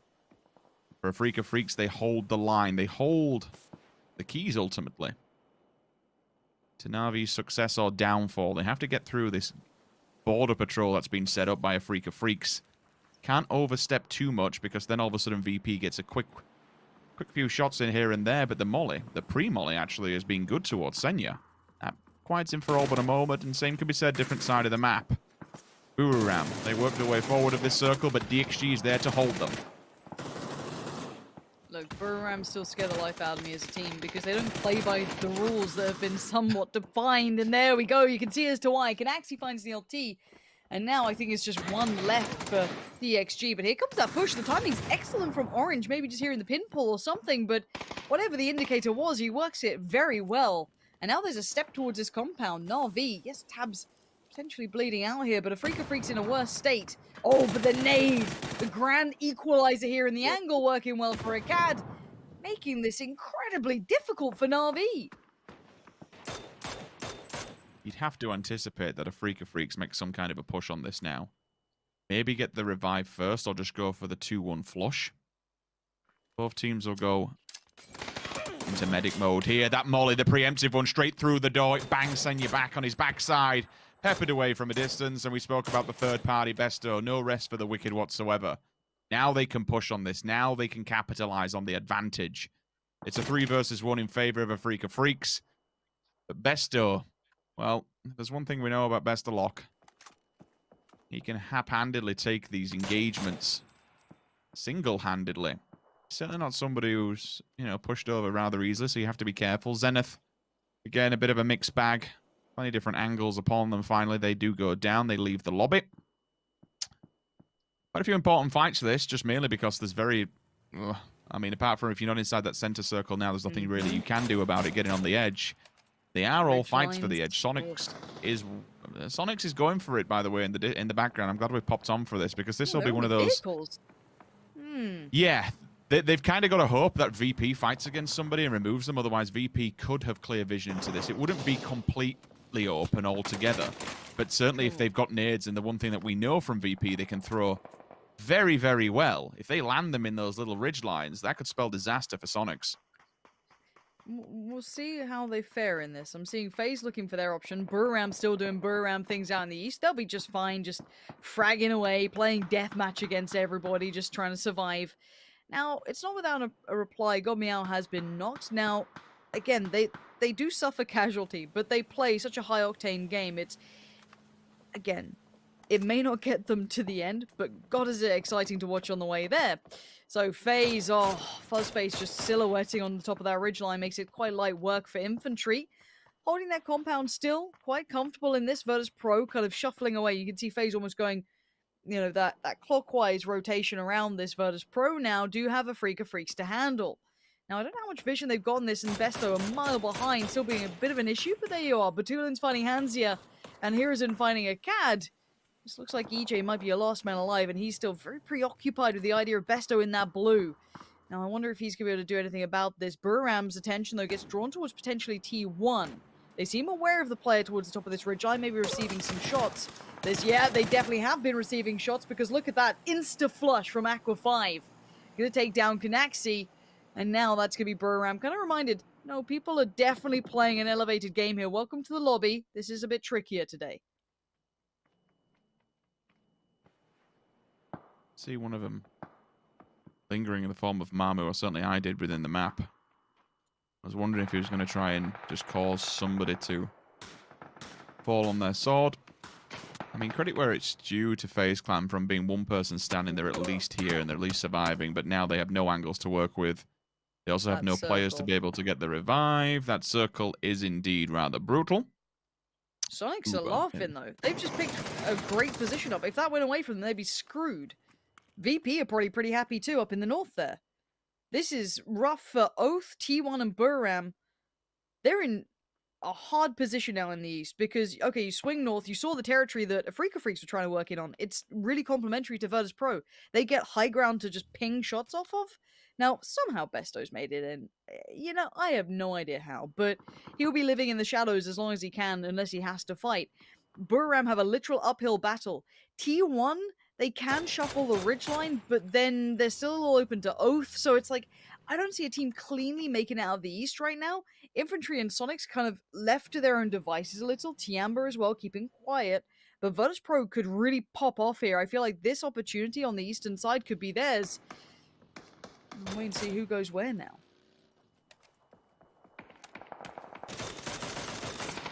Well, in the fields here, should be able to get this final kill, you would assume. No! Denied instantly from the opposing side. Dangche. 1 HP in a dream nade goes off. Balefrost left to hold front and center here. I mean, he's doing a damn good job of it, to be fair. Nope. He had a very valiant run, a very valiant effort, so to speak. Instantly, that is passed back to Bestelok. Tries to get out from the blue. Spyro spots him. It's job done, as you mentioned, Sonics. Like, right now, The position that they have garnered from the circle is just insanity. I don't really know how you get to them because it's all downhill. They, in theory, just pepper everybody on the approach unless infantry have some vehicles and hit them unexpectedly. Maybe. You know, just one of those flash in the or pan DA maneuvers pulled that up. catches you off guard. Yeah, like There has this to be is some you have to vehicles. take the fight to them, right?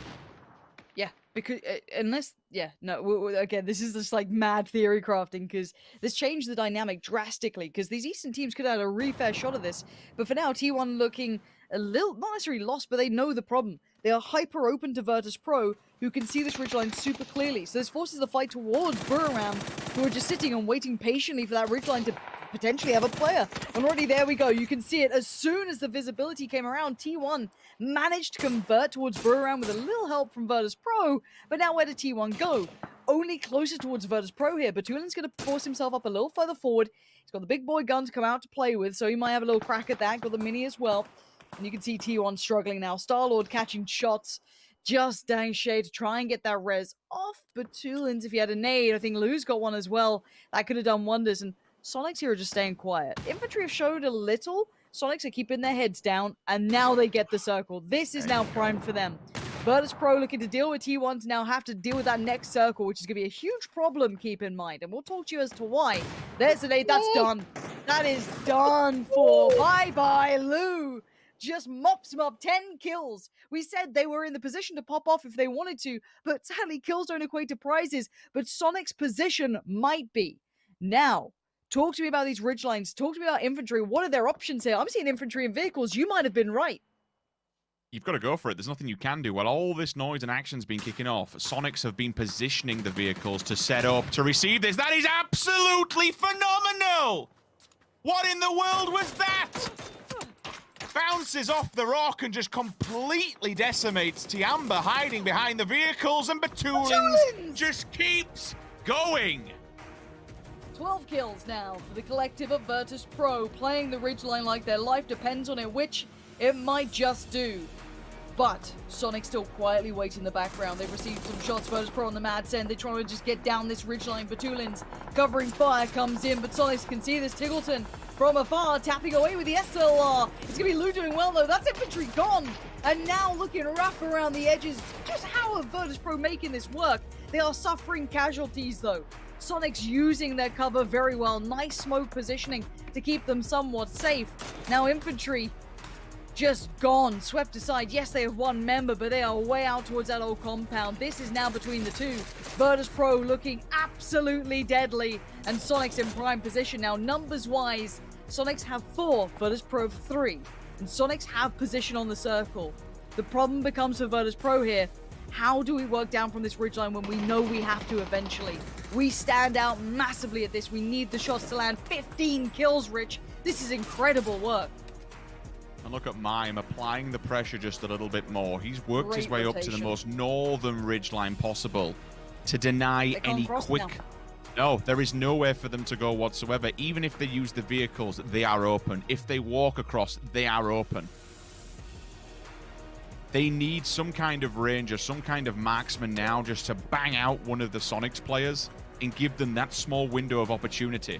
You can't do anything else in this scenario. You need your marksman to step up to the plate. Look at all those DMRs. They're just lined up. Sonics are ready, willing, and able to win this. This is Sonics' game to win.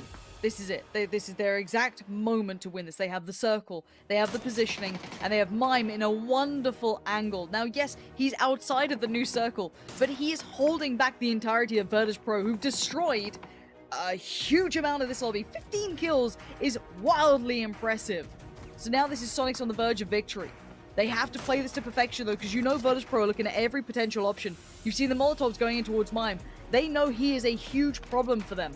But how do they avoid it? How do they get around this? I don't know how they can. Is there an option on that kind of southeast rotation maybe? I don't know. I don't know what they've got left, and the terrain is horrible. 6 smokes though. They could commit some to this, but it's still very hard to make this work. Now, Mime might be left to kind of rot in the blue, but he's going to force his way up here. They've committed everything to him because, again, this was the only real way off this mountainside, and now he can let rip with the nades that he has, be a nuisance, Be a complete pain in the backside. They're in the vehicles. They know it's time to go. The blues here, and it will kill them. Full send. This is the last chance to dance for VP in this match. The nades come out. They're ready. Tickleton is there. He greets them with a smile and a couple of bullets as well. Up and over we go. Batulins leaps out. He gets one of the trade. But the nade comes out. And Sonic secure victory. The circle was hella favorable, but North America's #1 do qualify and advance to the grand finals. It's as simple as that. They had fair amount of time. It was a bit of a send towards those ridge lines, but they positioned the vehicles well. The pressure from Mime. I mean, even in itself, towards the end, committing a one player to that specific, area of the map, like, he's going to die. If he goes down, there's no revive possible. If he goes down, you then all of a sudden into a 3 versus 3, and the numbers are starting to even up on the side of VP. But still, the gamble is well and truly worth it. For VP, the gamble, on the other hand, for me, was sitting towards that compound on the ridgeline that comes down on the cliff face from the power grid for so long. Yes, we do get endings towards that roadside. Yes, those compounds can be absolutely formidable. But did they stay there for too long? No matter what we say, no matter which way we kind of draw this conclusion, 1, Sonics, they're the winners and they're going forward with $4,000 in the pocket. 2, VP is still looking like a very, very damn good team. I would avoid Virtus Pro like, there's no tomorrow. Now, we said at the start the teams in the prime position, Sonics and VP are, of course, one of them. Sonics start towards Picado, Virtus Pro not far beyond that, but that end fight, 2 very different scenarios. You had Virtus Pro having to fight through several teams, but I do want to highlight Mime there as a very solid player, and whoever made the call to do it, whether it be him, the IGL, whoever made that choice, made the perfect decision. So very well handled, very well considered, and the risk-reward is perfect. Virtus Pro's options were very limited. They forced the send. Tiggleton was waiting, and the nade was very well timed. Because you know what? If you'd left a window open for VP there, I do not doubt they would have made that incredibly difficult. Even with the numbers disadvantage, even with the full send. You saw Batulins was able to take down one of them flying out of a damn car. So well played to Sonics to shut that threat down instantly. Do not allow any of those problems, any of those chances to build towards Virtus Pro, because that is the scariest team to let get that momentum building. So, enough from us. Let's hear from Sonics on their win. PGI.S 위클리 서바이벌 6주차 네 번째 매치에서 파이널로 가게 됐습니다. 소닉스의 윈 선수 만나보도록 하겠습니다. Congratulations. Thank you. 정말 서바이벌에 최적화된 오늘 효율적인 경기 운영을 보여주셨는데요. 계획된 걸까요?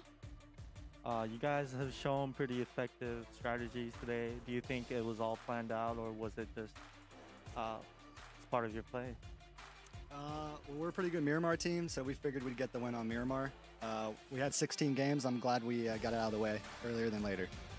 일단 저희가 워낙 미라마의 강팀이다 보니까 미라마에서 이길 수 있을 거라는 확신이 있었고요. 저희 전략대로 하니까 좋은 결과 나온 것 같습니다. 맞아요. 소닉스는 벌써 위클리 서바이벌에서 미라마에서 치킨을 계속 먹고 있습니다. 7번째 치킨 축하드리고요. 유독 미라마에서 강한 이유가 좀 궁금하고 에란겔과의 어떤 맵 차이가 있다면 어떻게 좀 대응하고 있을까요? So you guys have won another round of Miramar today. What do you guys think? You guys are so good at Miramar, and what's the difference with Erangel? I just think Miramar, we have more options late game. There's more playable terrain. Erangel, there's a lot of wide open fields and stuff, and we just seem to be more intelligent when it comes to macro play on Miramar. 일단 미라마 같은 경우에는 전략적으로 이제 플레이를 할 수 있는 위치가 더욱더 많고, 에란겔 같은 경우에는 평지가 많다 보니까 미라마를 플레이를 할 때 좀 더 전략적이고 정확한 플레이를 할 수 있는 것 같습니다. 네, 이제 파이널에 가서는 두 맵 모두 다 잡아야 할 것 같은데요. 2주 연속 파이널 7위를 하고 있는 소닉스입니다. 1위를 하기 위해서 어떤 점을 보완하면 좋을까요? So for your weekly finals this week, you guys obviously have to do both very well on Miramar and Erangel. What are you guys planning to do to improve your game and overall? Obviously, we're going to study, but at the end of the day, we just got to play lights out. week 4 and 5 in finals, we didn't have desired results, but at the end of the day, came down to the last game on each weekend. We could have made top 4. I think this weekend is going to be ours. 일단 최대한 연습을 많이 하는 걸로 해야 될 것 같습니다. 일단 2주 연속 동안 마지막 판 때문에 순위권에 못 들었는데 이번 주는 보여드리도록 하겠습니다. 네, 파이널로 가는 각오 한마디 짧게 부탁드립니다. Do you have anything you want to say before you go to the finals? Yeah, thanks to everyone supporting us and watching us, and check out the Sonics merch store. Yeah. 일단 소닉스를 응원해 주시는 모든 팬 여러분께 감사의 말씀드리고요. 소닉스 머친다이스 꼭 한 번씩 확인해 주시기 바랍니다. 네, 윈 선수 인터뷰 정말 감사드리고요. 승리 축하드리겠습니다. 이렇게 해서 소닉스와의 인터뷰 마무리하도록 하겠습니다. 과연 오늘 마지막으로 파이널로 가게 될 팀 누구일까요? 여러분 5번째 매치도 지켜봐 주시고요. 계속해서 You heard the man. Bye, bye, bye. Sonic's merchandise here as they qualify for the 4th match here into the weekly survival for that final circle falling on the weekend here at the PGI.S. Sonics managed to get themselves the chicken dinner. Joining me, Avenger and Matrim. Matrim, it's a good day. North America gets their team through nice and early. Oh my God, isn't it just the most North American thing on the face of the earth? The most American thing to be pushing sales right after you win a round? Yes. But great performance from Sonics, most notably Mime. Well, let's give a call out. That reposition from Mime to just draw so much aggression, so much attention from VP. Just a phenomenal play there. And really, you saw the fact that he was having a dance around those Molotovs. So good read on the spreads and how to play around them, and to reposition through that to just really be annoying and force VP to make a very hazardous push. Yeah, definitely so, Avenger. Sonics having a great position towards those final circles anyway, but they made it all the harder with those kinds of moves, with the land that they were able to secure. Yeah, they're obviously able for being a Picado team. It's a home turf circle for them, taking the west out of this crater super early on, taking the motel as well close to it. Holding it down was really what set themselves up for this one here.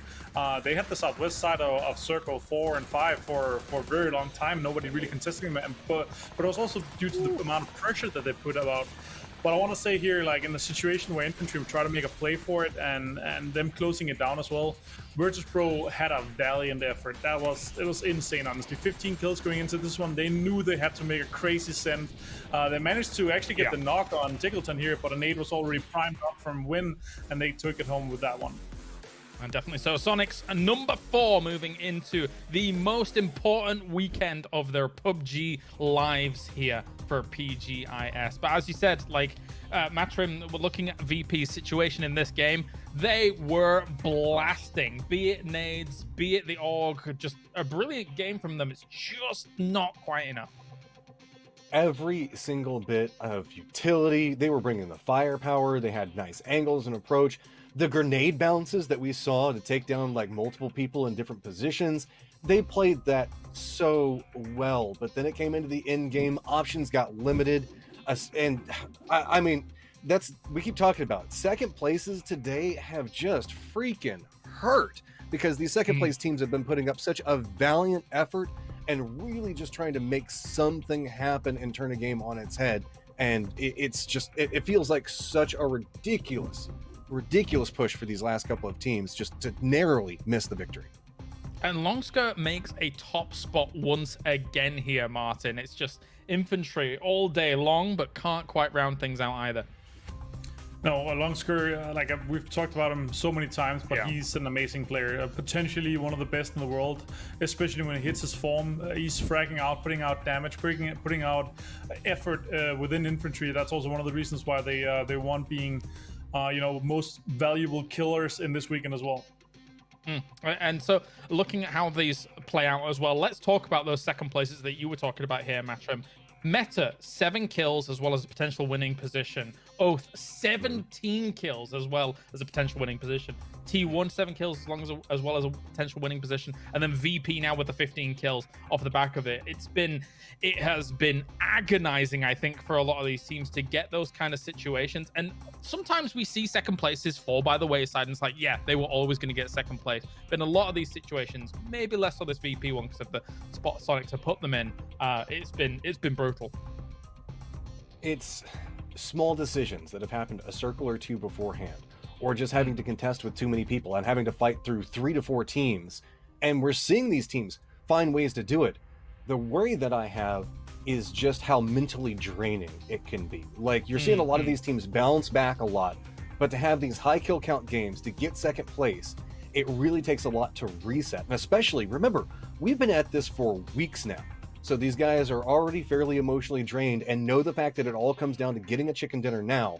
Once you keep getting close, especially when you see a couple of these teams that keep getting close multiple times and keep having it just snatched away, it takes so much. And really, coaches, IGLs, that type of thing just have to make sure that they're mentally bouncing back their players, because you see what is happening with these second place teams. Whenever we're looking at the cameras afterwards, it's just, you just see the emotion drain out of them, and they just slump over, and having to bounce back and go, okay, we've got 5 minutes, let's get it back together, we can win the next one, is sometimes really hard. Yeah, and the sand in the hourglass is ticking away here for all of these teams as they try and qualify onto our final weekend. We're going to go to a short break as our time is now ticking down. And when we return, it's the final game of the day to find out who team number 5 is going to be.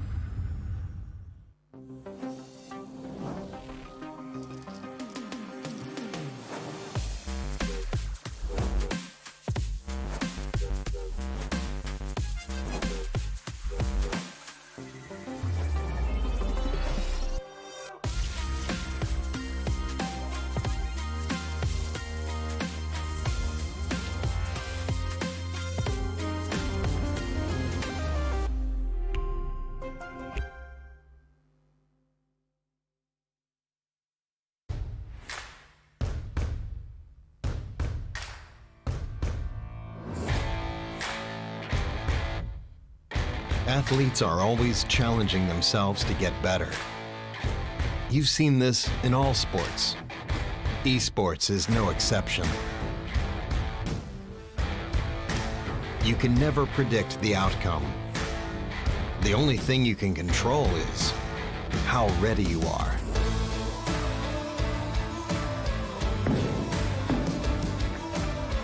Over and over, players adapt, trying to improve, fighting hard for every percent gained. Give everything you've got to the challenge and show your finest.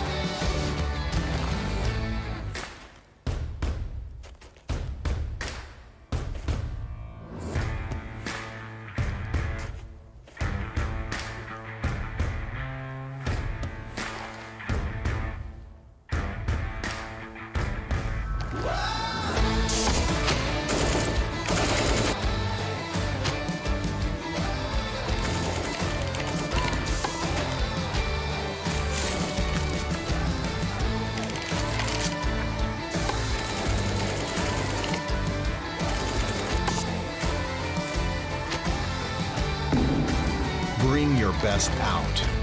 Strive for perfection. It's our goal too.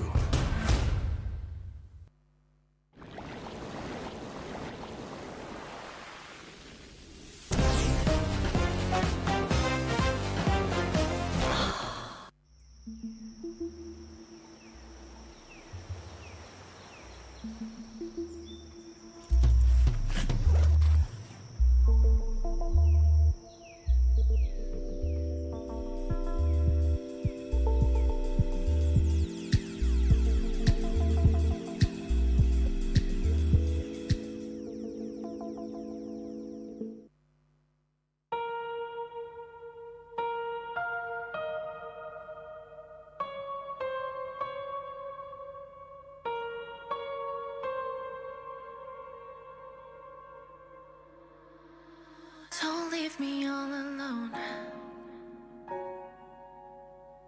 This battle's a lonely one.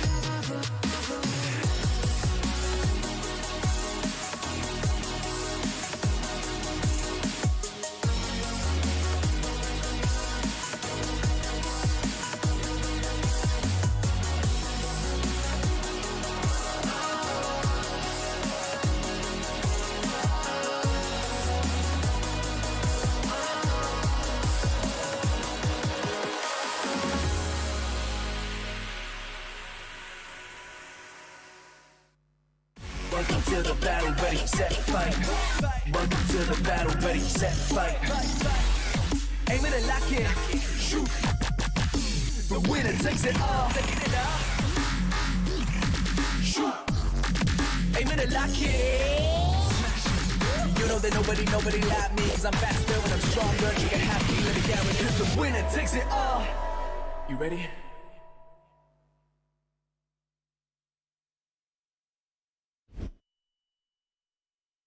PGI.S. We have one more game remaining for our first day of week 6, and we have a new team joining the lobby here to get things rolling. Shoot to kill. Just after America gets themselves a winner, moving through into our weekly final, another one enters the fray. Matrim, our percentage of the lobby being North America is the same as the previous game. What do you think about that, Matrim and STK?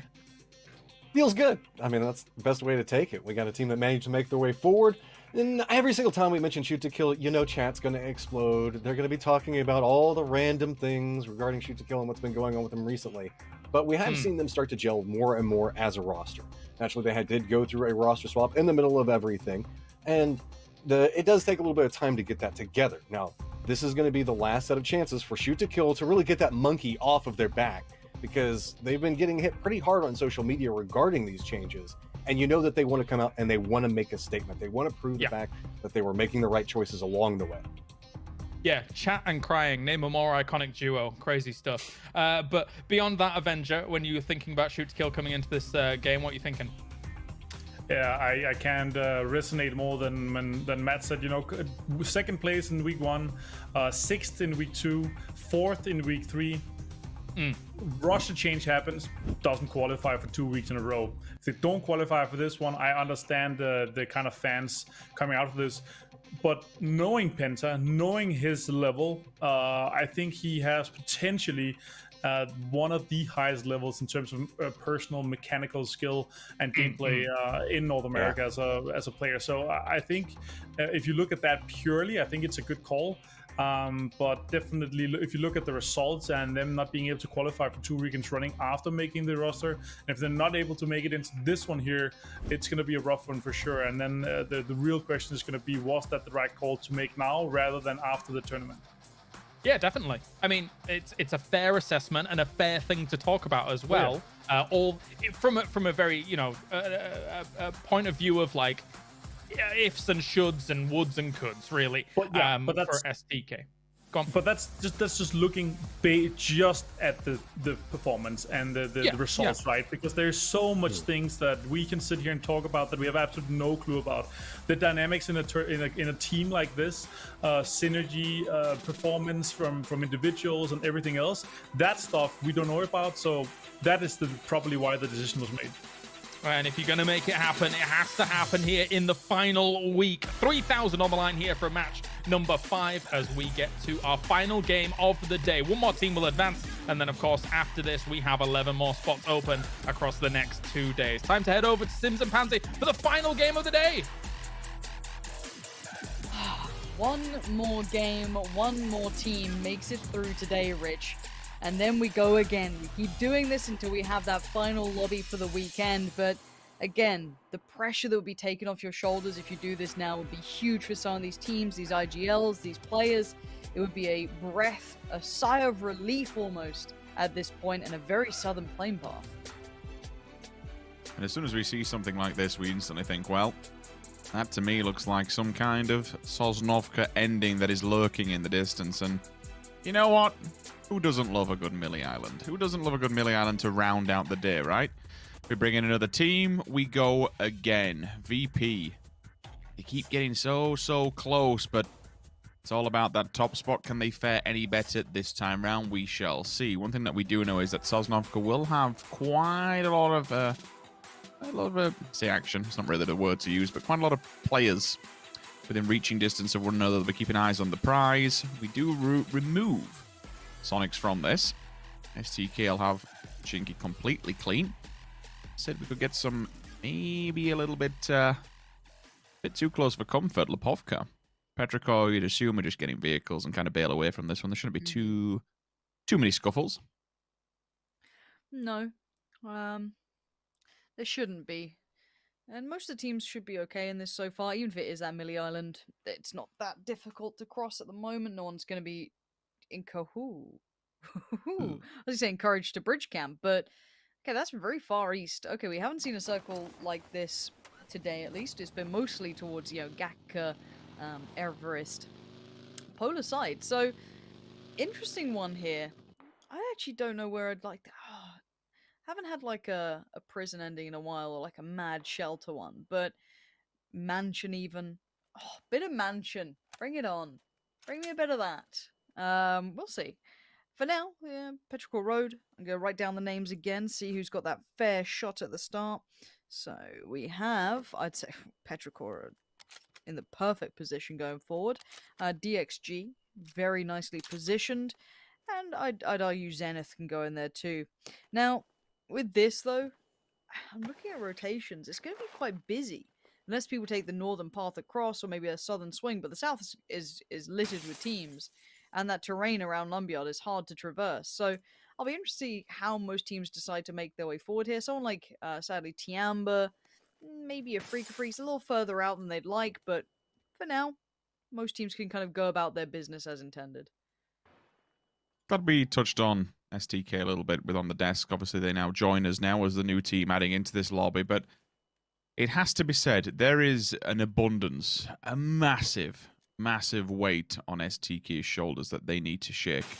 They absolutely need to qualify for this grand finals, and that just comes back to the amount of stick that they've been getting on social media, the amount of questions that have been asked. You know, why would you change out a player mid-tournament? You're looking like you're all right. I mean, they were cruising. You know, they weren't up at the complete top, don't get me wrong, but they were cruising. They were looking good.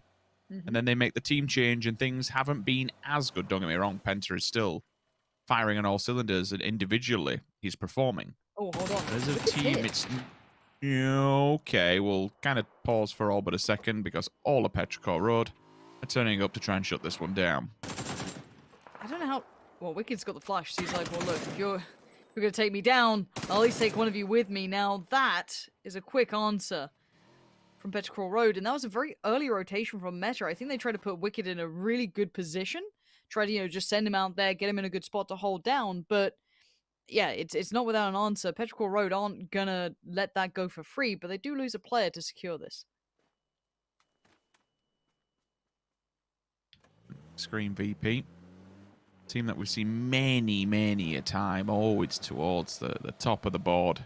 It's not that initial early aggro team that just goes complete full-blown DA and hope for the best. They are proactive. They read circles ridiculously well. When it's time to fight, the individual skill comes through. And you see why they're up there. Currently with a hell of a lot of money banked below them as well, which can be said for quite a few teams thus far. But still, the job isn't done. It won't be over and done with until Sunday. And one team's finally lifting the trophy. For now, not a bad spot. Just below Yasnaya, a split between that and outside of the school and the apps that you can see in the distance. They'll be able to regroup themselves, probably go further afield and more central, so I won't anticipate they sit somewhere around the yellows and the field area. I mean, they could sit by the road and hope that it does push away from water. It was a little bit here or there in the previous one where they hoped to hold for the yellow compounds. Excuse me, not yellow compounds, the main compounds up against the ridgeline. It didn't come through, and ultimately they ended up in second. Still got a good valiant attempt and plenty of frags to boot. And I think it at least shows why VP is still not to be trifled with. Yeah, Aqua 5 going to be caught on this bridge. A little unfortunate for T1 if they'd wanted to keep this together, but it looks like T1 are trying to... I mean, you can't stand and fight there, can you? Really, you got to be planning further ahead. This is sadly a casualty on the way through and a loss of life that's going to sting in this one for sure. Tiamba don't have to worry too much. They still have Lorena watching that bridge, bridge and making sure he sees that T1 have left. So they'll be able to secure their path going forward. And at the start, I touched that maybe some teams will be going on that quite wide northern swing. And it does seem as though that's the case. Going to slot themselves in around that no-lean town, maybe the Yasnaya Pond, and then kind of play in off the back of that. I do want to look towards Meta and Petrichor Road continuously. I want to see how they're approaching this. They're sitting east of Yasnaya. They've gone for the road kind of where it leads out east in the compound where we saw Meta try and claim earlier on. FaZe on the way through, and the timing could not be worse. Balefrost. Oh no, it's Snake is in the car. Can he make it through this without any trouble? A couple of shots. DA do seem to let him cross for now. They've managed to make it through. Now, DA, what do? Do they get a little paranoid that Oath might pull up? It looks like that's the case. They're going to wait this out for a second and make sure they are safe to move forward. They've got two options. They can either just go for the western bridge and hit and hope, use some meds while doing so in the process, or they might try and go to the cliff face and see if they can catch Oath going across the Milta Bay. If they cop for that, then they know the bridge is clear, but for DA, they might not want to even take that chance. And I don't blame them. I understand with games now slowly but surely getting down. After this, we'll only have 11 left to be able to qualify. It gets to start to get a little bit sketchy. Next few days, the pressure begins to mount. Simultaneous rotation comes out from Na'Vi. This is up towards the north, just above Yasnaya. 36 will have a quick eye line into this one, so don't be too confused if a third party does come in and a player is knocked from a different angle. Behind all of that, you'll also have Tiamba. Same trajectory path. Same way that they're going to be going. That vehicle is... No wonder he's had to pick him up, and it's not looking good whatsoever. Na'Vi will hold for a second. They'll catch the last edges, the remnants of T1.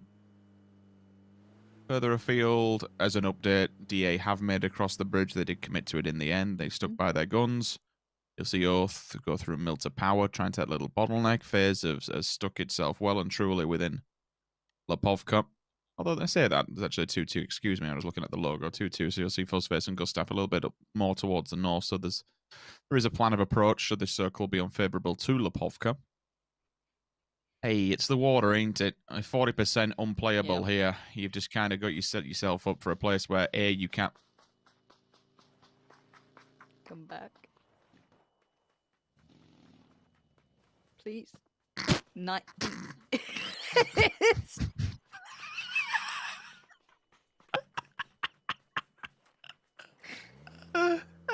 Nice. Oh, God.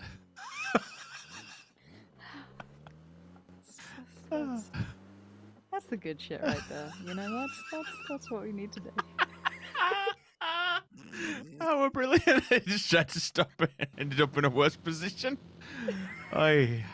Hey. Okay.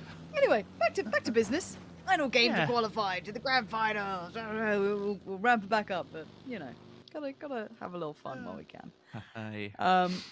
We wait for the circle at this point. This is where the game can change because there isn't like a hyper favored position in this. It's pretty much fair game. I'd say Stalber's pretty out of the question. Maybe Milta Power's out of the question, but beyond that, that main landmass is very much playable.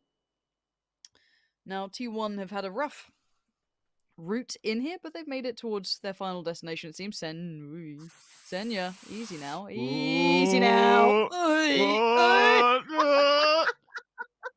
What is going on? Made a huge He's mistake, fine. boys. It's all intended. Yeah, it's all good. Senya's fine. He'll be able to get back to his car if he wants it. No problemo. DA around prison now. Miramar on the other side. Infantry not far off. Okay, Yasnaya, bit of a ping towards that sort of side, but I'd say Virtus Pro, Zenith, and Shoot to Kill get great beginnings in this now to build further forward. They can kind of dig themselves in. Now, I don't think we've seen like a Yasnaya end, and I still don't believe it will be. There is a bit of that water in play, not a great deal, but those fields on the southern side, now they can be rife for endings. We've seen a fair few, haven't we?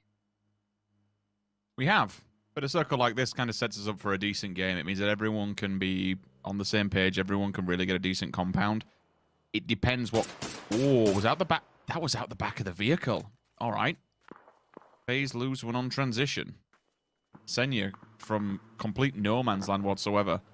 You touched on Yasnaya, and there's a few people who are going to be committing to it. Like, if E36 are going in here, really, this is where you're going to be staying your feet. You can't easily drive through the front side of this building. Police station, library, whichever way you want to call it. But yeah, between Yasnaya, it's that main road that I kind of look towards. I'll pause for a second. Drive by, Metralius. Down. Quick answer back from Marco. That's a decent response. The smokes will go up. Have to be aware of Relo in the distance, and maybe even pack caps also. Yeah, it feels like they're in two minds. Snake is now, he is a little disconnected from them. You can see infantry actually on far from him, so he's got to be careful, but a worthwhile pull-up apparently, because Snake can at least find Mert.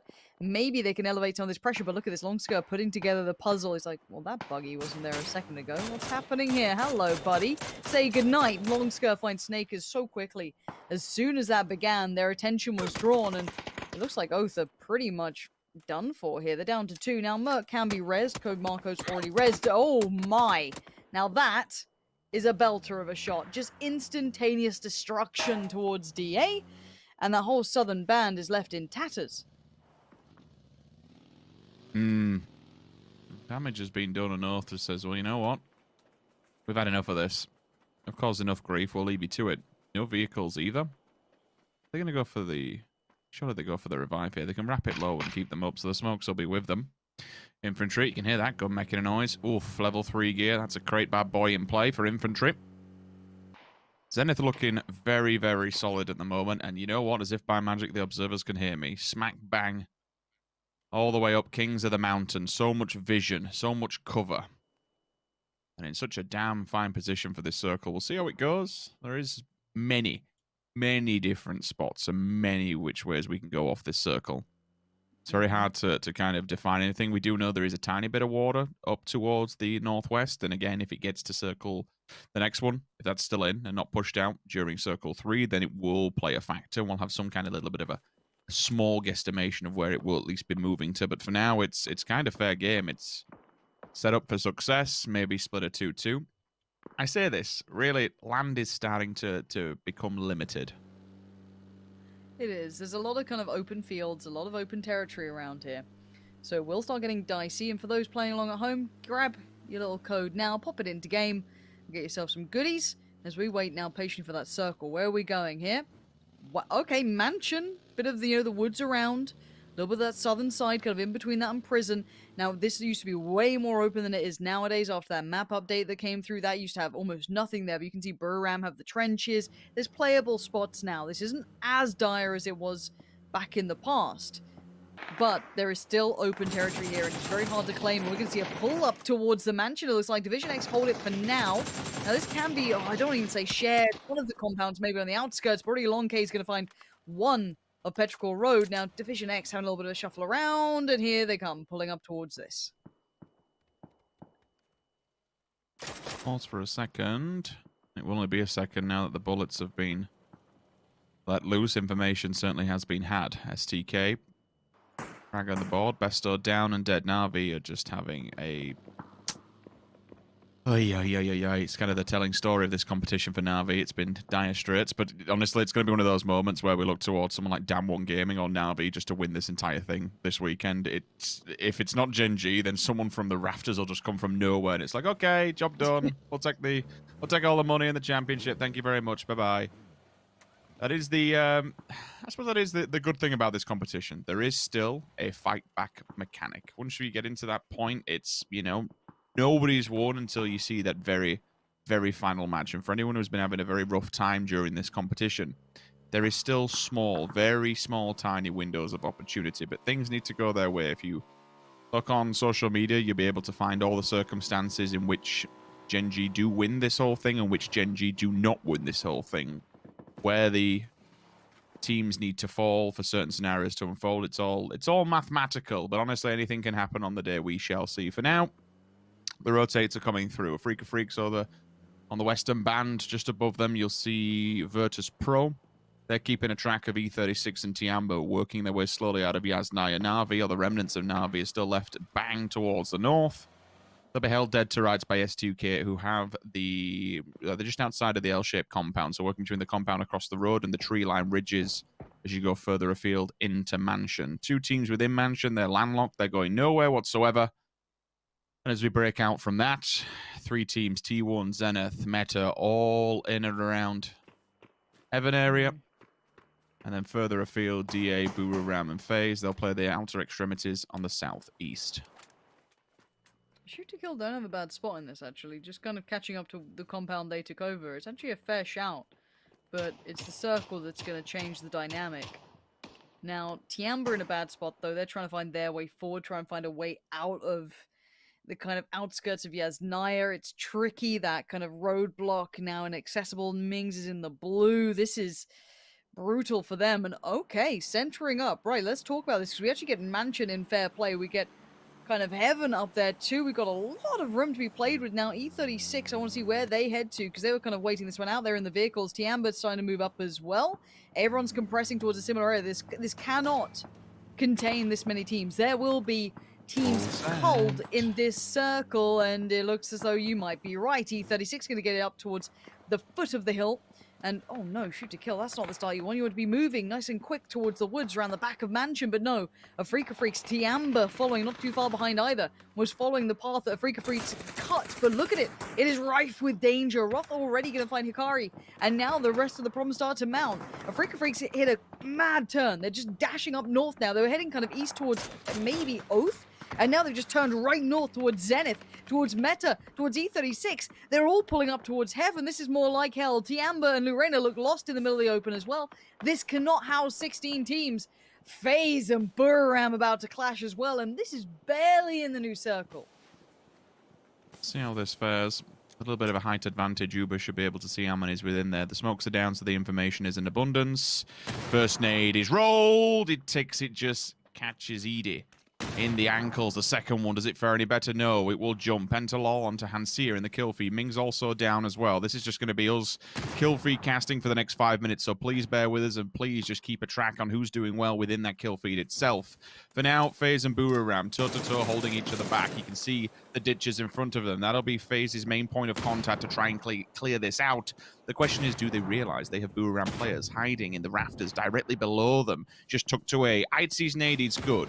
No Adra first victim to be found. Edie might see the player just towards the container, which he does, but he has repositioned. Good molly comes out from the side, but instantly the repeat from Itzy is bad. Edie sees him, and instantly we're tied up once again. FaZe actually on the receiving end. Gustav damaged as well, and the one player hiding in the corner. He's been a prominent nuisance for FaZe. They're getting tunnel vision towards him, but that is a damn good spray from Uber to try and even things up. Konaxi answers back also. This is just insanity. Gustav, last man standing for FaZe. Yeah, Uber tried to kind of come back, I think it was towards 80, and then I don't know if he got blocked or what, but now Gustav falls and Boomerang get to live to tell the tale. Plenty of them alive. They'll be picked up back on their feet unless someone else would make a mad dash for it. But that area is barely in. I was clutching at straws for FaZe. And, well, we suffer the consequences. First team out. 16th place. 8 seconds until that circle switches things up. We've got to see what happens here. Bob Meow can be picked up now. Edie. Oh, actually, I don't know. The Blues could be chunking away at them. They might be done for at this point. But this is looking like heaven is on the cards. We already have, what? E36, Meta, Zenith, T1, Afrika Freaks, all trying to live here harmoniously, and that just is not gonna cut it. Shoot to Kill might be looking this way soon. Petrichor Road, DXG potentially. Virtus Pro, where do they take themselves now? That's the big question in my mind. It's a bit of an open field in front of them. And Infantry, let alone where they fold into. I don't know where every team goes here, Rich. No, it's a question that I'm sure will get answered within, if not the end of this circle, definitely within the next one. It wasn't a bad effort from Afrika Freaks. There was nowhere else to go, but they lined the vehicles up perfectly to at least give them some sort of standing chance against STK. But the question is, once those smoke nades have gone, once they run out of cover from the utility, what happens next? Thankfully, for everyone who's looking at them from Mansion, they have to come this way. And with the Mansion now just completely pushed out from the previous circle, I don't know. This is so difficult to even read, and I don't even think we can read it. It's really fighting for survival at this point, and your own individual gun skill is going to come into play. This tiny bit of land is all that they're fighting for, and Longskull wants it for himself. Smash has even gone down towards Kickstart. Shoot to kill! Plow through them! Send in the vehicles! Oh, Luke 12, probably resable here as well, but in the blink of an eye, we've lost out on DA as well. Infantry maintain their position, and Shoot to Kill somehow stabilize. If one nade went down there, they would be dead to rights, but no. Somehow, they still live. But as per in the vehicles, Rich, where the hell are they going? I think they're unfortunately might trip over Infantry. Infantry's within the circle and kind of waiting for them, so we'll keep an eye on that kill feed. First one, second one's in the back of the car. Bye-bye, thank you for it. Wait, hold the hell up. Spyro and Lou just drive into the backside of Infantry. Almost identical to what we saw from the Afrika Freaks earlier on, and now it's into a 2-2. Oh my, this is over so little land, but they're desperate for anything. That Molotov almost forcing Spyro out of there. Lou already looking around the edge of that smoke. He might get a good flank here. If they focus too much towards Spyro, it's going to be on Lou. But the prediction from Monsker is sublime. He turns around, understands what they were trying to get up to, and now Spyro just surrounded. He's got so much to worry about now. Headshot comes in. He looks dead here. And one more bullet, but he denies it. 4 HP. He's trying so desperately to stay alive. And there's one player spraying away! And the third party from Mings! Spyro's alive somehow. That's madness. That is absolute madness. Saved by the third party, but the circle It takes us to heaven and what you classified as hell. And it is going to be absolute hell for anybody who's not within those buildings. That is just a mammoth task to get up that hillside. We pictured it before. It's like a castle with a moat all around it. You can wander up those hills. You can get up the side of it. But once you're there, the turrets will just open and rain down hell from above. This is going to be difficult. This is going to be a very, very difficult breach for anybody who's not inside those compounds. You're now hoping that the circle eventually pulls out from it so you can kill them once they evacuate the scene. Now, keep in mind, DXG and Zenith were two of the teams at the very start that had the perfect beginning for this circle, and they're still in decent position. Of course, Zenith being the main one, both had no position to work with, so they're going for the mad dash pull-up, and it's going to be Patcaps to try and make it there. Hops out of the vehicle, but merely to be met by his maker. T1 on the other side, just greet them with a smile, and T1 maintain position. Spyro going to try and throw his hat in the ring. Quietly pulling up alongside, maybe not trying to avoid too much because, as you can see, DXG try it out, and it's going to be between Shoot to Kill and T1 as the guards to this castle just ripping people out of these vehicles. Well, it's okay getting all these frags, but again, we're not playing for points here. It comes down to placement, and while I'm totally fine with this position that they're in, and they're dealing with people on arrival. Oh, this was the drive earlier on. He crushes two of them. Oh my god, it's in midair as well. That is just one of those things that you cannot. There's really no way of dealing with it. It's like, okay, well, that's it. We'll just accept it for what it is at face value. Tiamba, outside of the circle, last team to try and make some sort of an impression here. It's not going well, boys. The vehicle is busted beyond all recognition. And now you've been spotted. Yeah, this is you ultimately waiting to die, unfortunately. That thing is not getting in there. Just call it a bad day and move on. Yeah, I don't see that many smokes either. M200's got one. I don't think there's any on Mings unless I'm mistaken. So their options are exceedingly limited. Even with a great deal of smoke, you're just not going to be able to do too much with it. I want to highlight how well Shoot to Kill have done to garner this position. We talk about at the start that Zenith probably had the better starting spot being out here. Shoot to Kill sent it full in. They managed to nab some really good positionings east of Yasnaya in the earlier circles. Now, Linshan aware of what's going on, and this is arguably the final go of things, trying to make something happen for themselves. And Tiamba trying to find any way forward. Oh, this is horrible. That's just beautiful work from Kickstart shot-wise, but a slow and painful death it looks like for M200 here.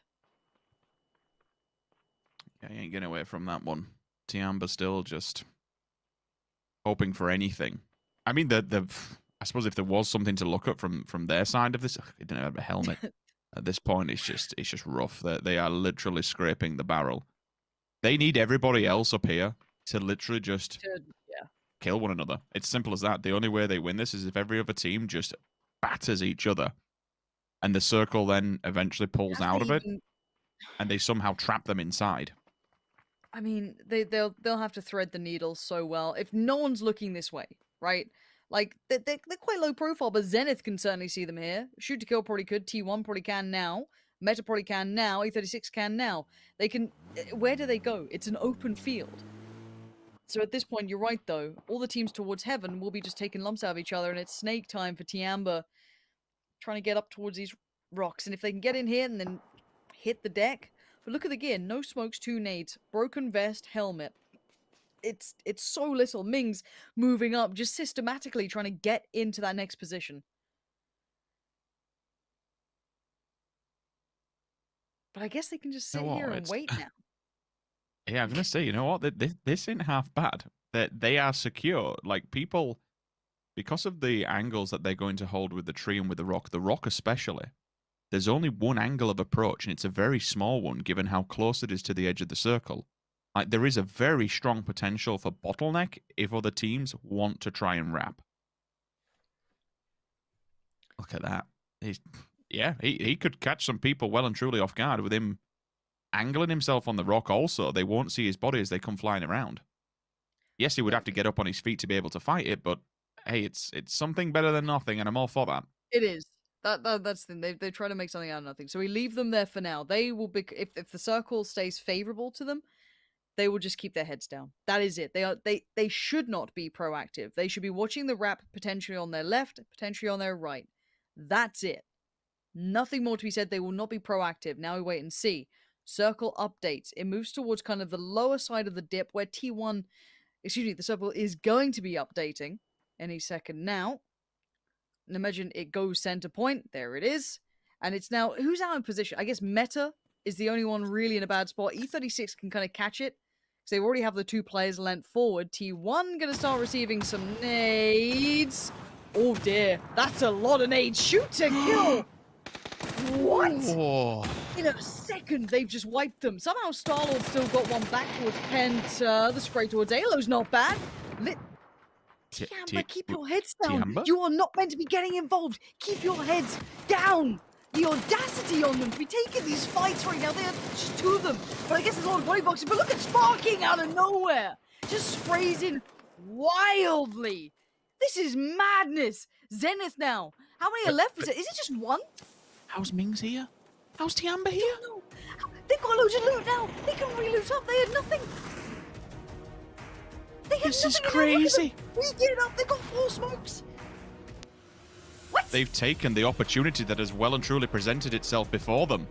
Everyone else is fighting. We said this was the perfect turntable for Tiamba to have any striking distance of this. Everyone had to beat each other to death. It then gives them that small window. They go forward, and now you can already see, look at this, Lin Shun Mings. They're cycling lethal utility, and they're just vert-nading the plateau in a hope that they can somehow find somebody. Lin Shun's even, look at this aggro. He's going up to have a look. Audacity! I don't care. This is... What is this? He's using the Uzi? What is this game, Rich? We've got Tiamba straight up Robin Hooding this. Just, oh, you've got all those goodies. I'm going to take it. I'm not going to give it to the poor. I'll give it to myself. I am the poor. Give me the goods. So Tiamba have somehow reinforced themselves here. And now they can just sit on this ridgeline. The next circle, the center point, will be just on the top of that ridgeline. As long as they secure that left and right flank, which exactly is what they're doing, they can catch the flank pretty well.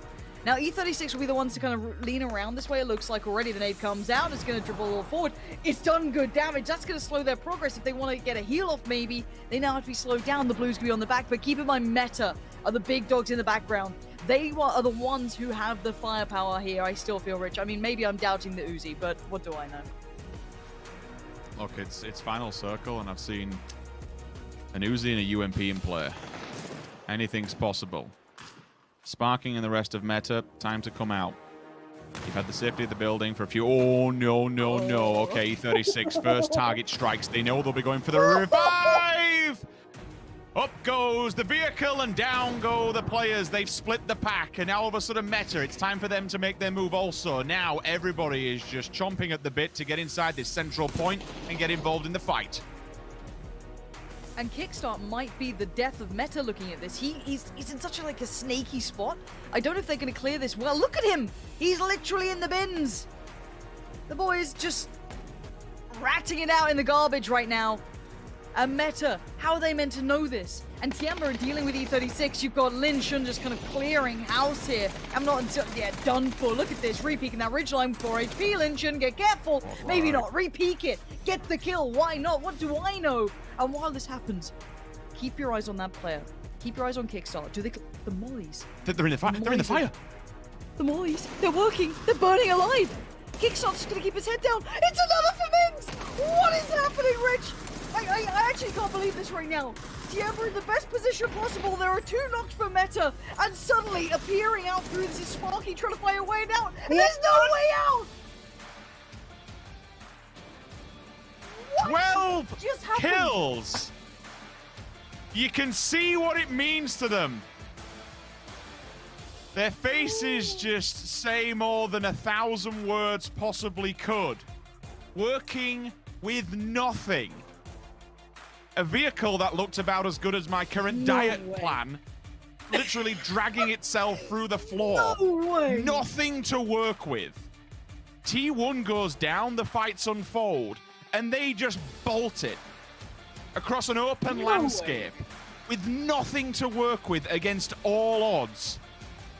That utility that they picked up off of T1's body was put to such good use. They set the bombardment onto E36, and then the mollies just cover the floor in flames. Through the fire and the smoke, all the players are weakened, and they just dumped on everybody. What else can be said? Meta literally got locked in. They got locked in. The mollies were everywhere. The fence was there. They couldn't make it over. The audacity on the fights from Tiamba. Unbelievable. Unbelievable. I love it. Refusing to lose. Straight up had nothing. Their vests were broken. No helmets. They were out in the middle of no man's land. They crept in under the cover while everyone else was so worried about themselves. They snaked their way up, but they didn't stay quiet. They took on so many teams.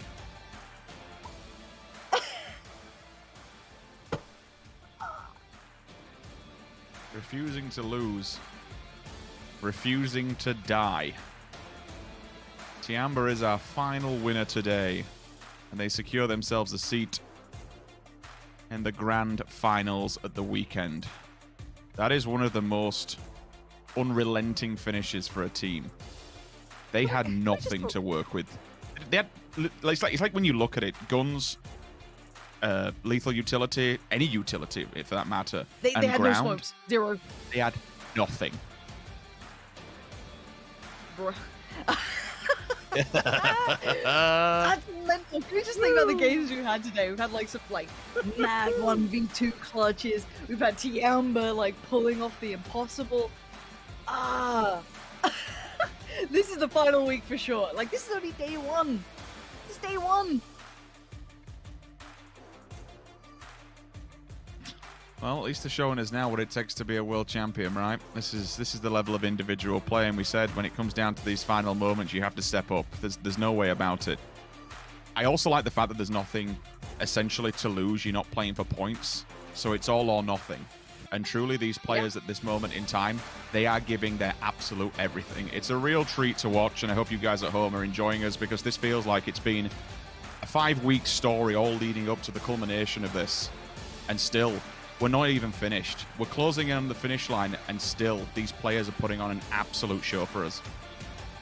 How many times do we see teams give up points to the blue and we nod our heads, but seeing the resilience that these players can show to convert that scenario, most people who play the percentages go, we're done for. We're done for. No smokes, no utility, no way in, rough side of the circle, people already in heaven, full for. They have all this information, and yet they still manage to convert that. That is something that I love seeing with this format, that there is no reason to relent. And Rich, what a pleasure that was. PGI.S weekly survival 6주차. PGI.S weekly survival week 6. And the winners of our last match for tonight was Esports. 기록하면서 정말 당당하게 파이널로 They recorded a 12 kill point. 인터뷰 나눠보도록 하겠습니다. 안녕하세요. 승리 축하드립니다. Congratulations. Hello. 정말 두 명의 인원이 엄청난 경기력을 보여주면서 치킨을 가져가게 The remaining 되셨는데요. 2 players, you guys performed excellently and managed to take home the chicken dinner. How did you guys approach the game today? 持着很紧张的态势，然后想听一下当时你们都交流了哪些内容。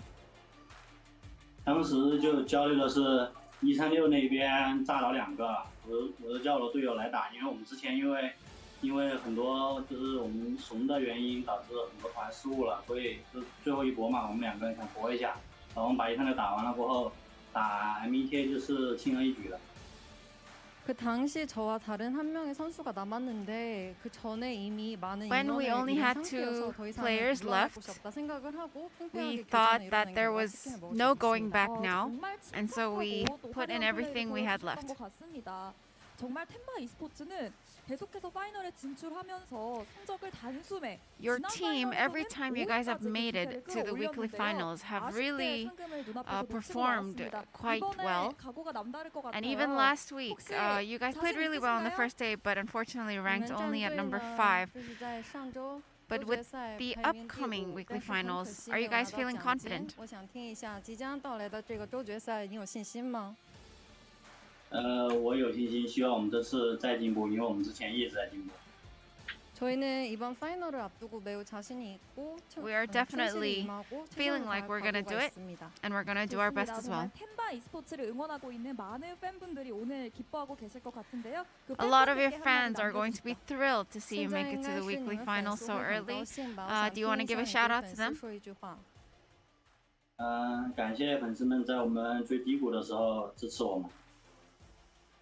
저희 팬분들에게 저희가 되게 To all our 안 좋은 fans, 상황일 때도 불구하고 끊임없이 저희를 향한 지지 thank you so much for your continued support, even if we've had some low points. 오늘 승리 정말 축하드립니다. 파이널에서 뵙겠습니다. Congratulations on your win, and we'll see you at the weekly finals. 네, 이렇게 해서 오늘 마지막 피날레를 장식한 팀은 바로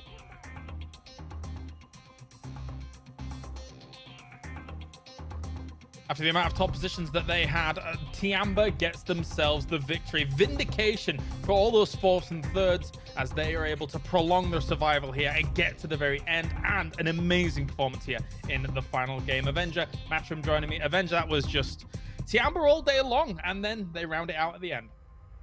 Yeah, super happy to see consistent performance like this rewarded. They were able to step up like this, and also the amount of control that they had on the southwest side in our later stage of the circles, super well executed by them, to be honest. Rough games overall, though. Some of these rotational kills, Tiamba was in this one. Also ensued the music here with infantry chasing down their vehicles and also flipping a buggy on the way to do that. That had me laughing, to be honest. Buriam in this area, super rough area to play, and especially super rough area to get out of, because you usually end up being gate kept by the mansion area. So tough times to face, being early limited here. Buriam was able to step it up and get a lot of kills from that one, though. Right, definitely so. Matchroom? I mean, what more do you want from a round? Look at what's happening on your screen. There is so many just send it moments, and that's due to the nature of the beast. Like, circles 4, 5, and then leading into 6 were the actual villains of this round. There was near on nowhere to go, so teams just had to send it into covered points. You can see the first contenders trying to come up to try to dethrone T1. Then let's go ahead and take another team rolling in as we just get a pyramid of vehicles stacked around them. And this is what I was waiting for. Once the grenades started hitting the stack of vehicles they have, you can see T1 just had nowhere to go. It was just explosions galore everywhere. Yeah, many witness me moments, but in the end, T1 does fall down towards the bottom position. But I did not, in my wildest dreams, consider these circles to be Tiamba favored towards the end here, Martin, but somehow they made it work. I thought everybody on Heaven, T1's original position was going to work out, but Tiamba making it happen here in this final game. Amazing. Yeah, for sure. That southwest area in general, when you have the circle here, that's the only way you can really approach it, is the southwest area, because you have an area to play around, you can get off it, and especially how they were able to use utility to get rid of E36 that was playing micro Uzis and laying low for some time. They had a rough time trying to get in as well. They were bruised and battered after all their fights as well. Yeah, crazy stuff. Crazy to see it, and pure joy on the face of Tiamba. I think they know Matchroom, that they've been through the ringer here today. They had a lot of central positions. This actually felt like one of the only times that they've had the kind of edge positions, and they've been playing in from that, and it did work out.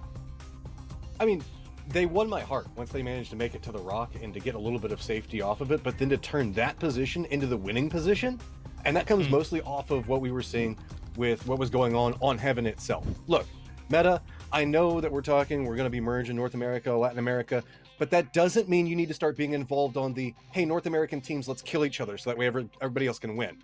That was Shoot to Kill, Zenith, and Meta all converging while they all had strong positions to just absolutely decimate each other. And then we saw a whole bunch of other teams try to capitalize off of that, and Tiamba really just found opportunity upon opportunity after having a hellacious day of consistent forts to finally get it together and get the win.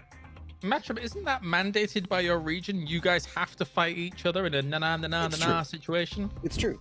Na-na-na-na-na-na-na-na is just the way it goes. Like, we gotta murder each other. That's how we show love and affection, right? In America? Ah, okay. Yeah, I suppose so. But we have our 5 winners coming in from the day here. What a phenomenal 5 that we have actually advancing on in from day 1 here, Martin. It's a great lineup. Fantastic lineup. Teams that have 6 weeks with Gen G, Day Trade and MCG with 5, and Tianma and Sonic with 4 out of the 6 weekends. So consistency really shows. No kind of outliers with 0 or 1 or 2 weekends participation here. So super impressed so far. Tomorrow is going to be easier for some of the teams coming into it, because some of the really big boys and some of the really good teams are actually out of it. Yeah, and tomorrow we have Wednesday, and we have 6 games coming at you. We'll be starting things on Miramar and going from Erangel, Miramar, Erangel, Miramar, and continuing on. So 6 more teams tomorrow will join the 5 that have already qualified. And when you look at who has performed well, Matrim, today, but hasn't quite been able to eke out a win, who are you looking at tomorrow to maybe steal one of those away? Ooh, I mean, we saw a lot of second places with high kill counts, and it was so ridiculously close. Oath, I would have to say, gets a little bit of favor from me because we've been regularly seeing them making it into the weekly finals. They know how to get a chicken dinner. They got denied this time around, but I think there's an opportunity. Additionally, I'll be real. I still want to see Meta.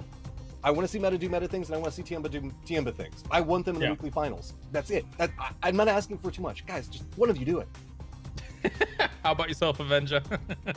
Yeah, I want to see some of the teams that obviously have been in all week so far. I want to see Freaks again. I want to see Oath as well. But in terms of dark horses, I want to see Meta in there. They've been really stepping it up, doing extremely well.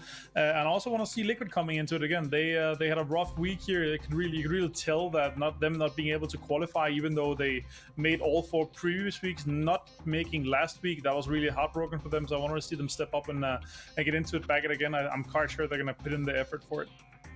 All right. Well, thank you very much, gentlemen, and thank you to everybody around the world tuning in for today. That is going to do it. Our 5 teams looking great going into our final, our final weekly final, even I should phrase it as, here for PGI.S. Tomorrow we're back, same time, same place. 6 games tomorrow to find out who joins them. We'll see you tomorrow for more PUBG action.